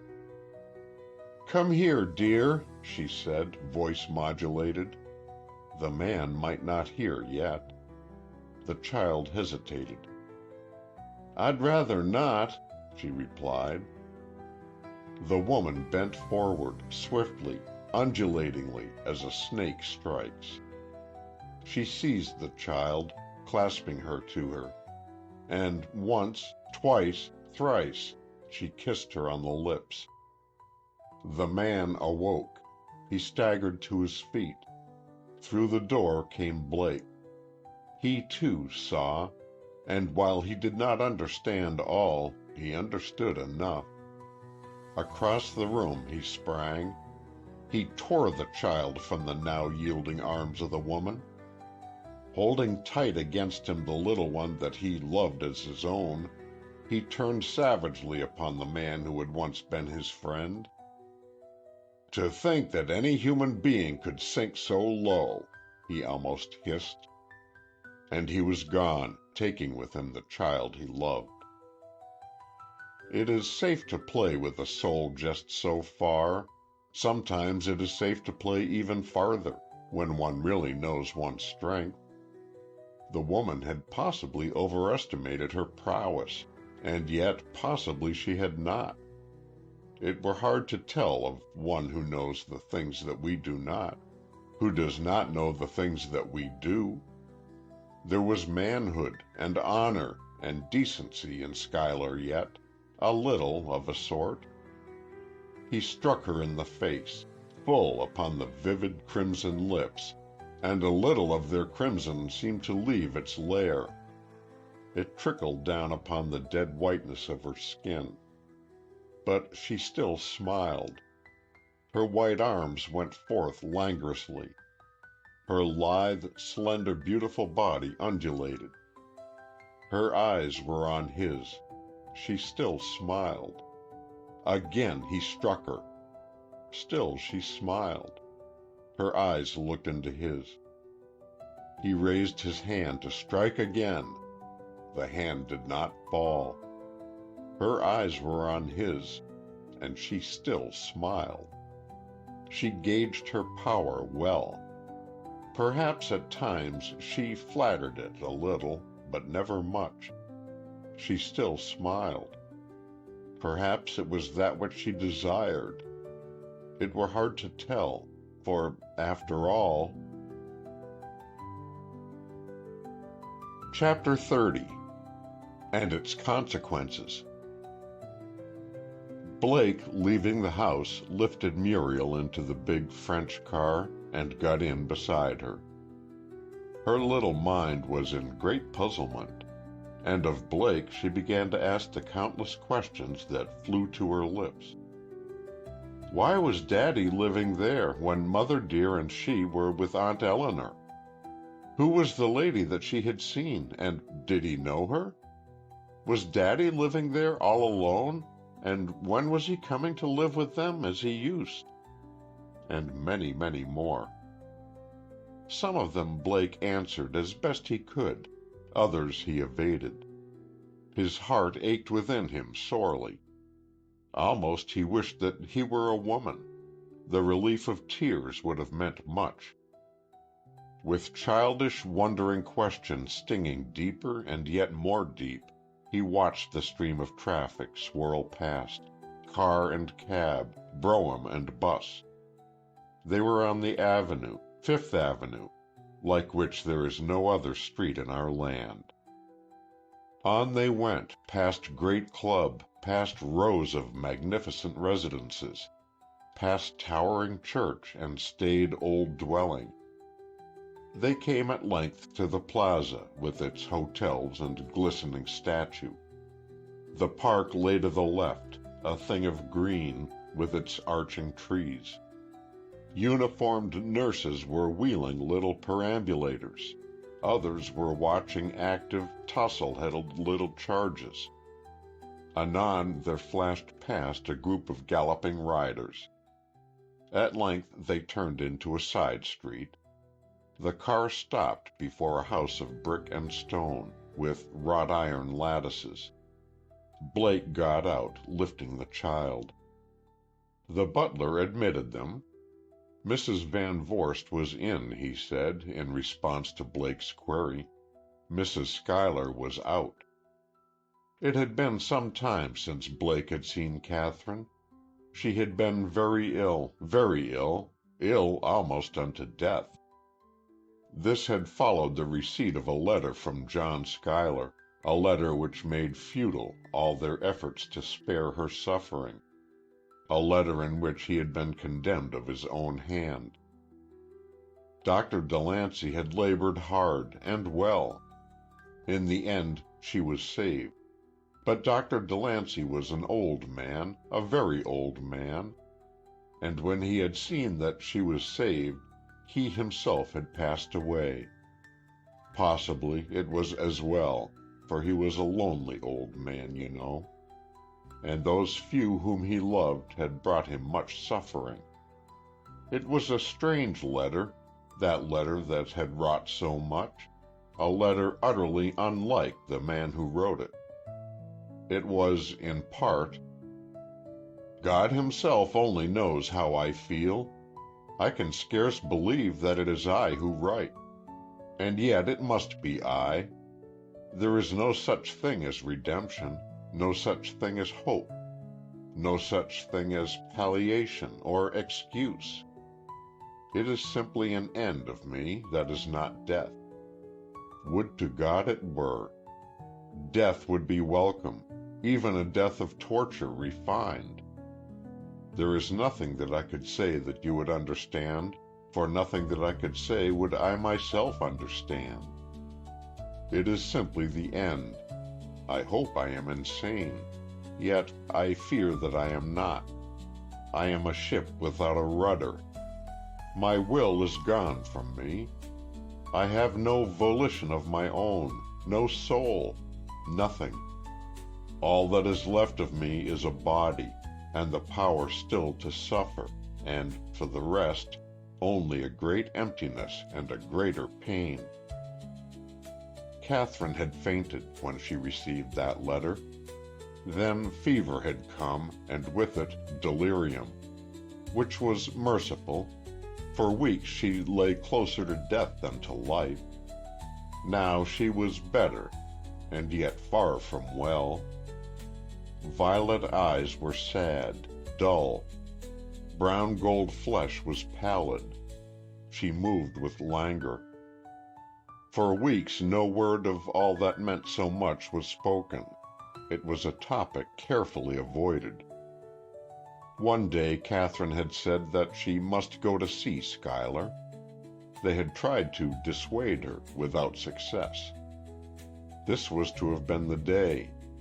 So Blake himself had gone, eager to bear for her the shock, should there be a shock to be borne, and, if not, to render easy her going. Eleanor met him as he entered the drawing-room. He set the child down, bidding her go find her nurse. Then he turned to Mrs. Van Vorst. "I have seen him," he said simply. She looked the query that there was no need for lips to speak. He shook his head. "It is impossible," he declared. "Quite impossible. She was there." "We must dissuade Catherine from going, then," said Eleanor. He smiled grimly, sadly. "It will not be hard, I fear. Muriel was there, too." And that was why Catherine Schuyler did not go then to John Schuyler. Chapter 31. That Which Men Said. A winter had come and gone. It had been a bitter winter, and a cold. For Catherine Schuyler had it been a bitter winter indeed. Sick of heart, sick of body, she had stayed in the city, going out not at all, seeing of all her friends only Blake, trying with all her pride, with all her strength, to adjust herself to the new order of things. It had been a weary winter, a winter that dragged along on laggard feet, loitering, waiting. The love of Muriel, the sympathy of Eleanor, the devotion of Blake were in it the only bits of brightness. She felt strange, lost, astray. By day she was dull, listless. At night sometimes she slept a little. At others she would bury her face in her tumbled pillow, and her lithe body would heave with the racking of her sobs.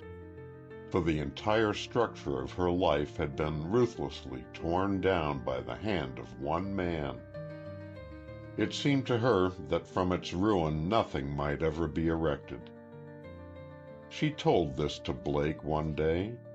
Side by side they had been sitting by the window, gazing out into a sleet-swept street, where horses slipped and slid, and hurrying foot-passengers passed with heads buried in collars or furs. He had said but little in reply, merely that there are things in this world that we do not know, and that happiness sometimes comes whence we least expect it. He did not say these things with any great degree of confidence. In his own life there had been but little save longing unsatisfied, prayers ungranted. But she took from it comfort, even though there seemed in it so pitifully little from which comfort might be derived. Perhaps it was the way in which he said it, or perhaps it was because it was he who said it. However, winter at length dragged out its weary life to its weary end. Spring came, and with it the soft green of the newborn grass, and the lighter shoots of crocus and lily, and the buds of the trees. Spring grew, and the stolid phalanx of city homes began to don their summer armor of boards and blinds and shaded windows. And then the Larchmont place was opened. John Schuyler had sent to Catherine the deed of it. The one request that he had made was that she continue to live there, that she take Muriel there. During all this time no word of him had come to her. Blake had heard, but no word had he said to Catherine, because of the things that he had heard. A man of the breadth of acquaintance, of the breadth of interests, that was John Schuyler's may not fall to the desuetude unwatchful. And Blake heard at clubs, at theaters, wherever men congregate, of Schuyler, and of the life that was his. And he, as little as they, could explain.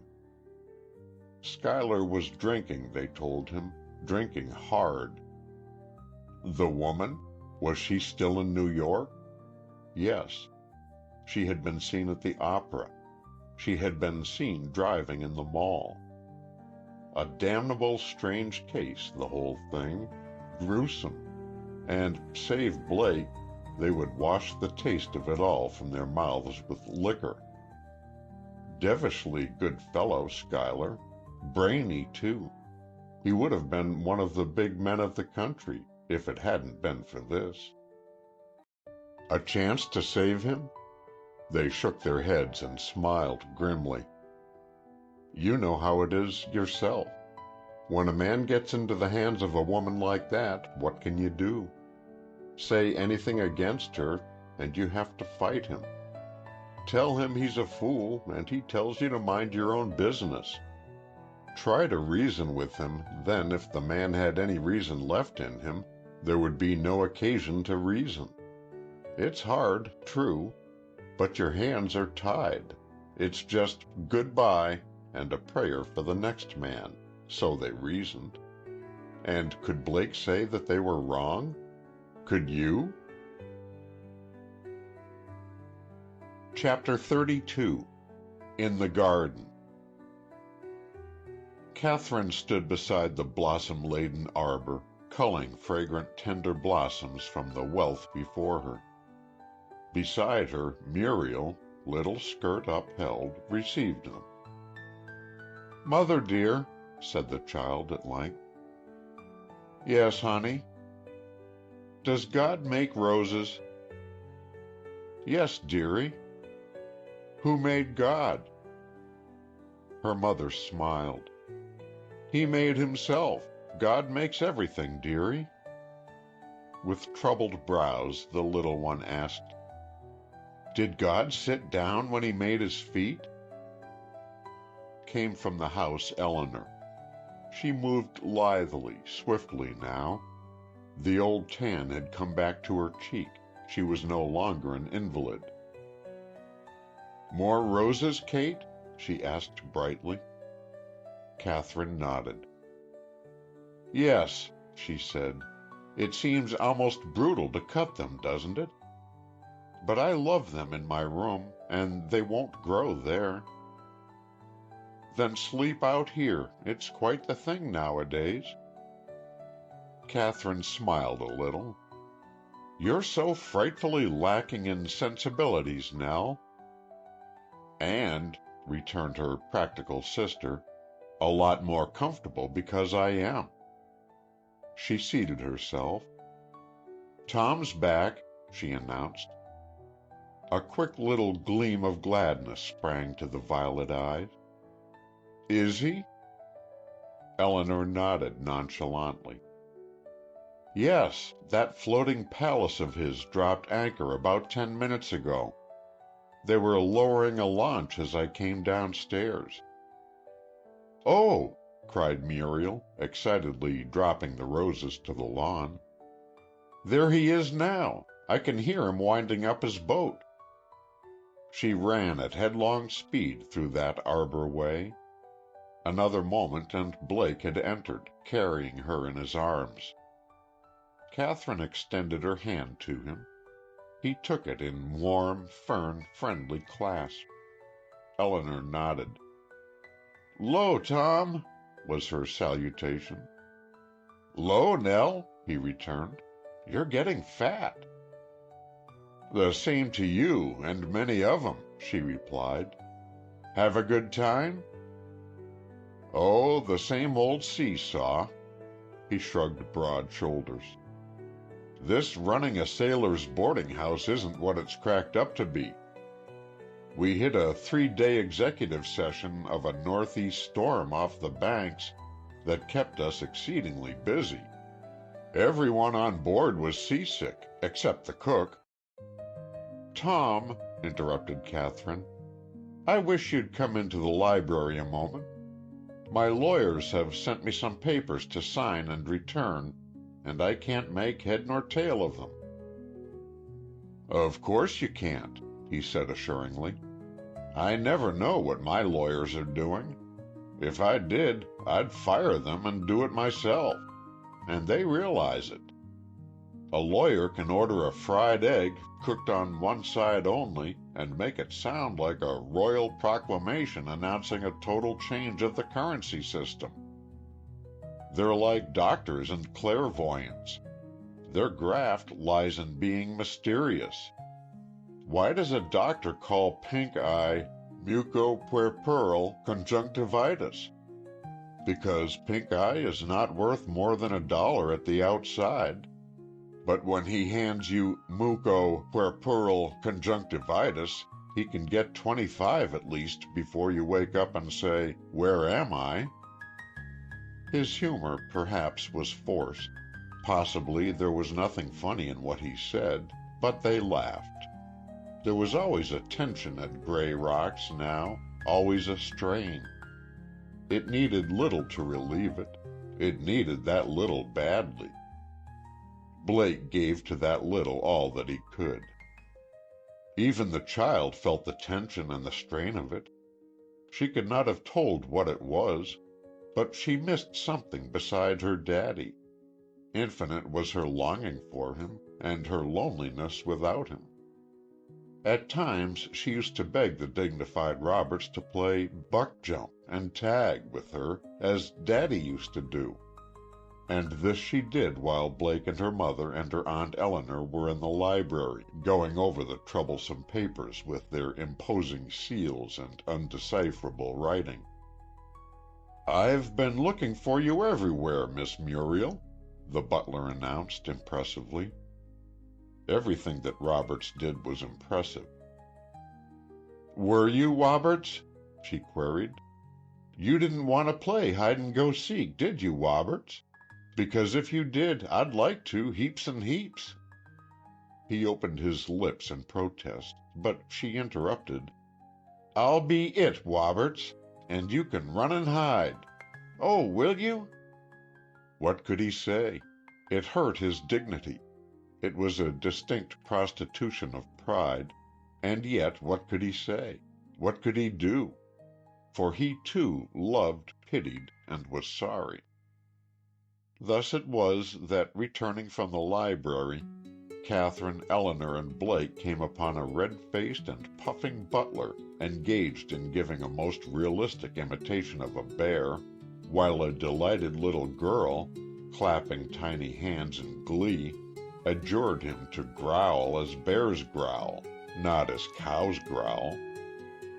It was another welcome little break in the tension. And for that it was welcome. Welcome, that is, to all but him of the outraged dignity.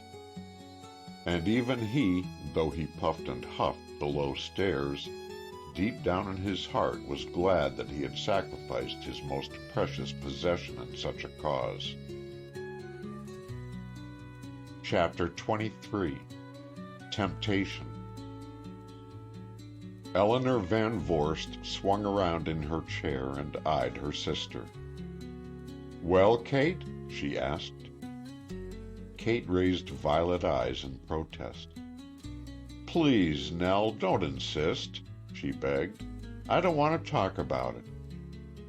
Her sister continued firmly.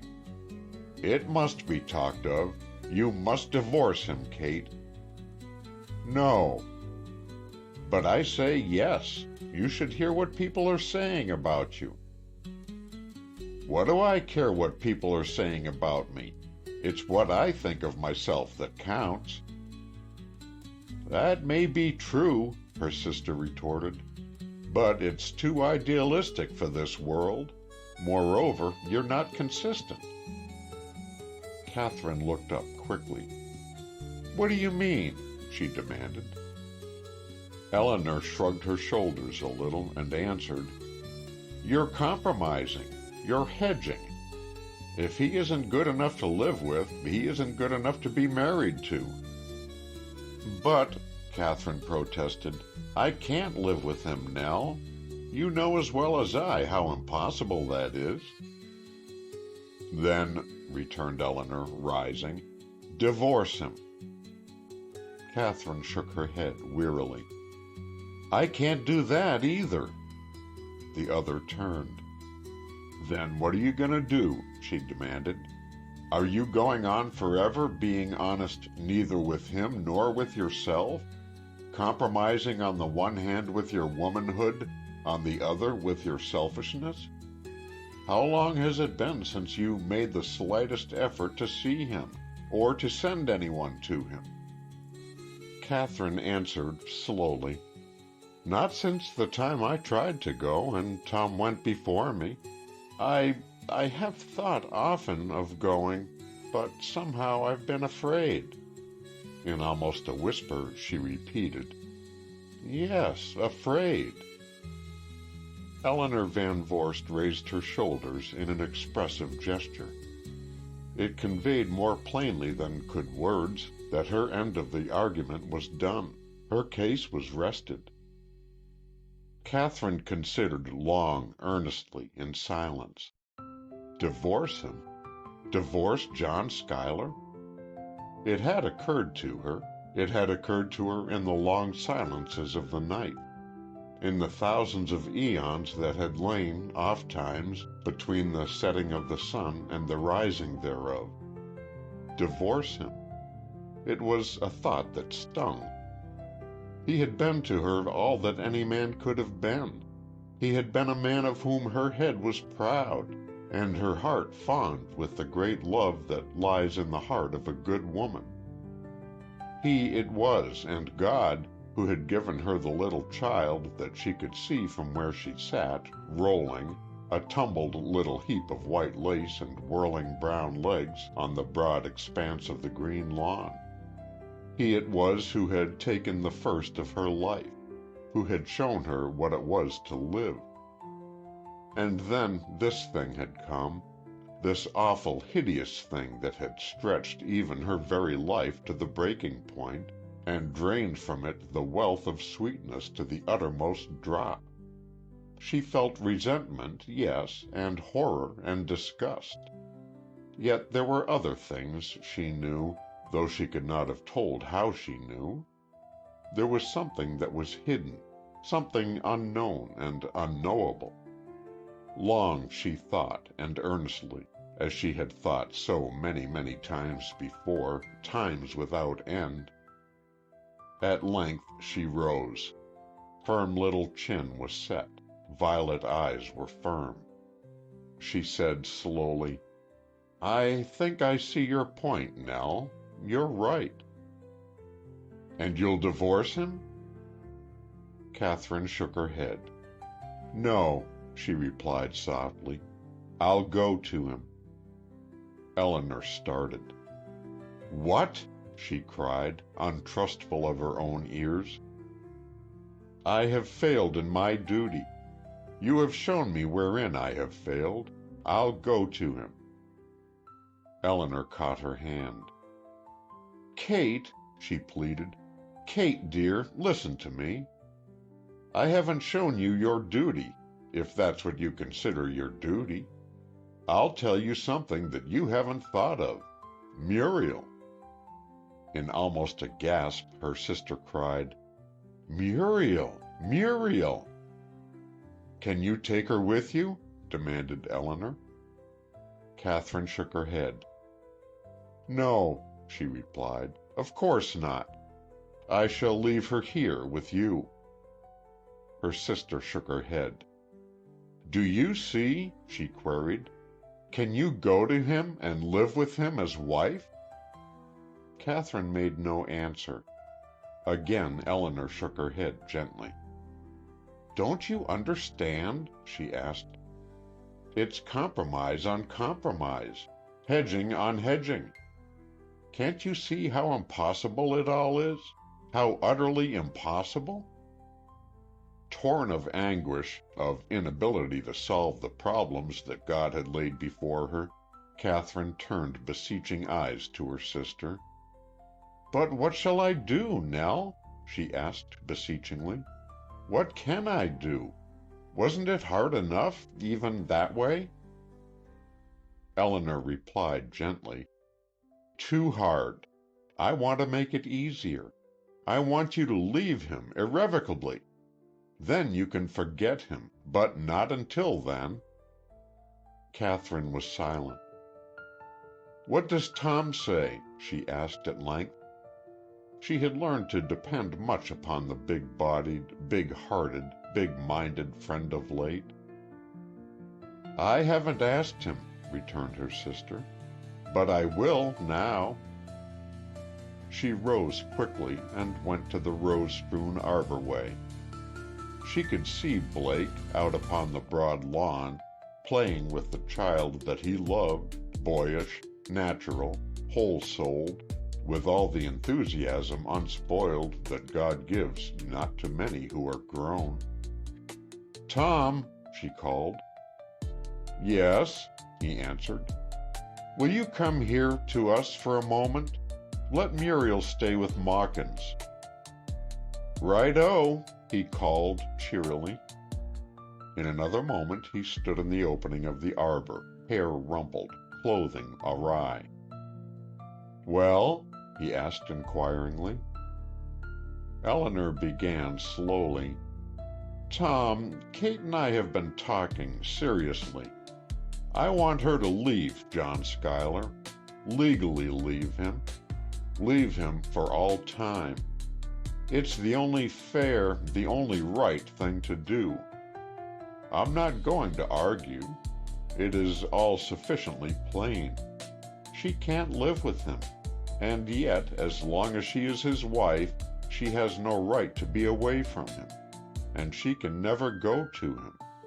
She wants your opinion, Tom," she went on. "She's always respected your judgment more than mine, more than that of anyone save the man upon whom she may never depend again." Catherine had wandered to where the white blooms clustered thickest. She was thinking deeply, bitterly. Elinor drew closer to Blake. "I like you, Tom," she said softly.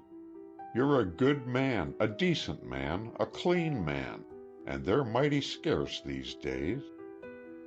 All that Kate may have owed to John Schuyler she long since paid to the last sad penny. All your life you have been paying things that you did not owe. There is happiness somewhere, a happiness that can be found." She thrust out her hand. "Tell her what to do," she said. "Tell her the right thing to do, the thing that should be done." And she turned on her heel and went away. For a long, long time Blake stood motionless. Of that which was going on within his soul no one might know. The expression of his face remained the same, and of his body. Only his hands clenched and unclenched, and clenched again. It was a difficult position in which he found himself. How difficult only he might know. There lay before him a vast, spreading vista of golden possibility, a possibility of which he had never dared to think, even to dream.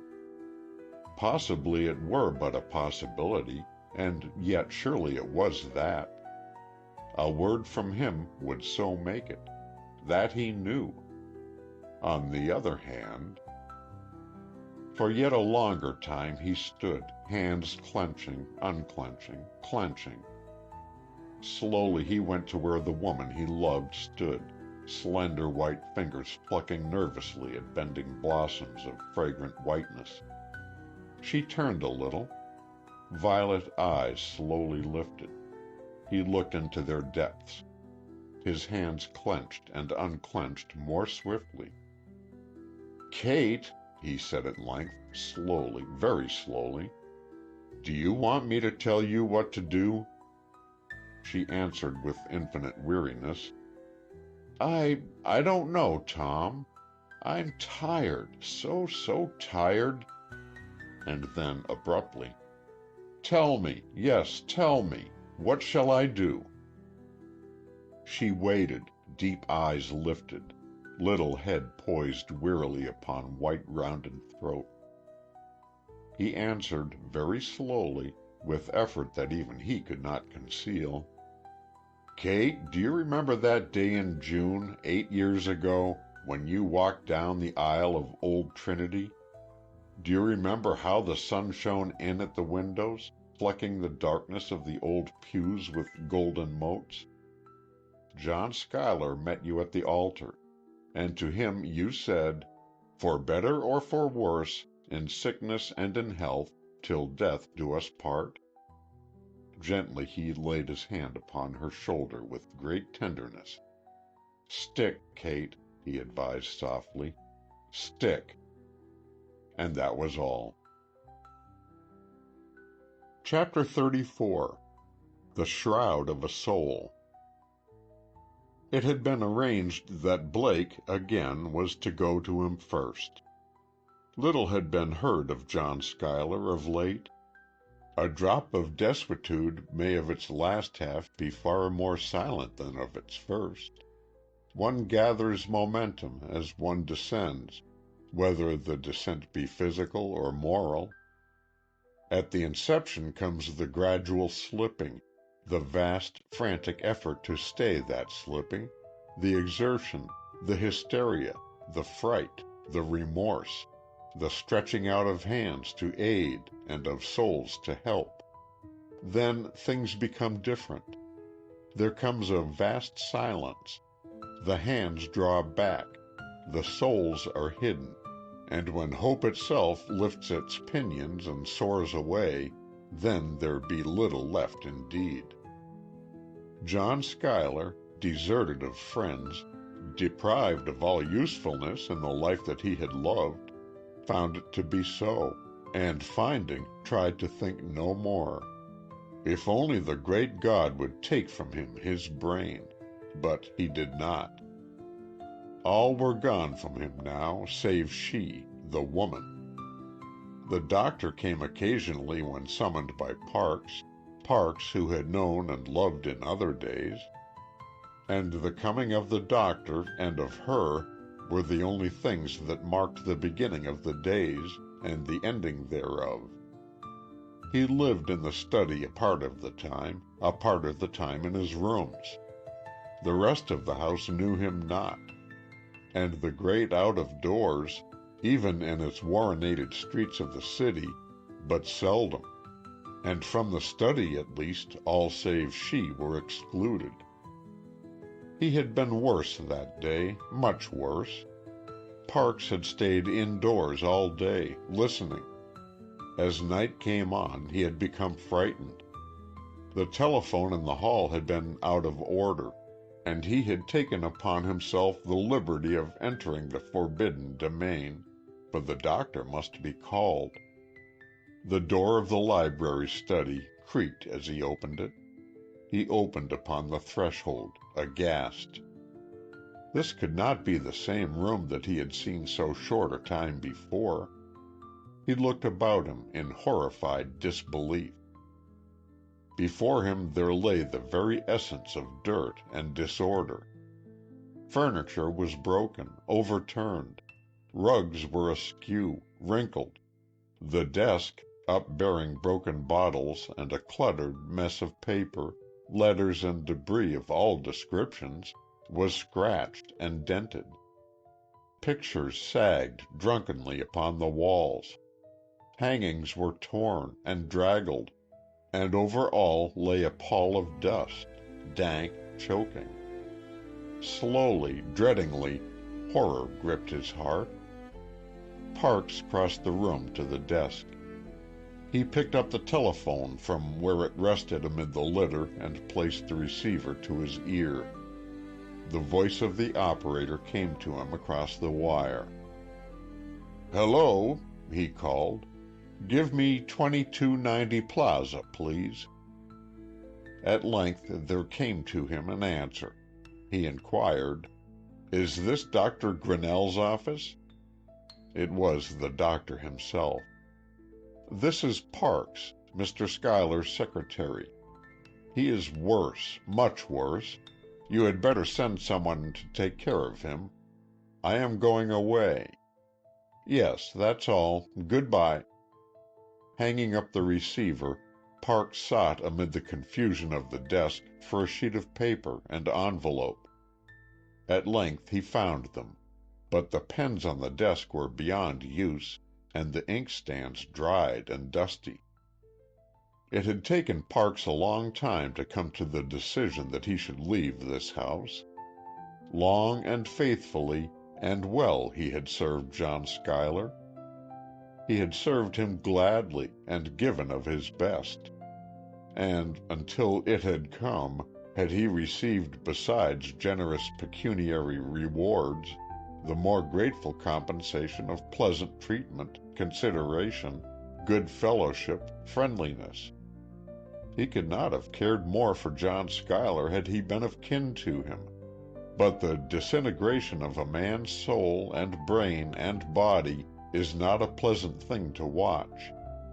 It had come to a place where Parks, in his heart, felt that he could do no more. For the rest, there was nothing to detain him longer. At first, Parks, as most, had come to think that the man was innately a libertine, awaiting but the right one to strike the hidden flint and set the tinder aglow, the tinder that would burn and consume and destroy.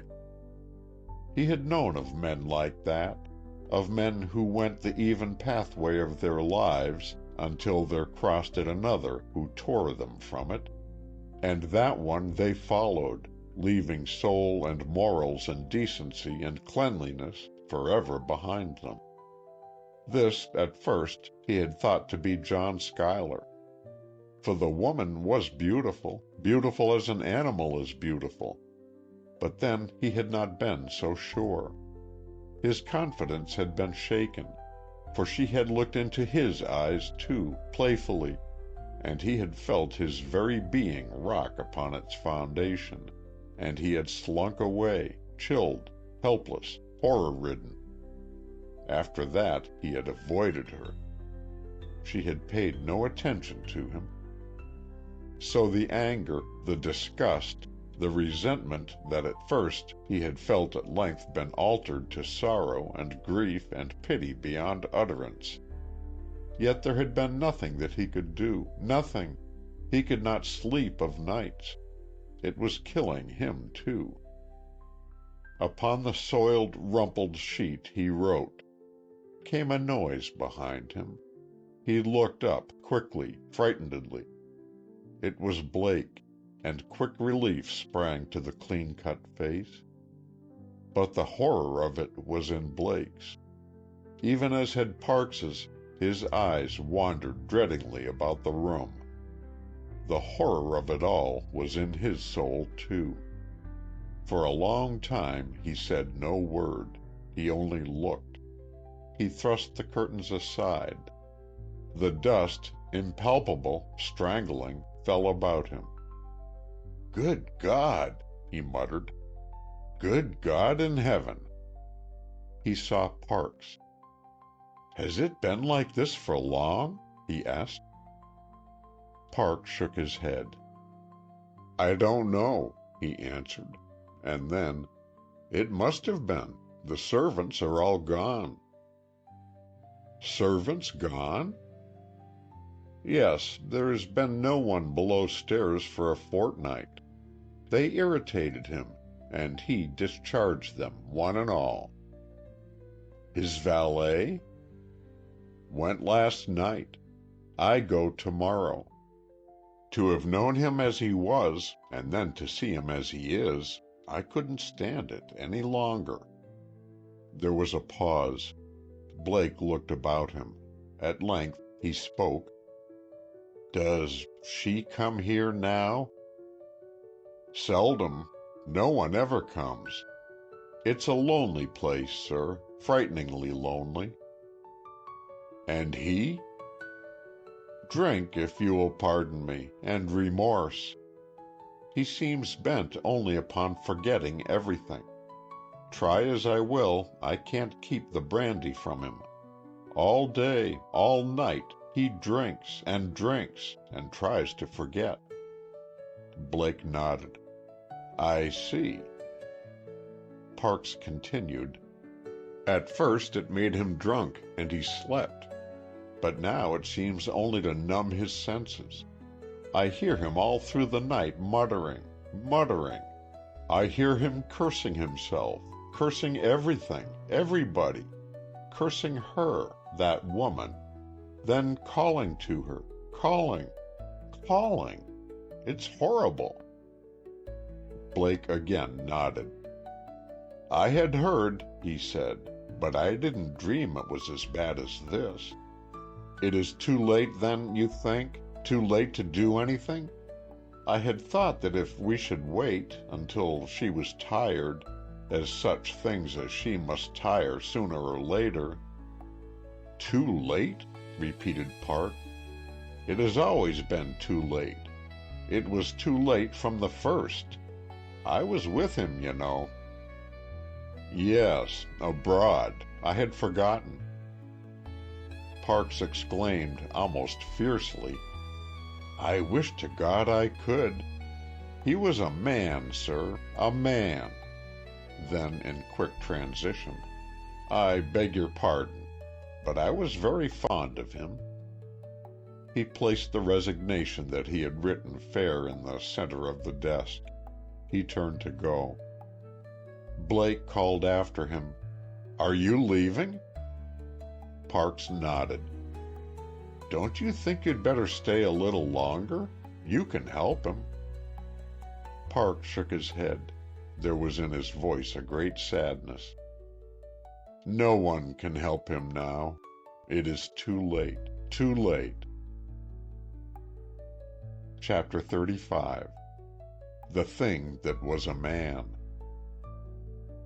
Schuyler came down the stairs slowly, leaning heavily against the broken balustrade.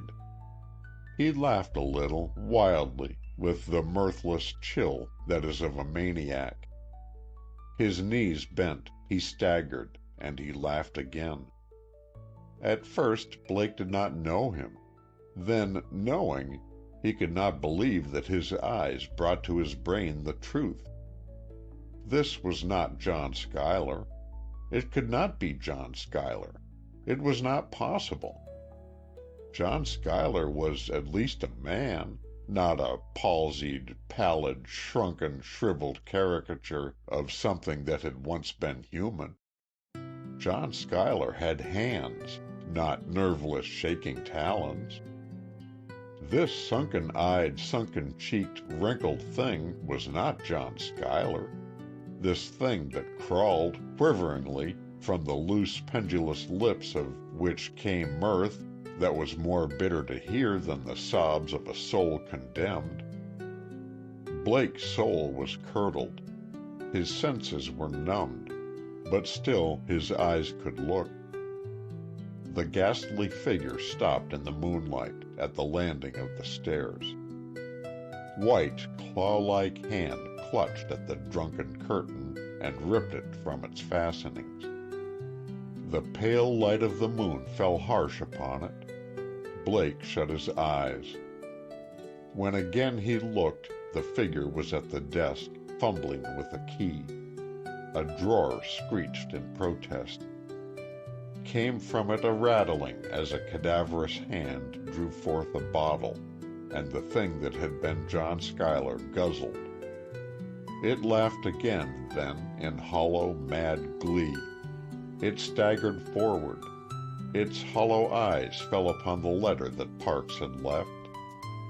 Clutching fingers unsteadily tore end from envelope, drew letter from covering, and hollow, leaden eyes gazed.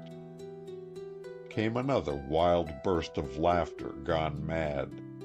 A voice, thick, weak, muffled, weird, said, "Another enveloped insult.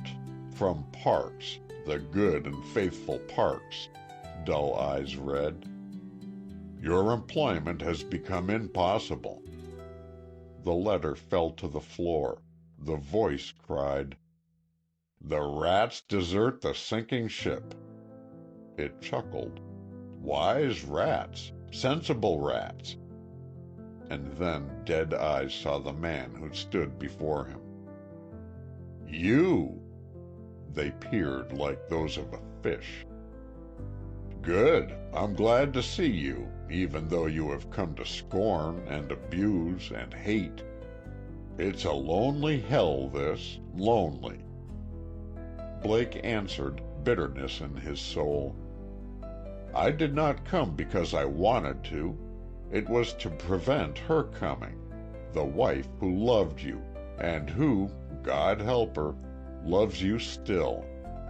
She would make one last effort to save you." Schuyler laughed again.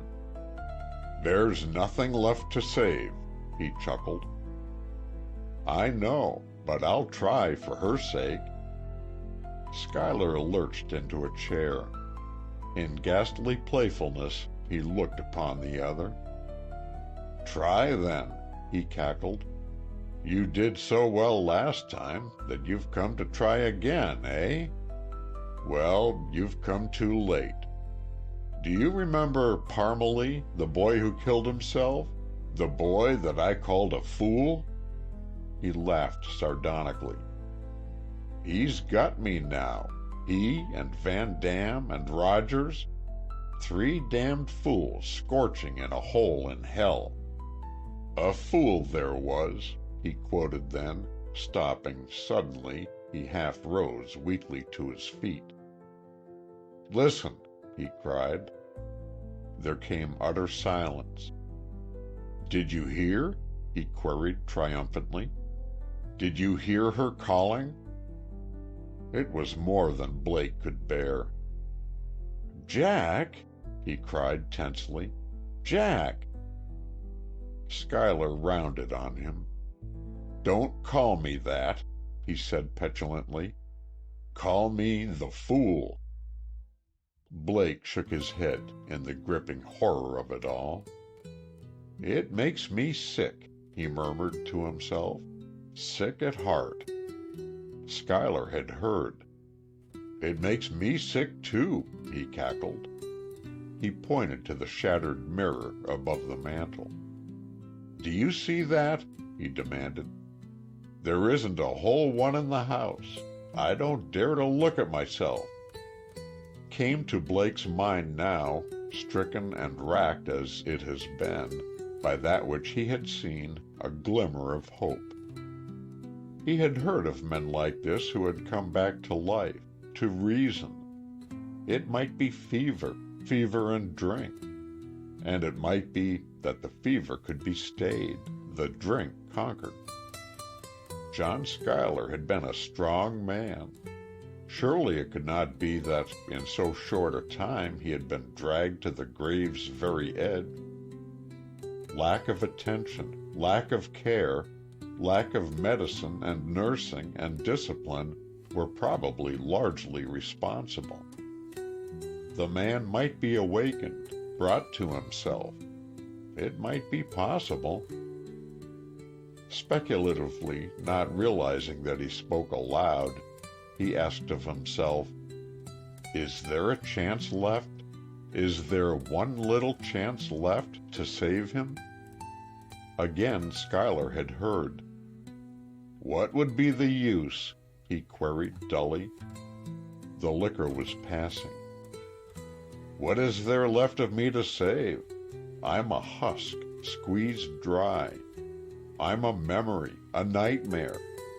They are calling me, young Parmalee, Rogers, Seward Van Dam. I drink to them now even as they drink to me, scorching in their hole in hell." He rose weakly to his feet, raising a dirty glass in which splashed a little amber liquor. Came to Blake the thought that, even though Schuyler could not be redeemed to manhood, he might at least be saved from death, or worse. He might at least be made again into the semblance of that which he had been. He started forward, hands gripping the edge of the desk, face close to Schuyler's own. "Jack," he cried commandingly, "look here, I want to talk to you." Schuyler slumped again into the depths of his chair. He looked up dully. "Yes?" "Listen. Blake demanded. "Listen closely. There's a chance for you yet. We'll take you away somewhere, for a year, 5 years, 10 years. You can change your name, make a new start, build yourself a new character, a new honor. There's still happiness for you, Jack. We'll go and find it.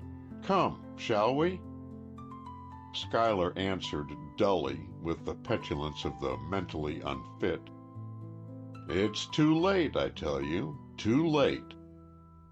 "It's not too late. You'll try. Come." "It's too late, I say," insisted Schuyler, thickly. "She's torn from me everything that makes life worth living. She's taken honor and manhood and self-respect, wife and child and friends, everything but this." He patted the bare bottle before him. And then, "Let's drink," he muttered. Blake sprang forward, desperation overwhelming him. "My God, this is awful," he exclaimed. "Haven't you a spark of manhood left? No brains? No bowels? Nothing a man can appeal to?" Schuyler repeated dully, "Give me that bottle." It was then that Blake came to that which he had mentally intended to be a last resort. Deliberately, not in anger, but in the desperation of a strong man who plays his last card for his ultimate stake, he leaned across the table and deliberately struck Schuyler in the face. It was a hard thing to do, but there are things that so demand. Blake knew that if this time he failed to arouse whatever of latent, atrophied manhood there might be in the breast of the other, that never again, probably, would the shriveling brain come within call. So he struck. And, following the staggering form, struck again, flat on the face, with open hand, hard, stinging blows.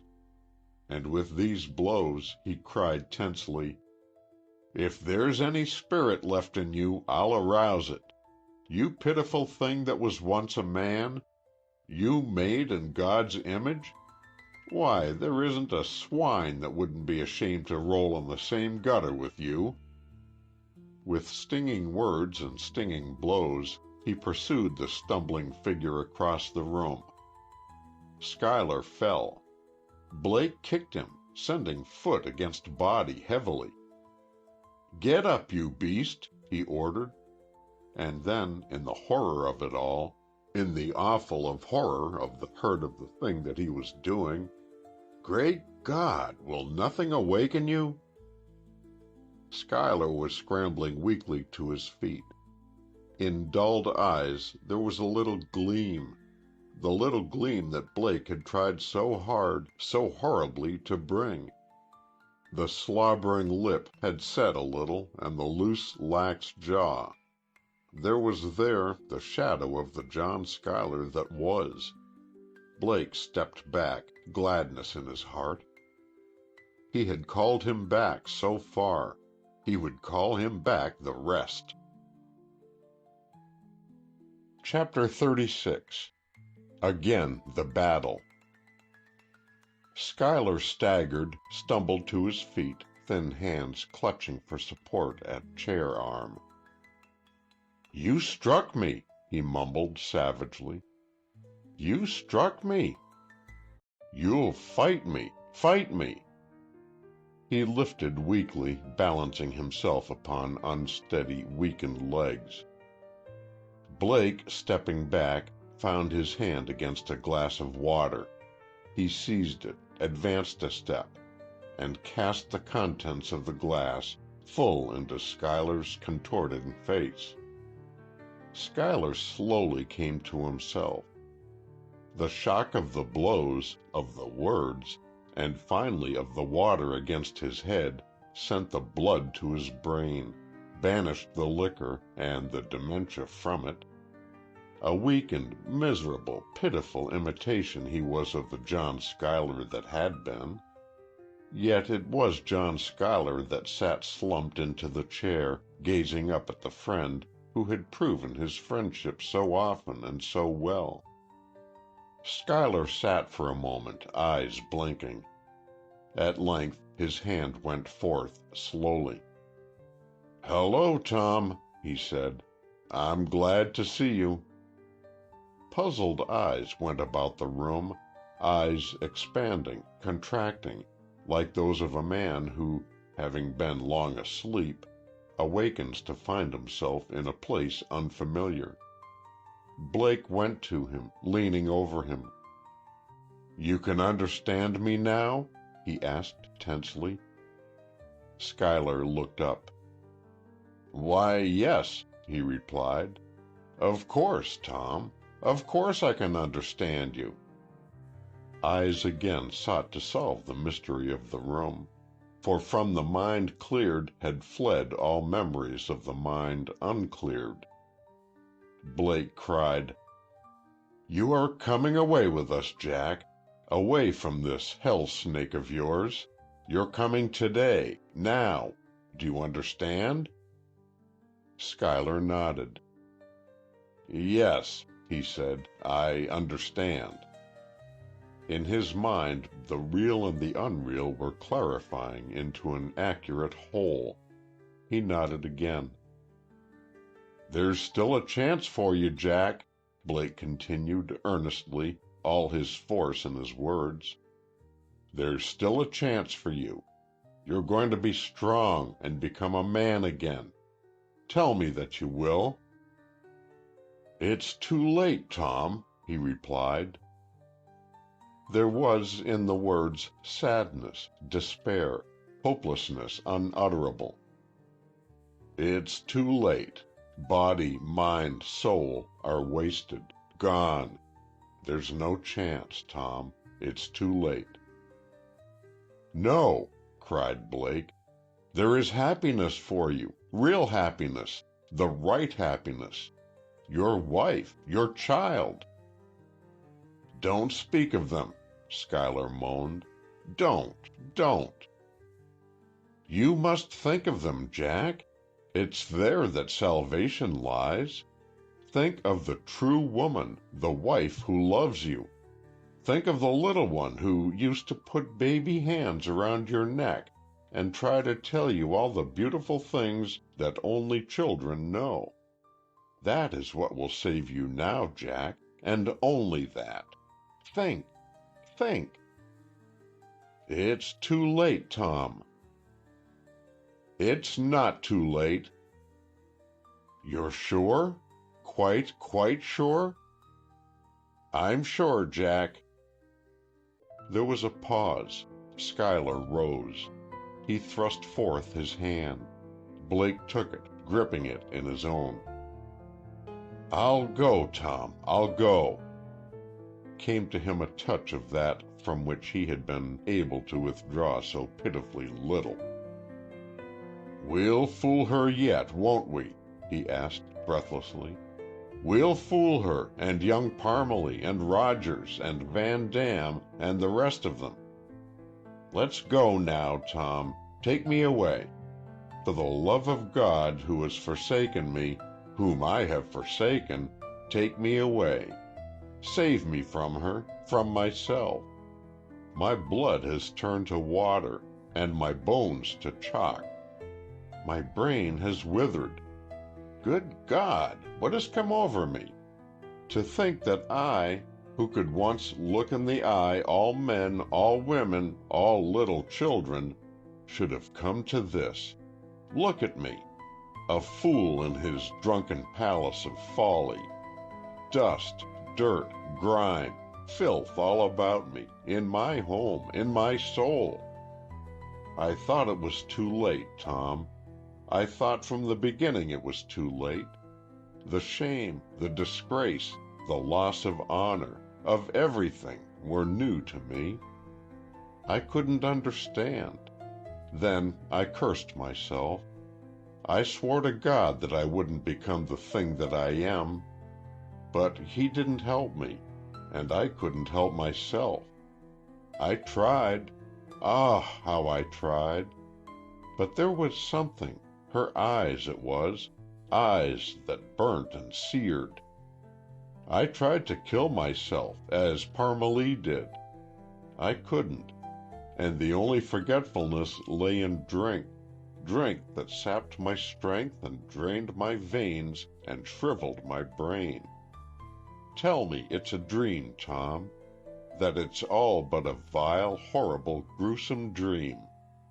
Tell me that I'm the kind of man you are, the kind of a man I once was.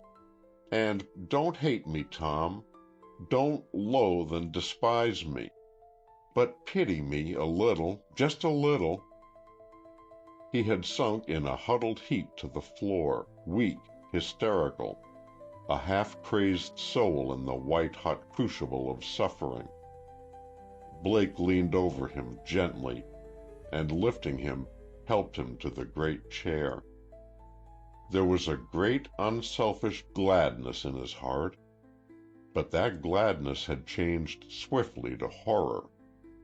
He stood back aghast, for there had entered the room Catherine and Muriel. The horror of it all did not show in the eye of the wife. She would not let it.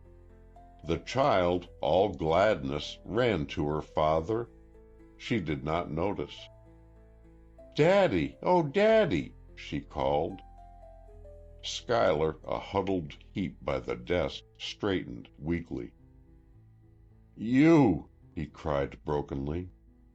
Tears welled to his eyes. He seized the little form in his arms, clutching it to him. Blake turned to Catherine. "You should not have come," he said. He was sorry for the hurt he knew she suffered. "My place is here." She went to Schuyler, stooping over him. "Jack, dear," she spoke very quietly. He lifted his eyes, dim, moist. His lips worked. "Oh, Daddy," exclaimed the child, "you've been ill. You look awful." He bent his head. "Yes, little sweetheart," he answered in shaking tone. "Very ill. God grant you may never know how ill." "But you're most well now, aren't you, Daddy?" she asked brightly. "I hope so," he replied. "Oh, how I hope so." Lips and voice both quivered now. "And we can play horsey?" she asked. "Yes," he assented. He essayed to lift her, but even the tiny weight of the little form was too much for his shattered strength. His head sunk upon the table, arm buried. His body shook. The child did not see, which was well. She was looking at her mother. "Mother, dear," she said reproachfully, "you forgot to kiss Daddy." "Did I? I'm sorry." Willingly, Catherine went to him. He raised thin white hand in protest. "Not now," he murmured brokenly. "It's not fair, not right." The situation was hard for all, no less hard for her than for him, no less hard for Blake than for either. He stepped forward, forcing a lightness of tone and of word that lay farthest from his thought. He laid his hand lightly on Schuyler's shoulder. "Come, Jack," he said crisply. "It's quite all right. There's no cause for anything but gladness. I'll see them to the hotel and come back for you." Schuyler clutched at his strong fingers. "Don't be long, Tom," he begged, whispering. "Only a moment," returned Blake, so low that only he might hear. Blake knew that he needed time to regain his self-command. He took Muriel by the hand. "Come, Kate," he suggested. Catherine shook her head. "Leave us for a moment," she urged. Do you think it's best?" She bent her head. Taking the child, Blake left the room, and slowly Kathryn again went to Schuyler's side.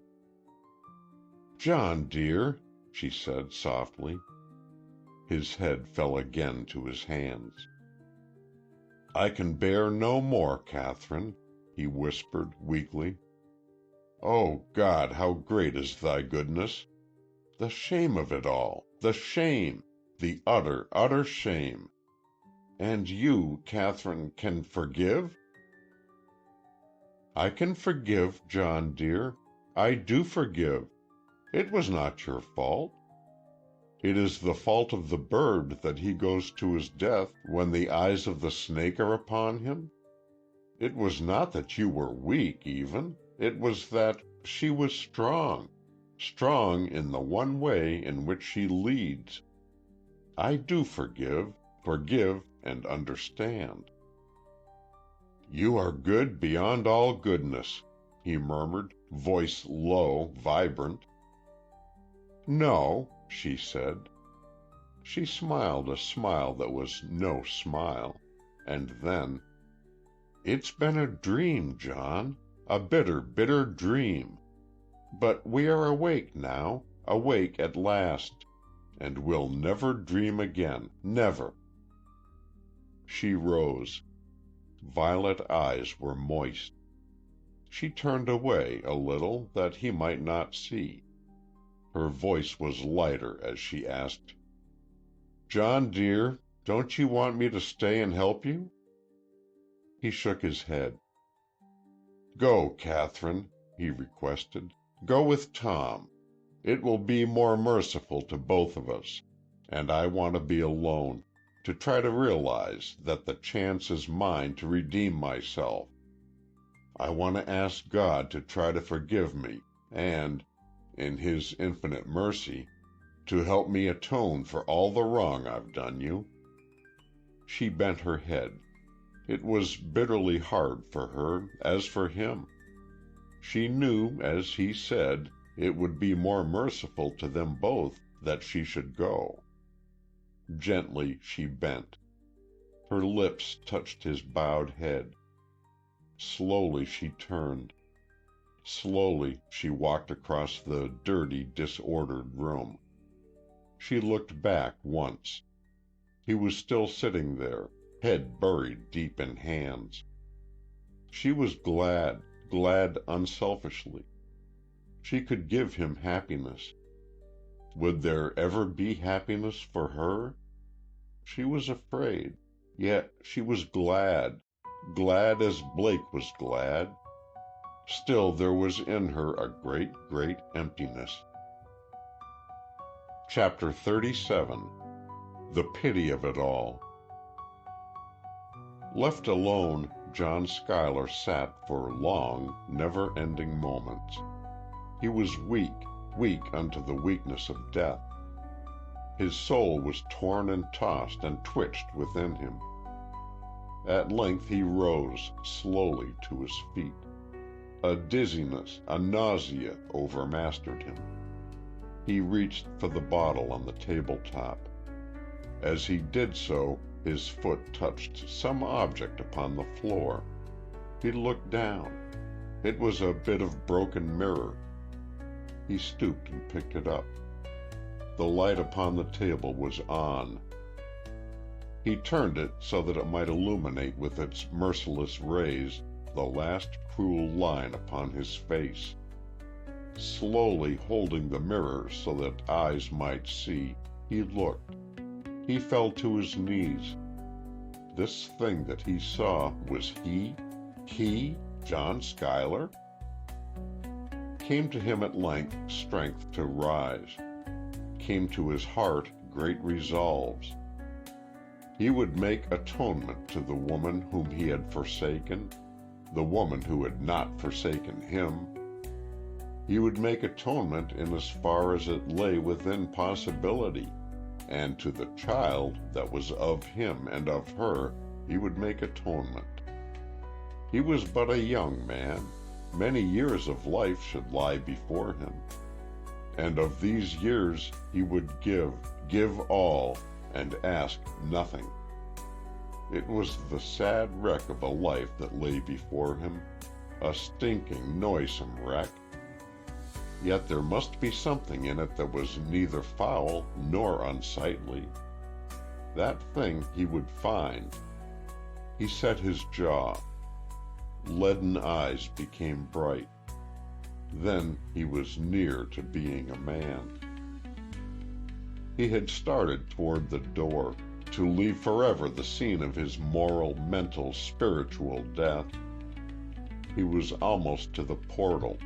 Another step would carry him through, and beyond. She stood there. Red lips were parted in a little, inscrutable smile. White shoulders shimmered. Lithe muscles rippled beneath her gown with every movement of her delicate body. She was beautiful, beautiful as an animal is beautiful, and her eyes were upon his. He staggered back, clutching at the door jamb for support. She laughed a little, lightly. "Just in time. You're going away. Bien. I trust you may have a very pleasant journey." She swung into the room, lithely, eyes upon him, vivid lips smiling. Rounded arms were clasped behind a lissom back. "And if I hadn't gone," he inquired, "you were about to go?" She nodded. "To another fool?" She shook her head merrily. "Oh, no," she replied, red lips pursed. "To a man this time." He shrunk a little. The madness was not far behind. "Well, squeeze him dry," he muttered. "Squeeze the honor and the manhood and the life and the soul out of him, won't you? And then Parmalee and Rogers and Van Dam will laugh at him from their hole in hell. And I'll laugh at all of you, for I'll be safe from you all. To squeeze him dry, won't you, you vampire?" Again she laughed, gaily. He was very amusing at times, this thing that had been a man. She slid to the desk, seating herself upon it, swinging small, perfectly shod feet with slender, silk-clad ankles. "So it's all over," she remarked musingly. "Yet it was sweet while it lasted, wasn't it, my fool, sometimes?" She tossed at him contemptuously a glowing crimson blossom which she ripped from the great mass at her rounded breast. She went on, "Those days on the Mediterranean under the blue skies, and Venice with the dim silence all about, and the soft night breezes whispering their strange secrets to us as we lay side by side under the rustling canopy. Very romantic for dreamers. And we did dream, didn't we, my fool? Or at least you did." She laughed again. Again she cast at him a crimson blossom, maliciously, tantalizingly. "And Paris, that was good too, differently. The gay crowds on the Bois, and the races at Longchamp, and the little place in the Rue Notre-Dame des Champs, and Saint Antoine in the Norman hills, and the fuss they made over the newly wedded couple. It was while we were there, if you will remember, fool," she went on, in voice caressing, but words that stung, "on the morning that we first had breakfast under the grape arbor, with its young green leaves and nodding promises of luscious yield, that there came the letter from your wife." She laughed, long and merrily. He cried hoarsely, "Stop, damn you, stop. You've tortured me enough." "Amédée served us that morning," she continued, unmindful. "Or was it François? No, Amédée. He spilt the coffee upon the tablecloth twice, in his anxiety lest he embarrass us. And when you kissed me, with a little ripple of mirth, he looked the other way, covering his lips with his hand. Oh, admirable Amédée! The breeze was stirring that morning, fool, do you remember?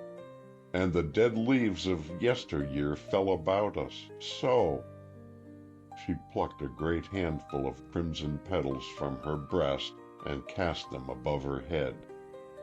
They fell about him and about her. And I dipped sugar in my coffee and fed it to you, and you let me read your wife's letter. Again she laughed. Through his clenched teeth came a muttered curse. It was interesting, drolly interesting, that letter, she continued. She couldn't understand why your mission detained you so long. Yet again she laughed, merrily, ringingly.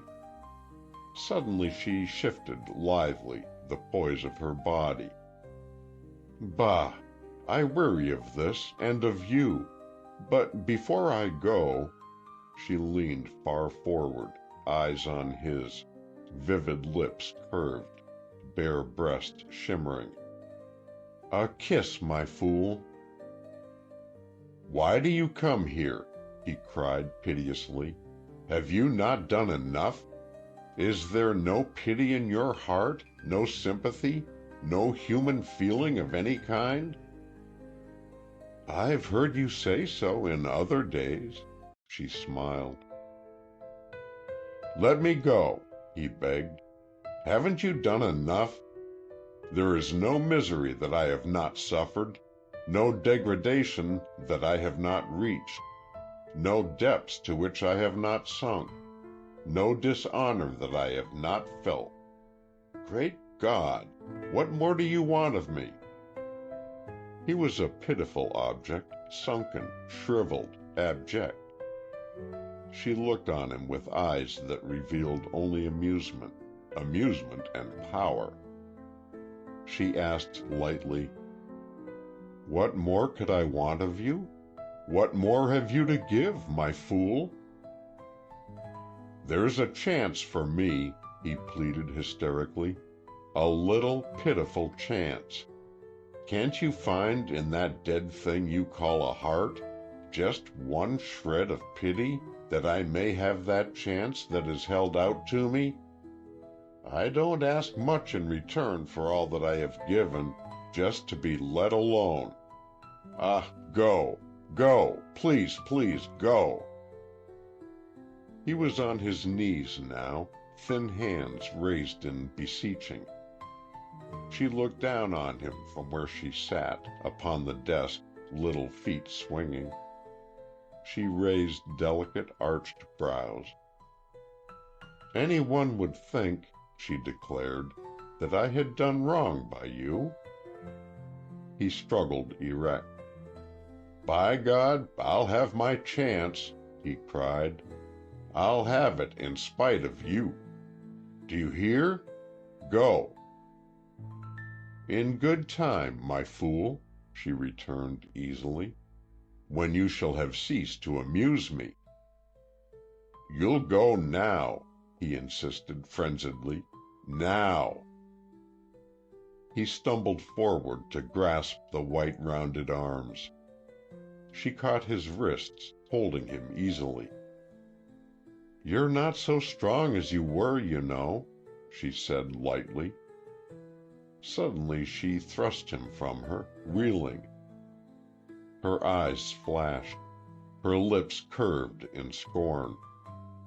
You sicken me. And then, you asked me if I had had all I wanted of you. I have, and more. And now I'll go and leave you to your chance. But not until... She had risen and gone to the great chair. Into it she sank. He was before her. She leaned forward, eyes heavily lidded, white arms extended, white teeth glowing, white shoulders shimmering. She hissed sibilantly, "A kiss, my fool." He turned from her, turned half back again. "No," he gasped weakly. "No." She hissed again, "Kiss me, my fool." The scarlet roses at her breast moved a little. Her lips were parted. Her eyes were on his. He cried thickly, agonizedly, "I'm free of you. Free, I tell you. I'm going back to wife, to child, to home, to honor. I'm free." Her lips curved. Her breast heaved. Her arms glowed, and her eyes were on his. He came a step nearer, another step, yet another. He was nearer now. She leaned back a little in the great chair. He was not a man now. He was a thing, and that thing was of her. Hands hung slack loose at his sides. Jaw drooped. Lips were pendulous. Only in his eyes was that light that she, and she alone, knew how to kindle. He was hers, soul and body and brain. Then suddenly came of the things that are unknown. Perhaps came to his ears a voice, to his heart an aid unknown. His hand stiffened a little, and then he leaped upon her. She saw. She had half risen. Back they went over the great chair, his body on hers, his fingers clutching at her rounded throat. For a moment they writhed. She screamed once. Then suddenly his twisted fingers relaxed. His head fell back. His body, inert, rolled from hers, turned again as it struck the chair, and fell, a thing crushed and dead, at her feet. She rose, breathing hoarsely from between red parted lips. There were marks upon her throat. Perhaps again she had overestimated her power, and yet it were not to be sure of this. Her skirt hem lay beneath his body. She stooped lithely, disengaging it. His fingers clutched torn petals of crimson roses. She looked. Then vivid lips parted, and she laughed a little. Of that which is known she knew but little. Of that which is unknown she knew much. Perhaps it is a small thing, after all, to wreck a life. When they came back, they found him there, alone. He lay prone on the rug before the great chair. The moonlight was upon his face, which was not well.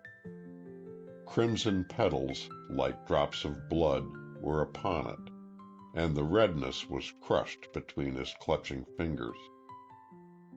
Muriel did not see, for the friend such as few men may ever hope to have, and, having, may pray to keep, had thrust the child behind him.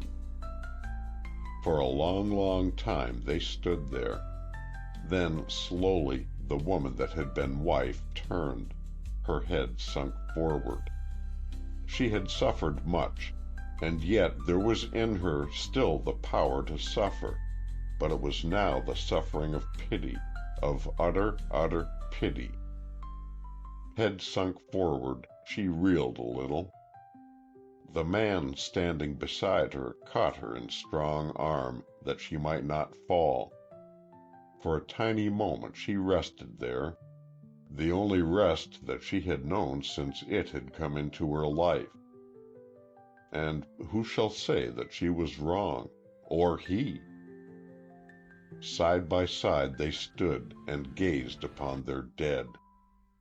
They held the little child that she might not see. Then slowly they turned and left. And in the end, perhaps, came to them of God the happiness that they deserved from him. Perhaps, even, it was a happiness refined of the suffering through which they had both passed. For to know great happiness, one must have known great sorrow. Upon the altar of things are made, ofttimes, strange sacrifices, sacrifices that we cannot understand, made in a way that we do not comprehend. For God has shown us, even the wisest of us, but little of the world in which we live. The End. End of A Fool There Was by Porter Emerson Browne. This recording has been by Roger Melin. We hope you enjoyed tonight's sleep audiobook. If you liked this audiobook and want to listen to more, please check out our channel at Sleep Audiobooks. And if you prefer to listen to each story individually, they will also be uploaded to our secondary channel at Sleep Chapters. You can access our entire catalog of bedtime story audiobooks through our web app, which can be found at sleepaudiobooks.com. There, you will also find our suite of sleep tools, including a complimentary Better Sleep Quick Guide if you sign up to our mailing list. Links are in the description below. All likes, comments, and especially subscribing help this channel grow.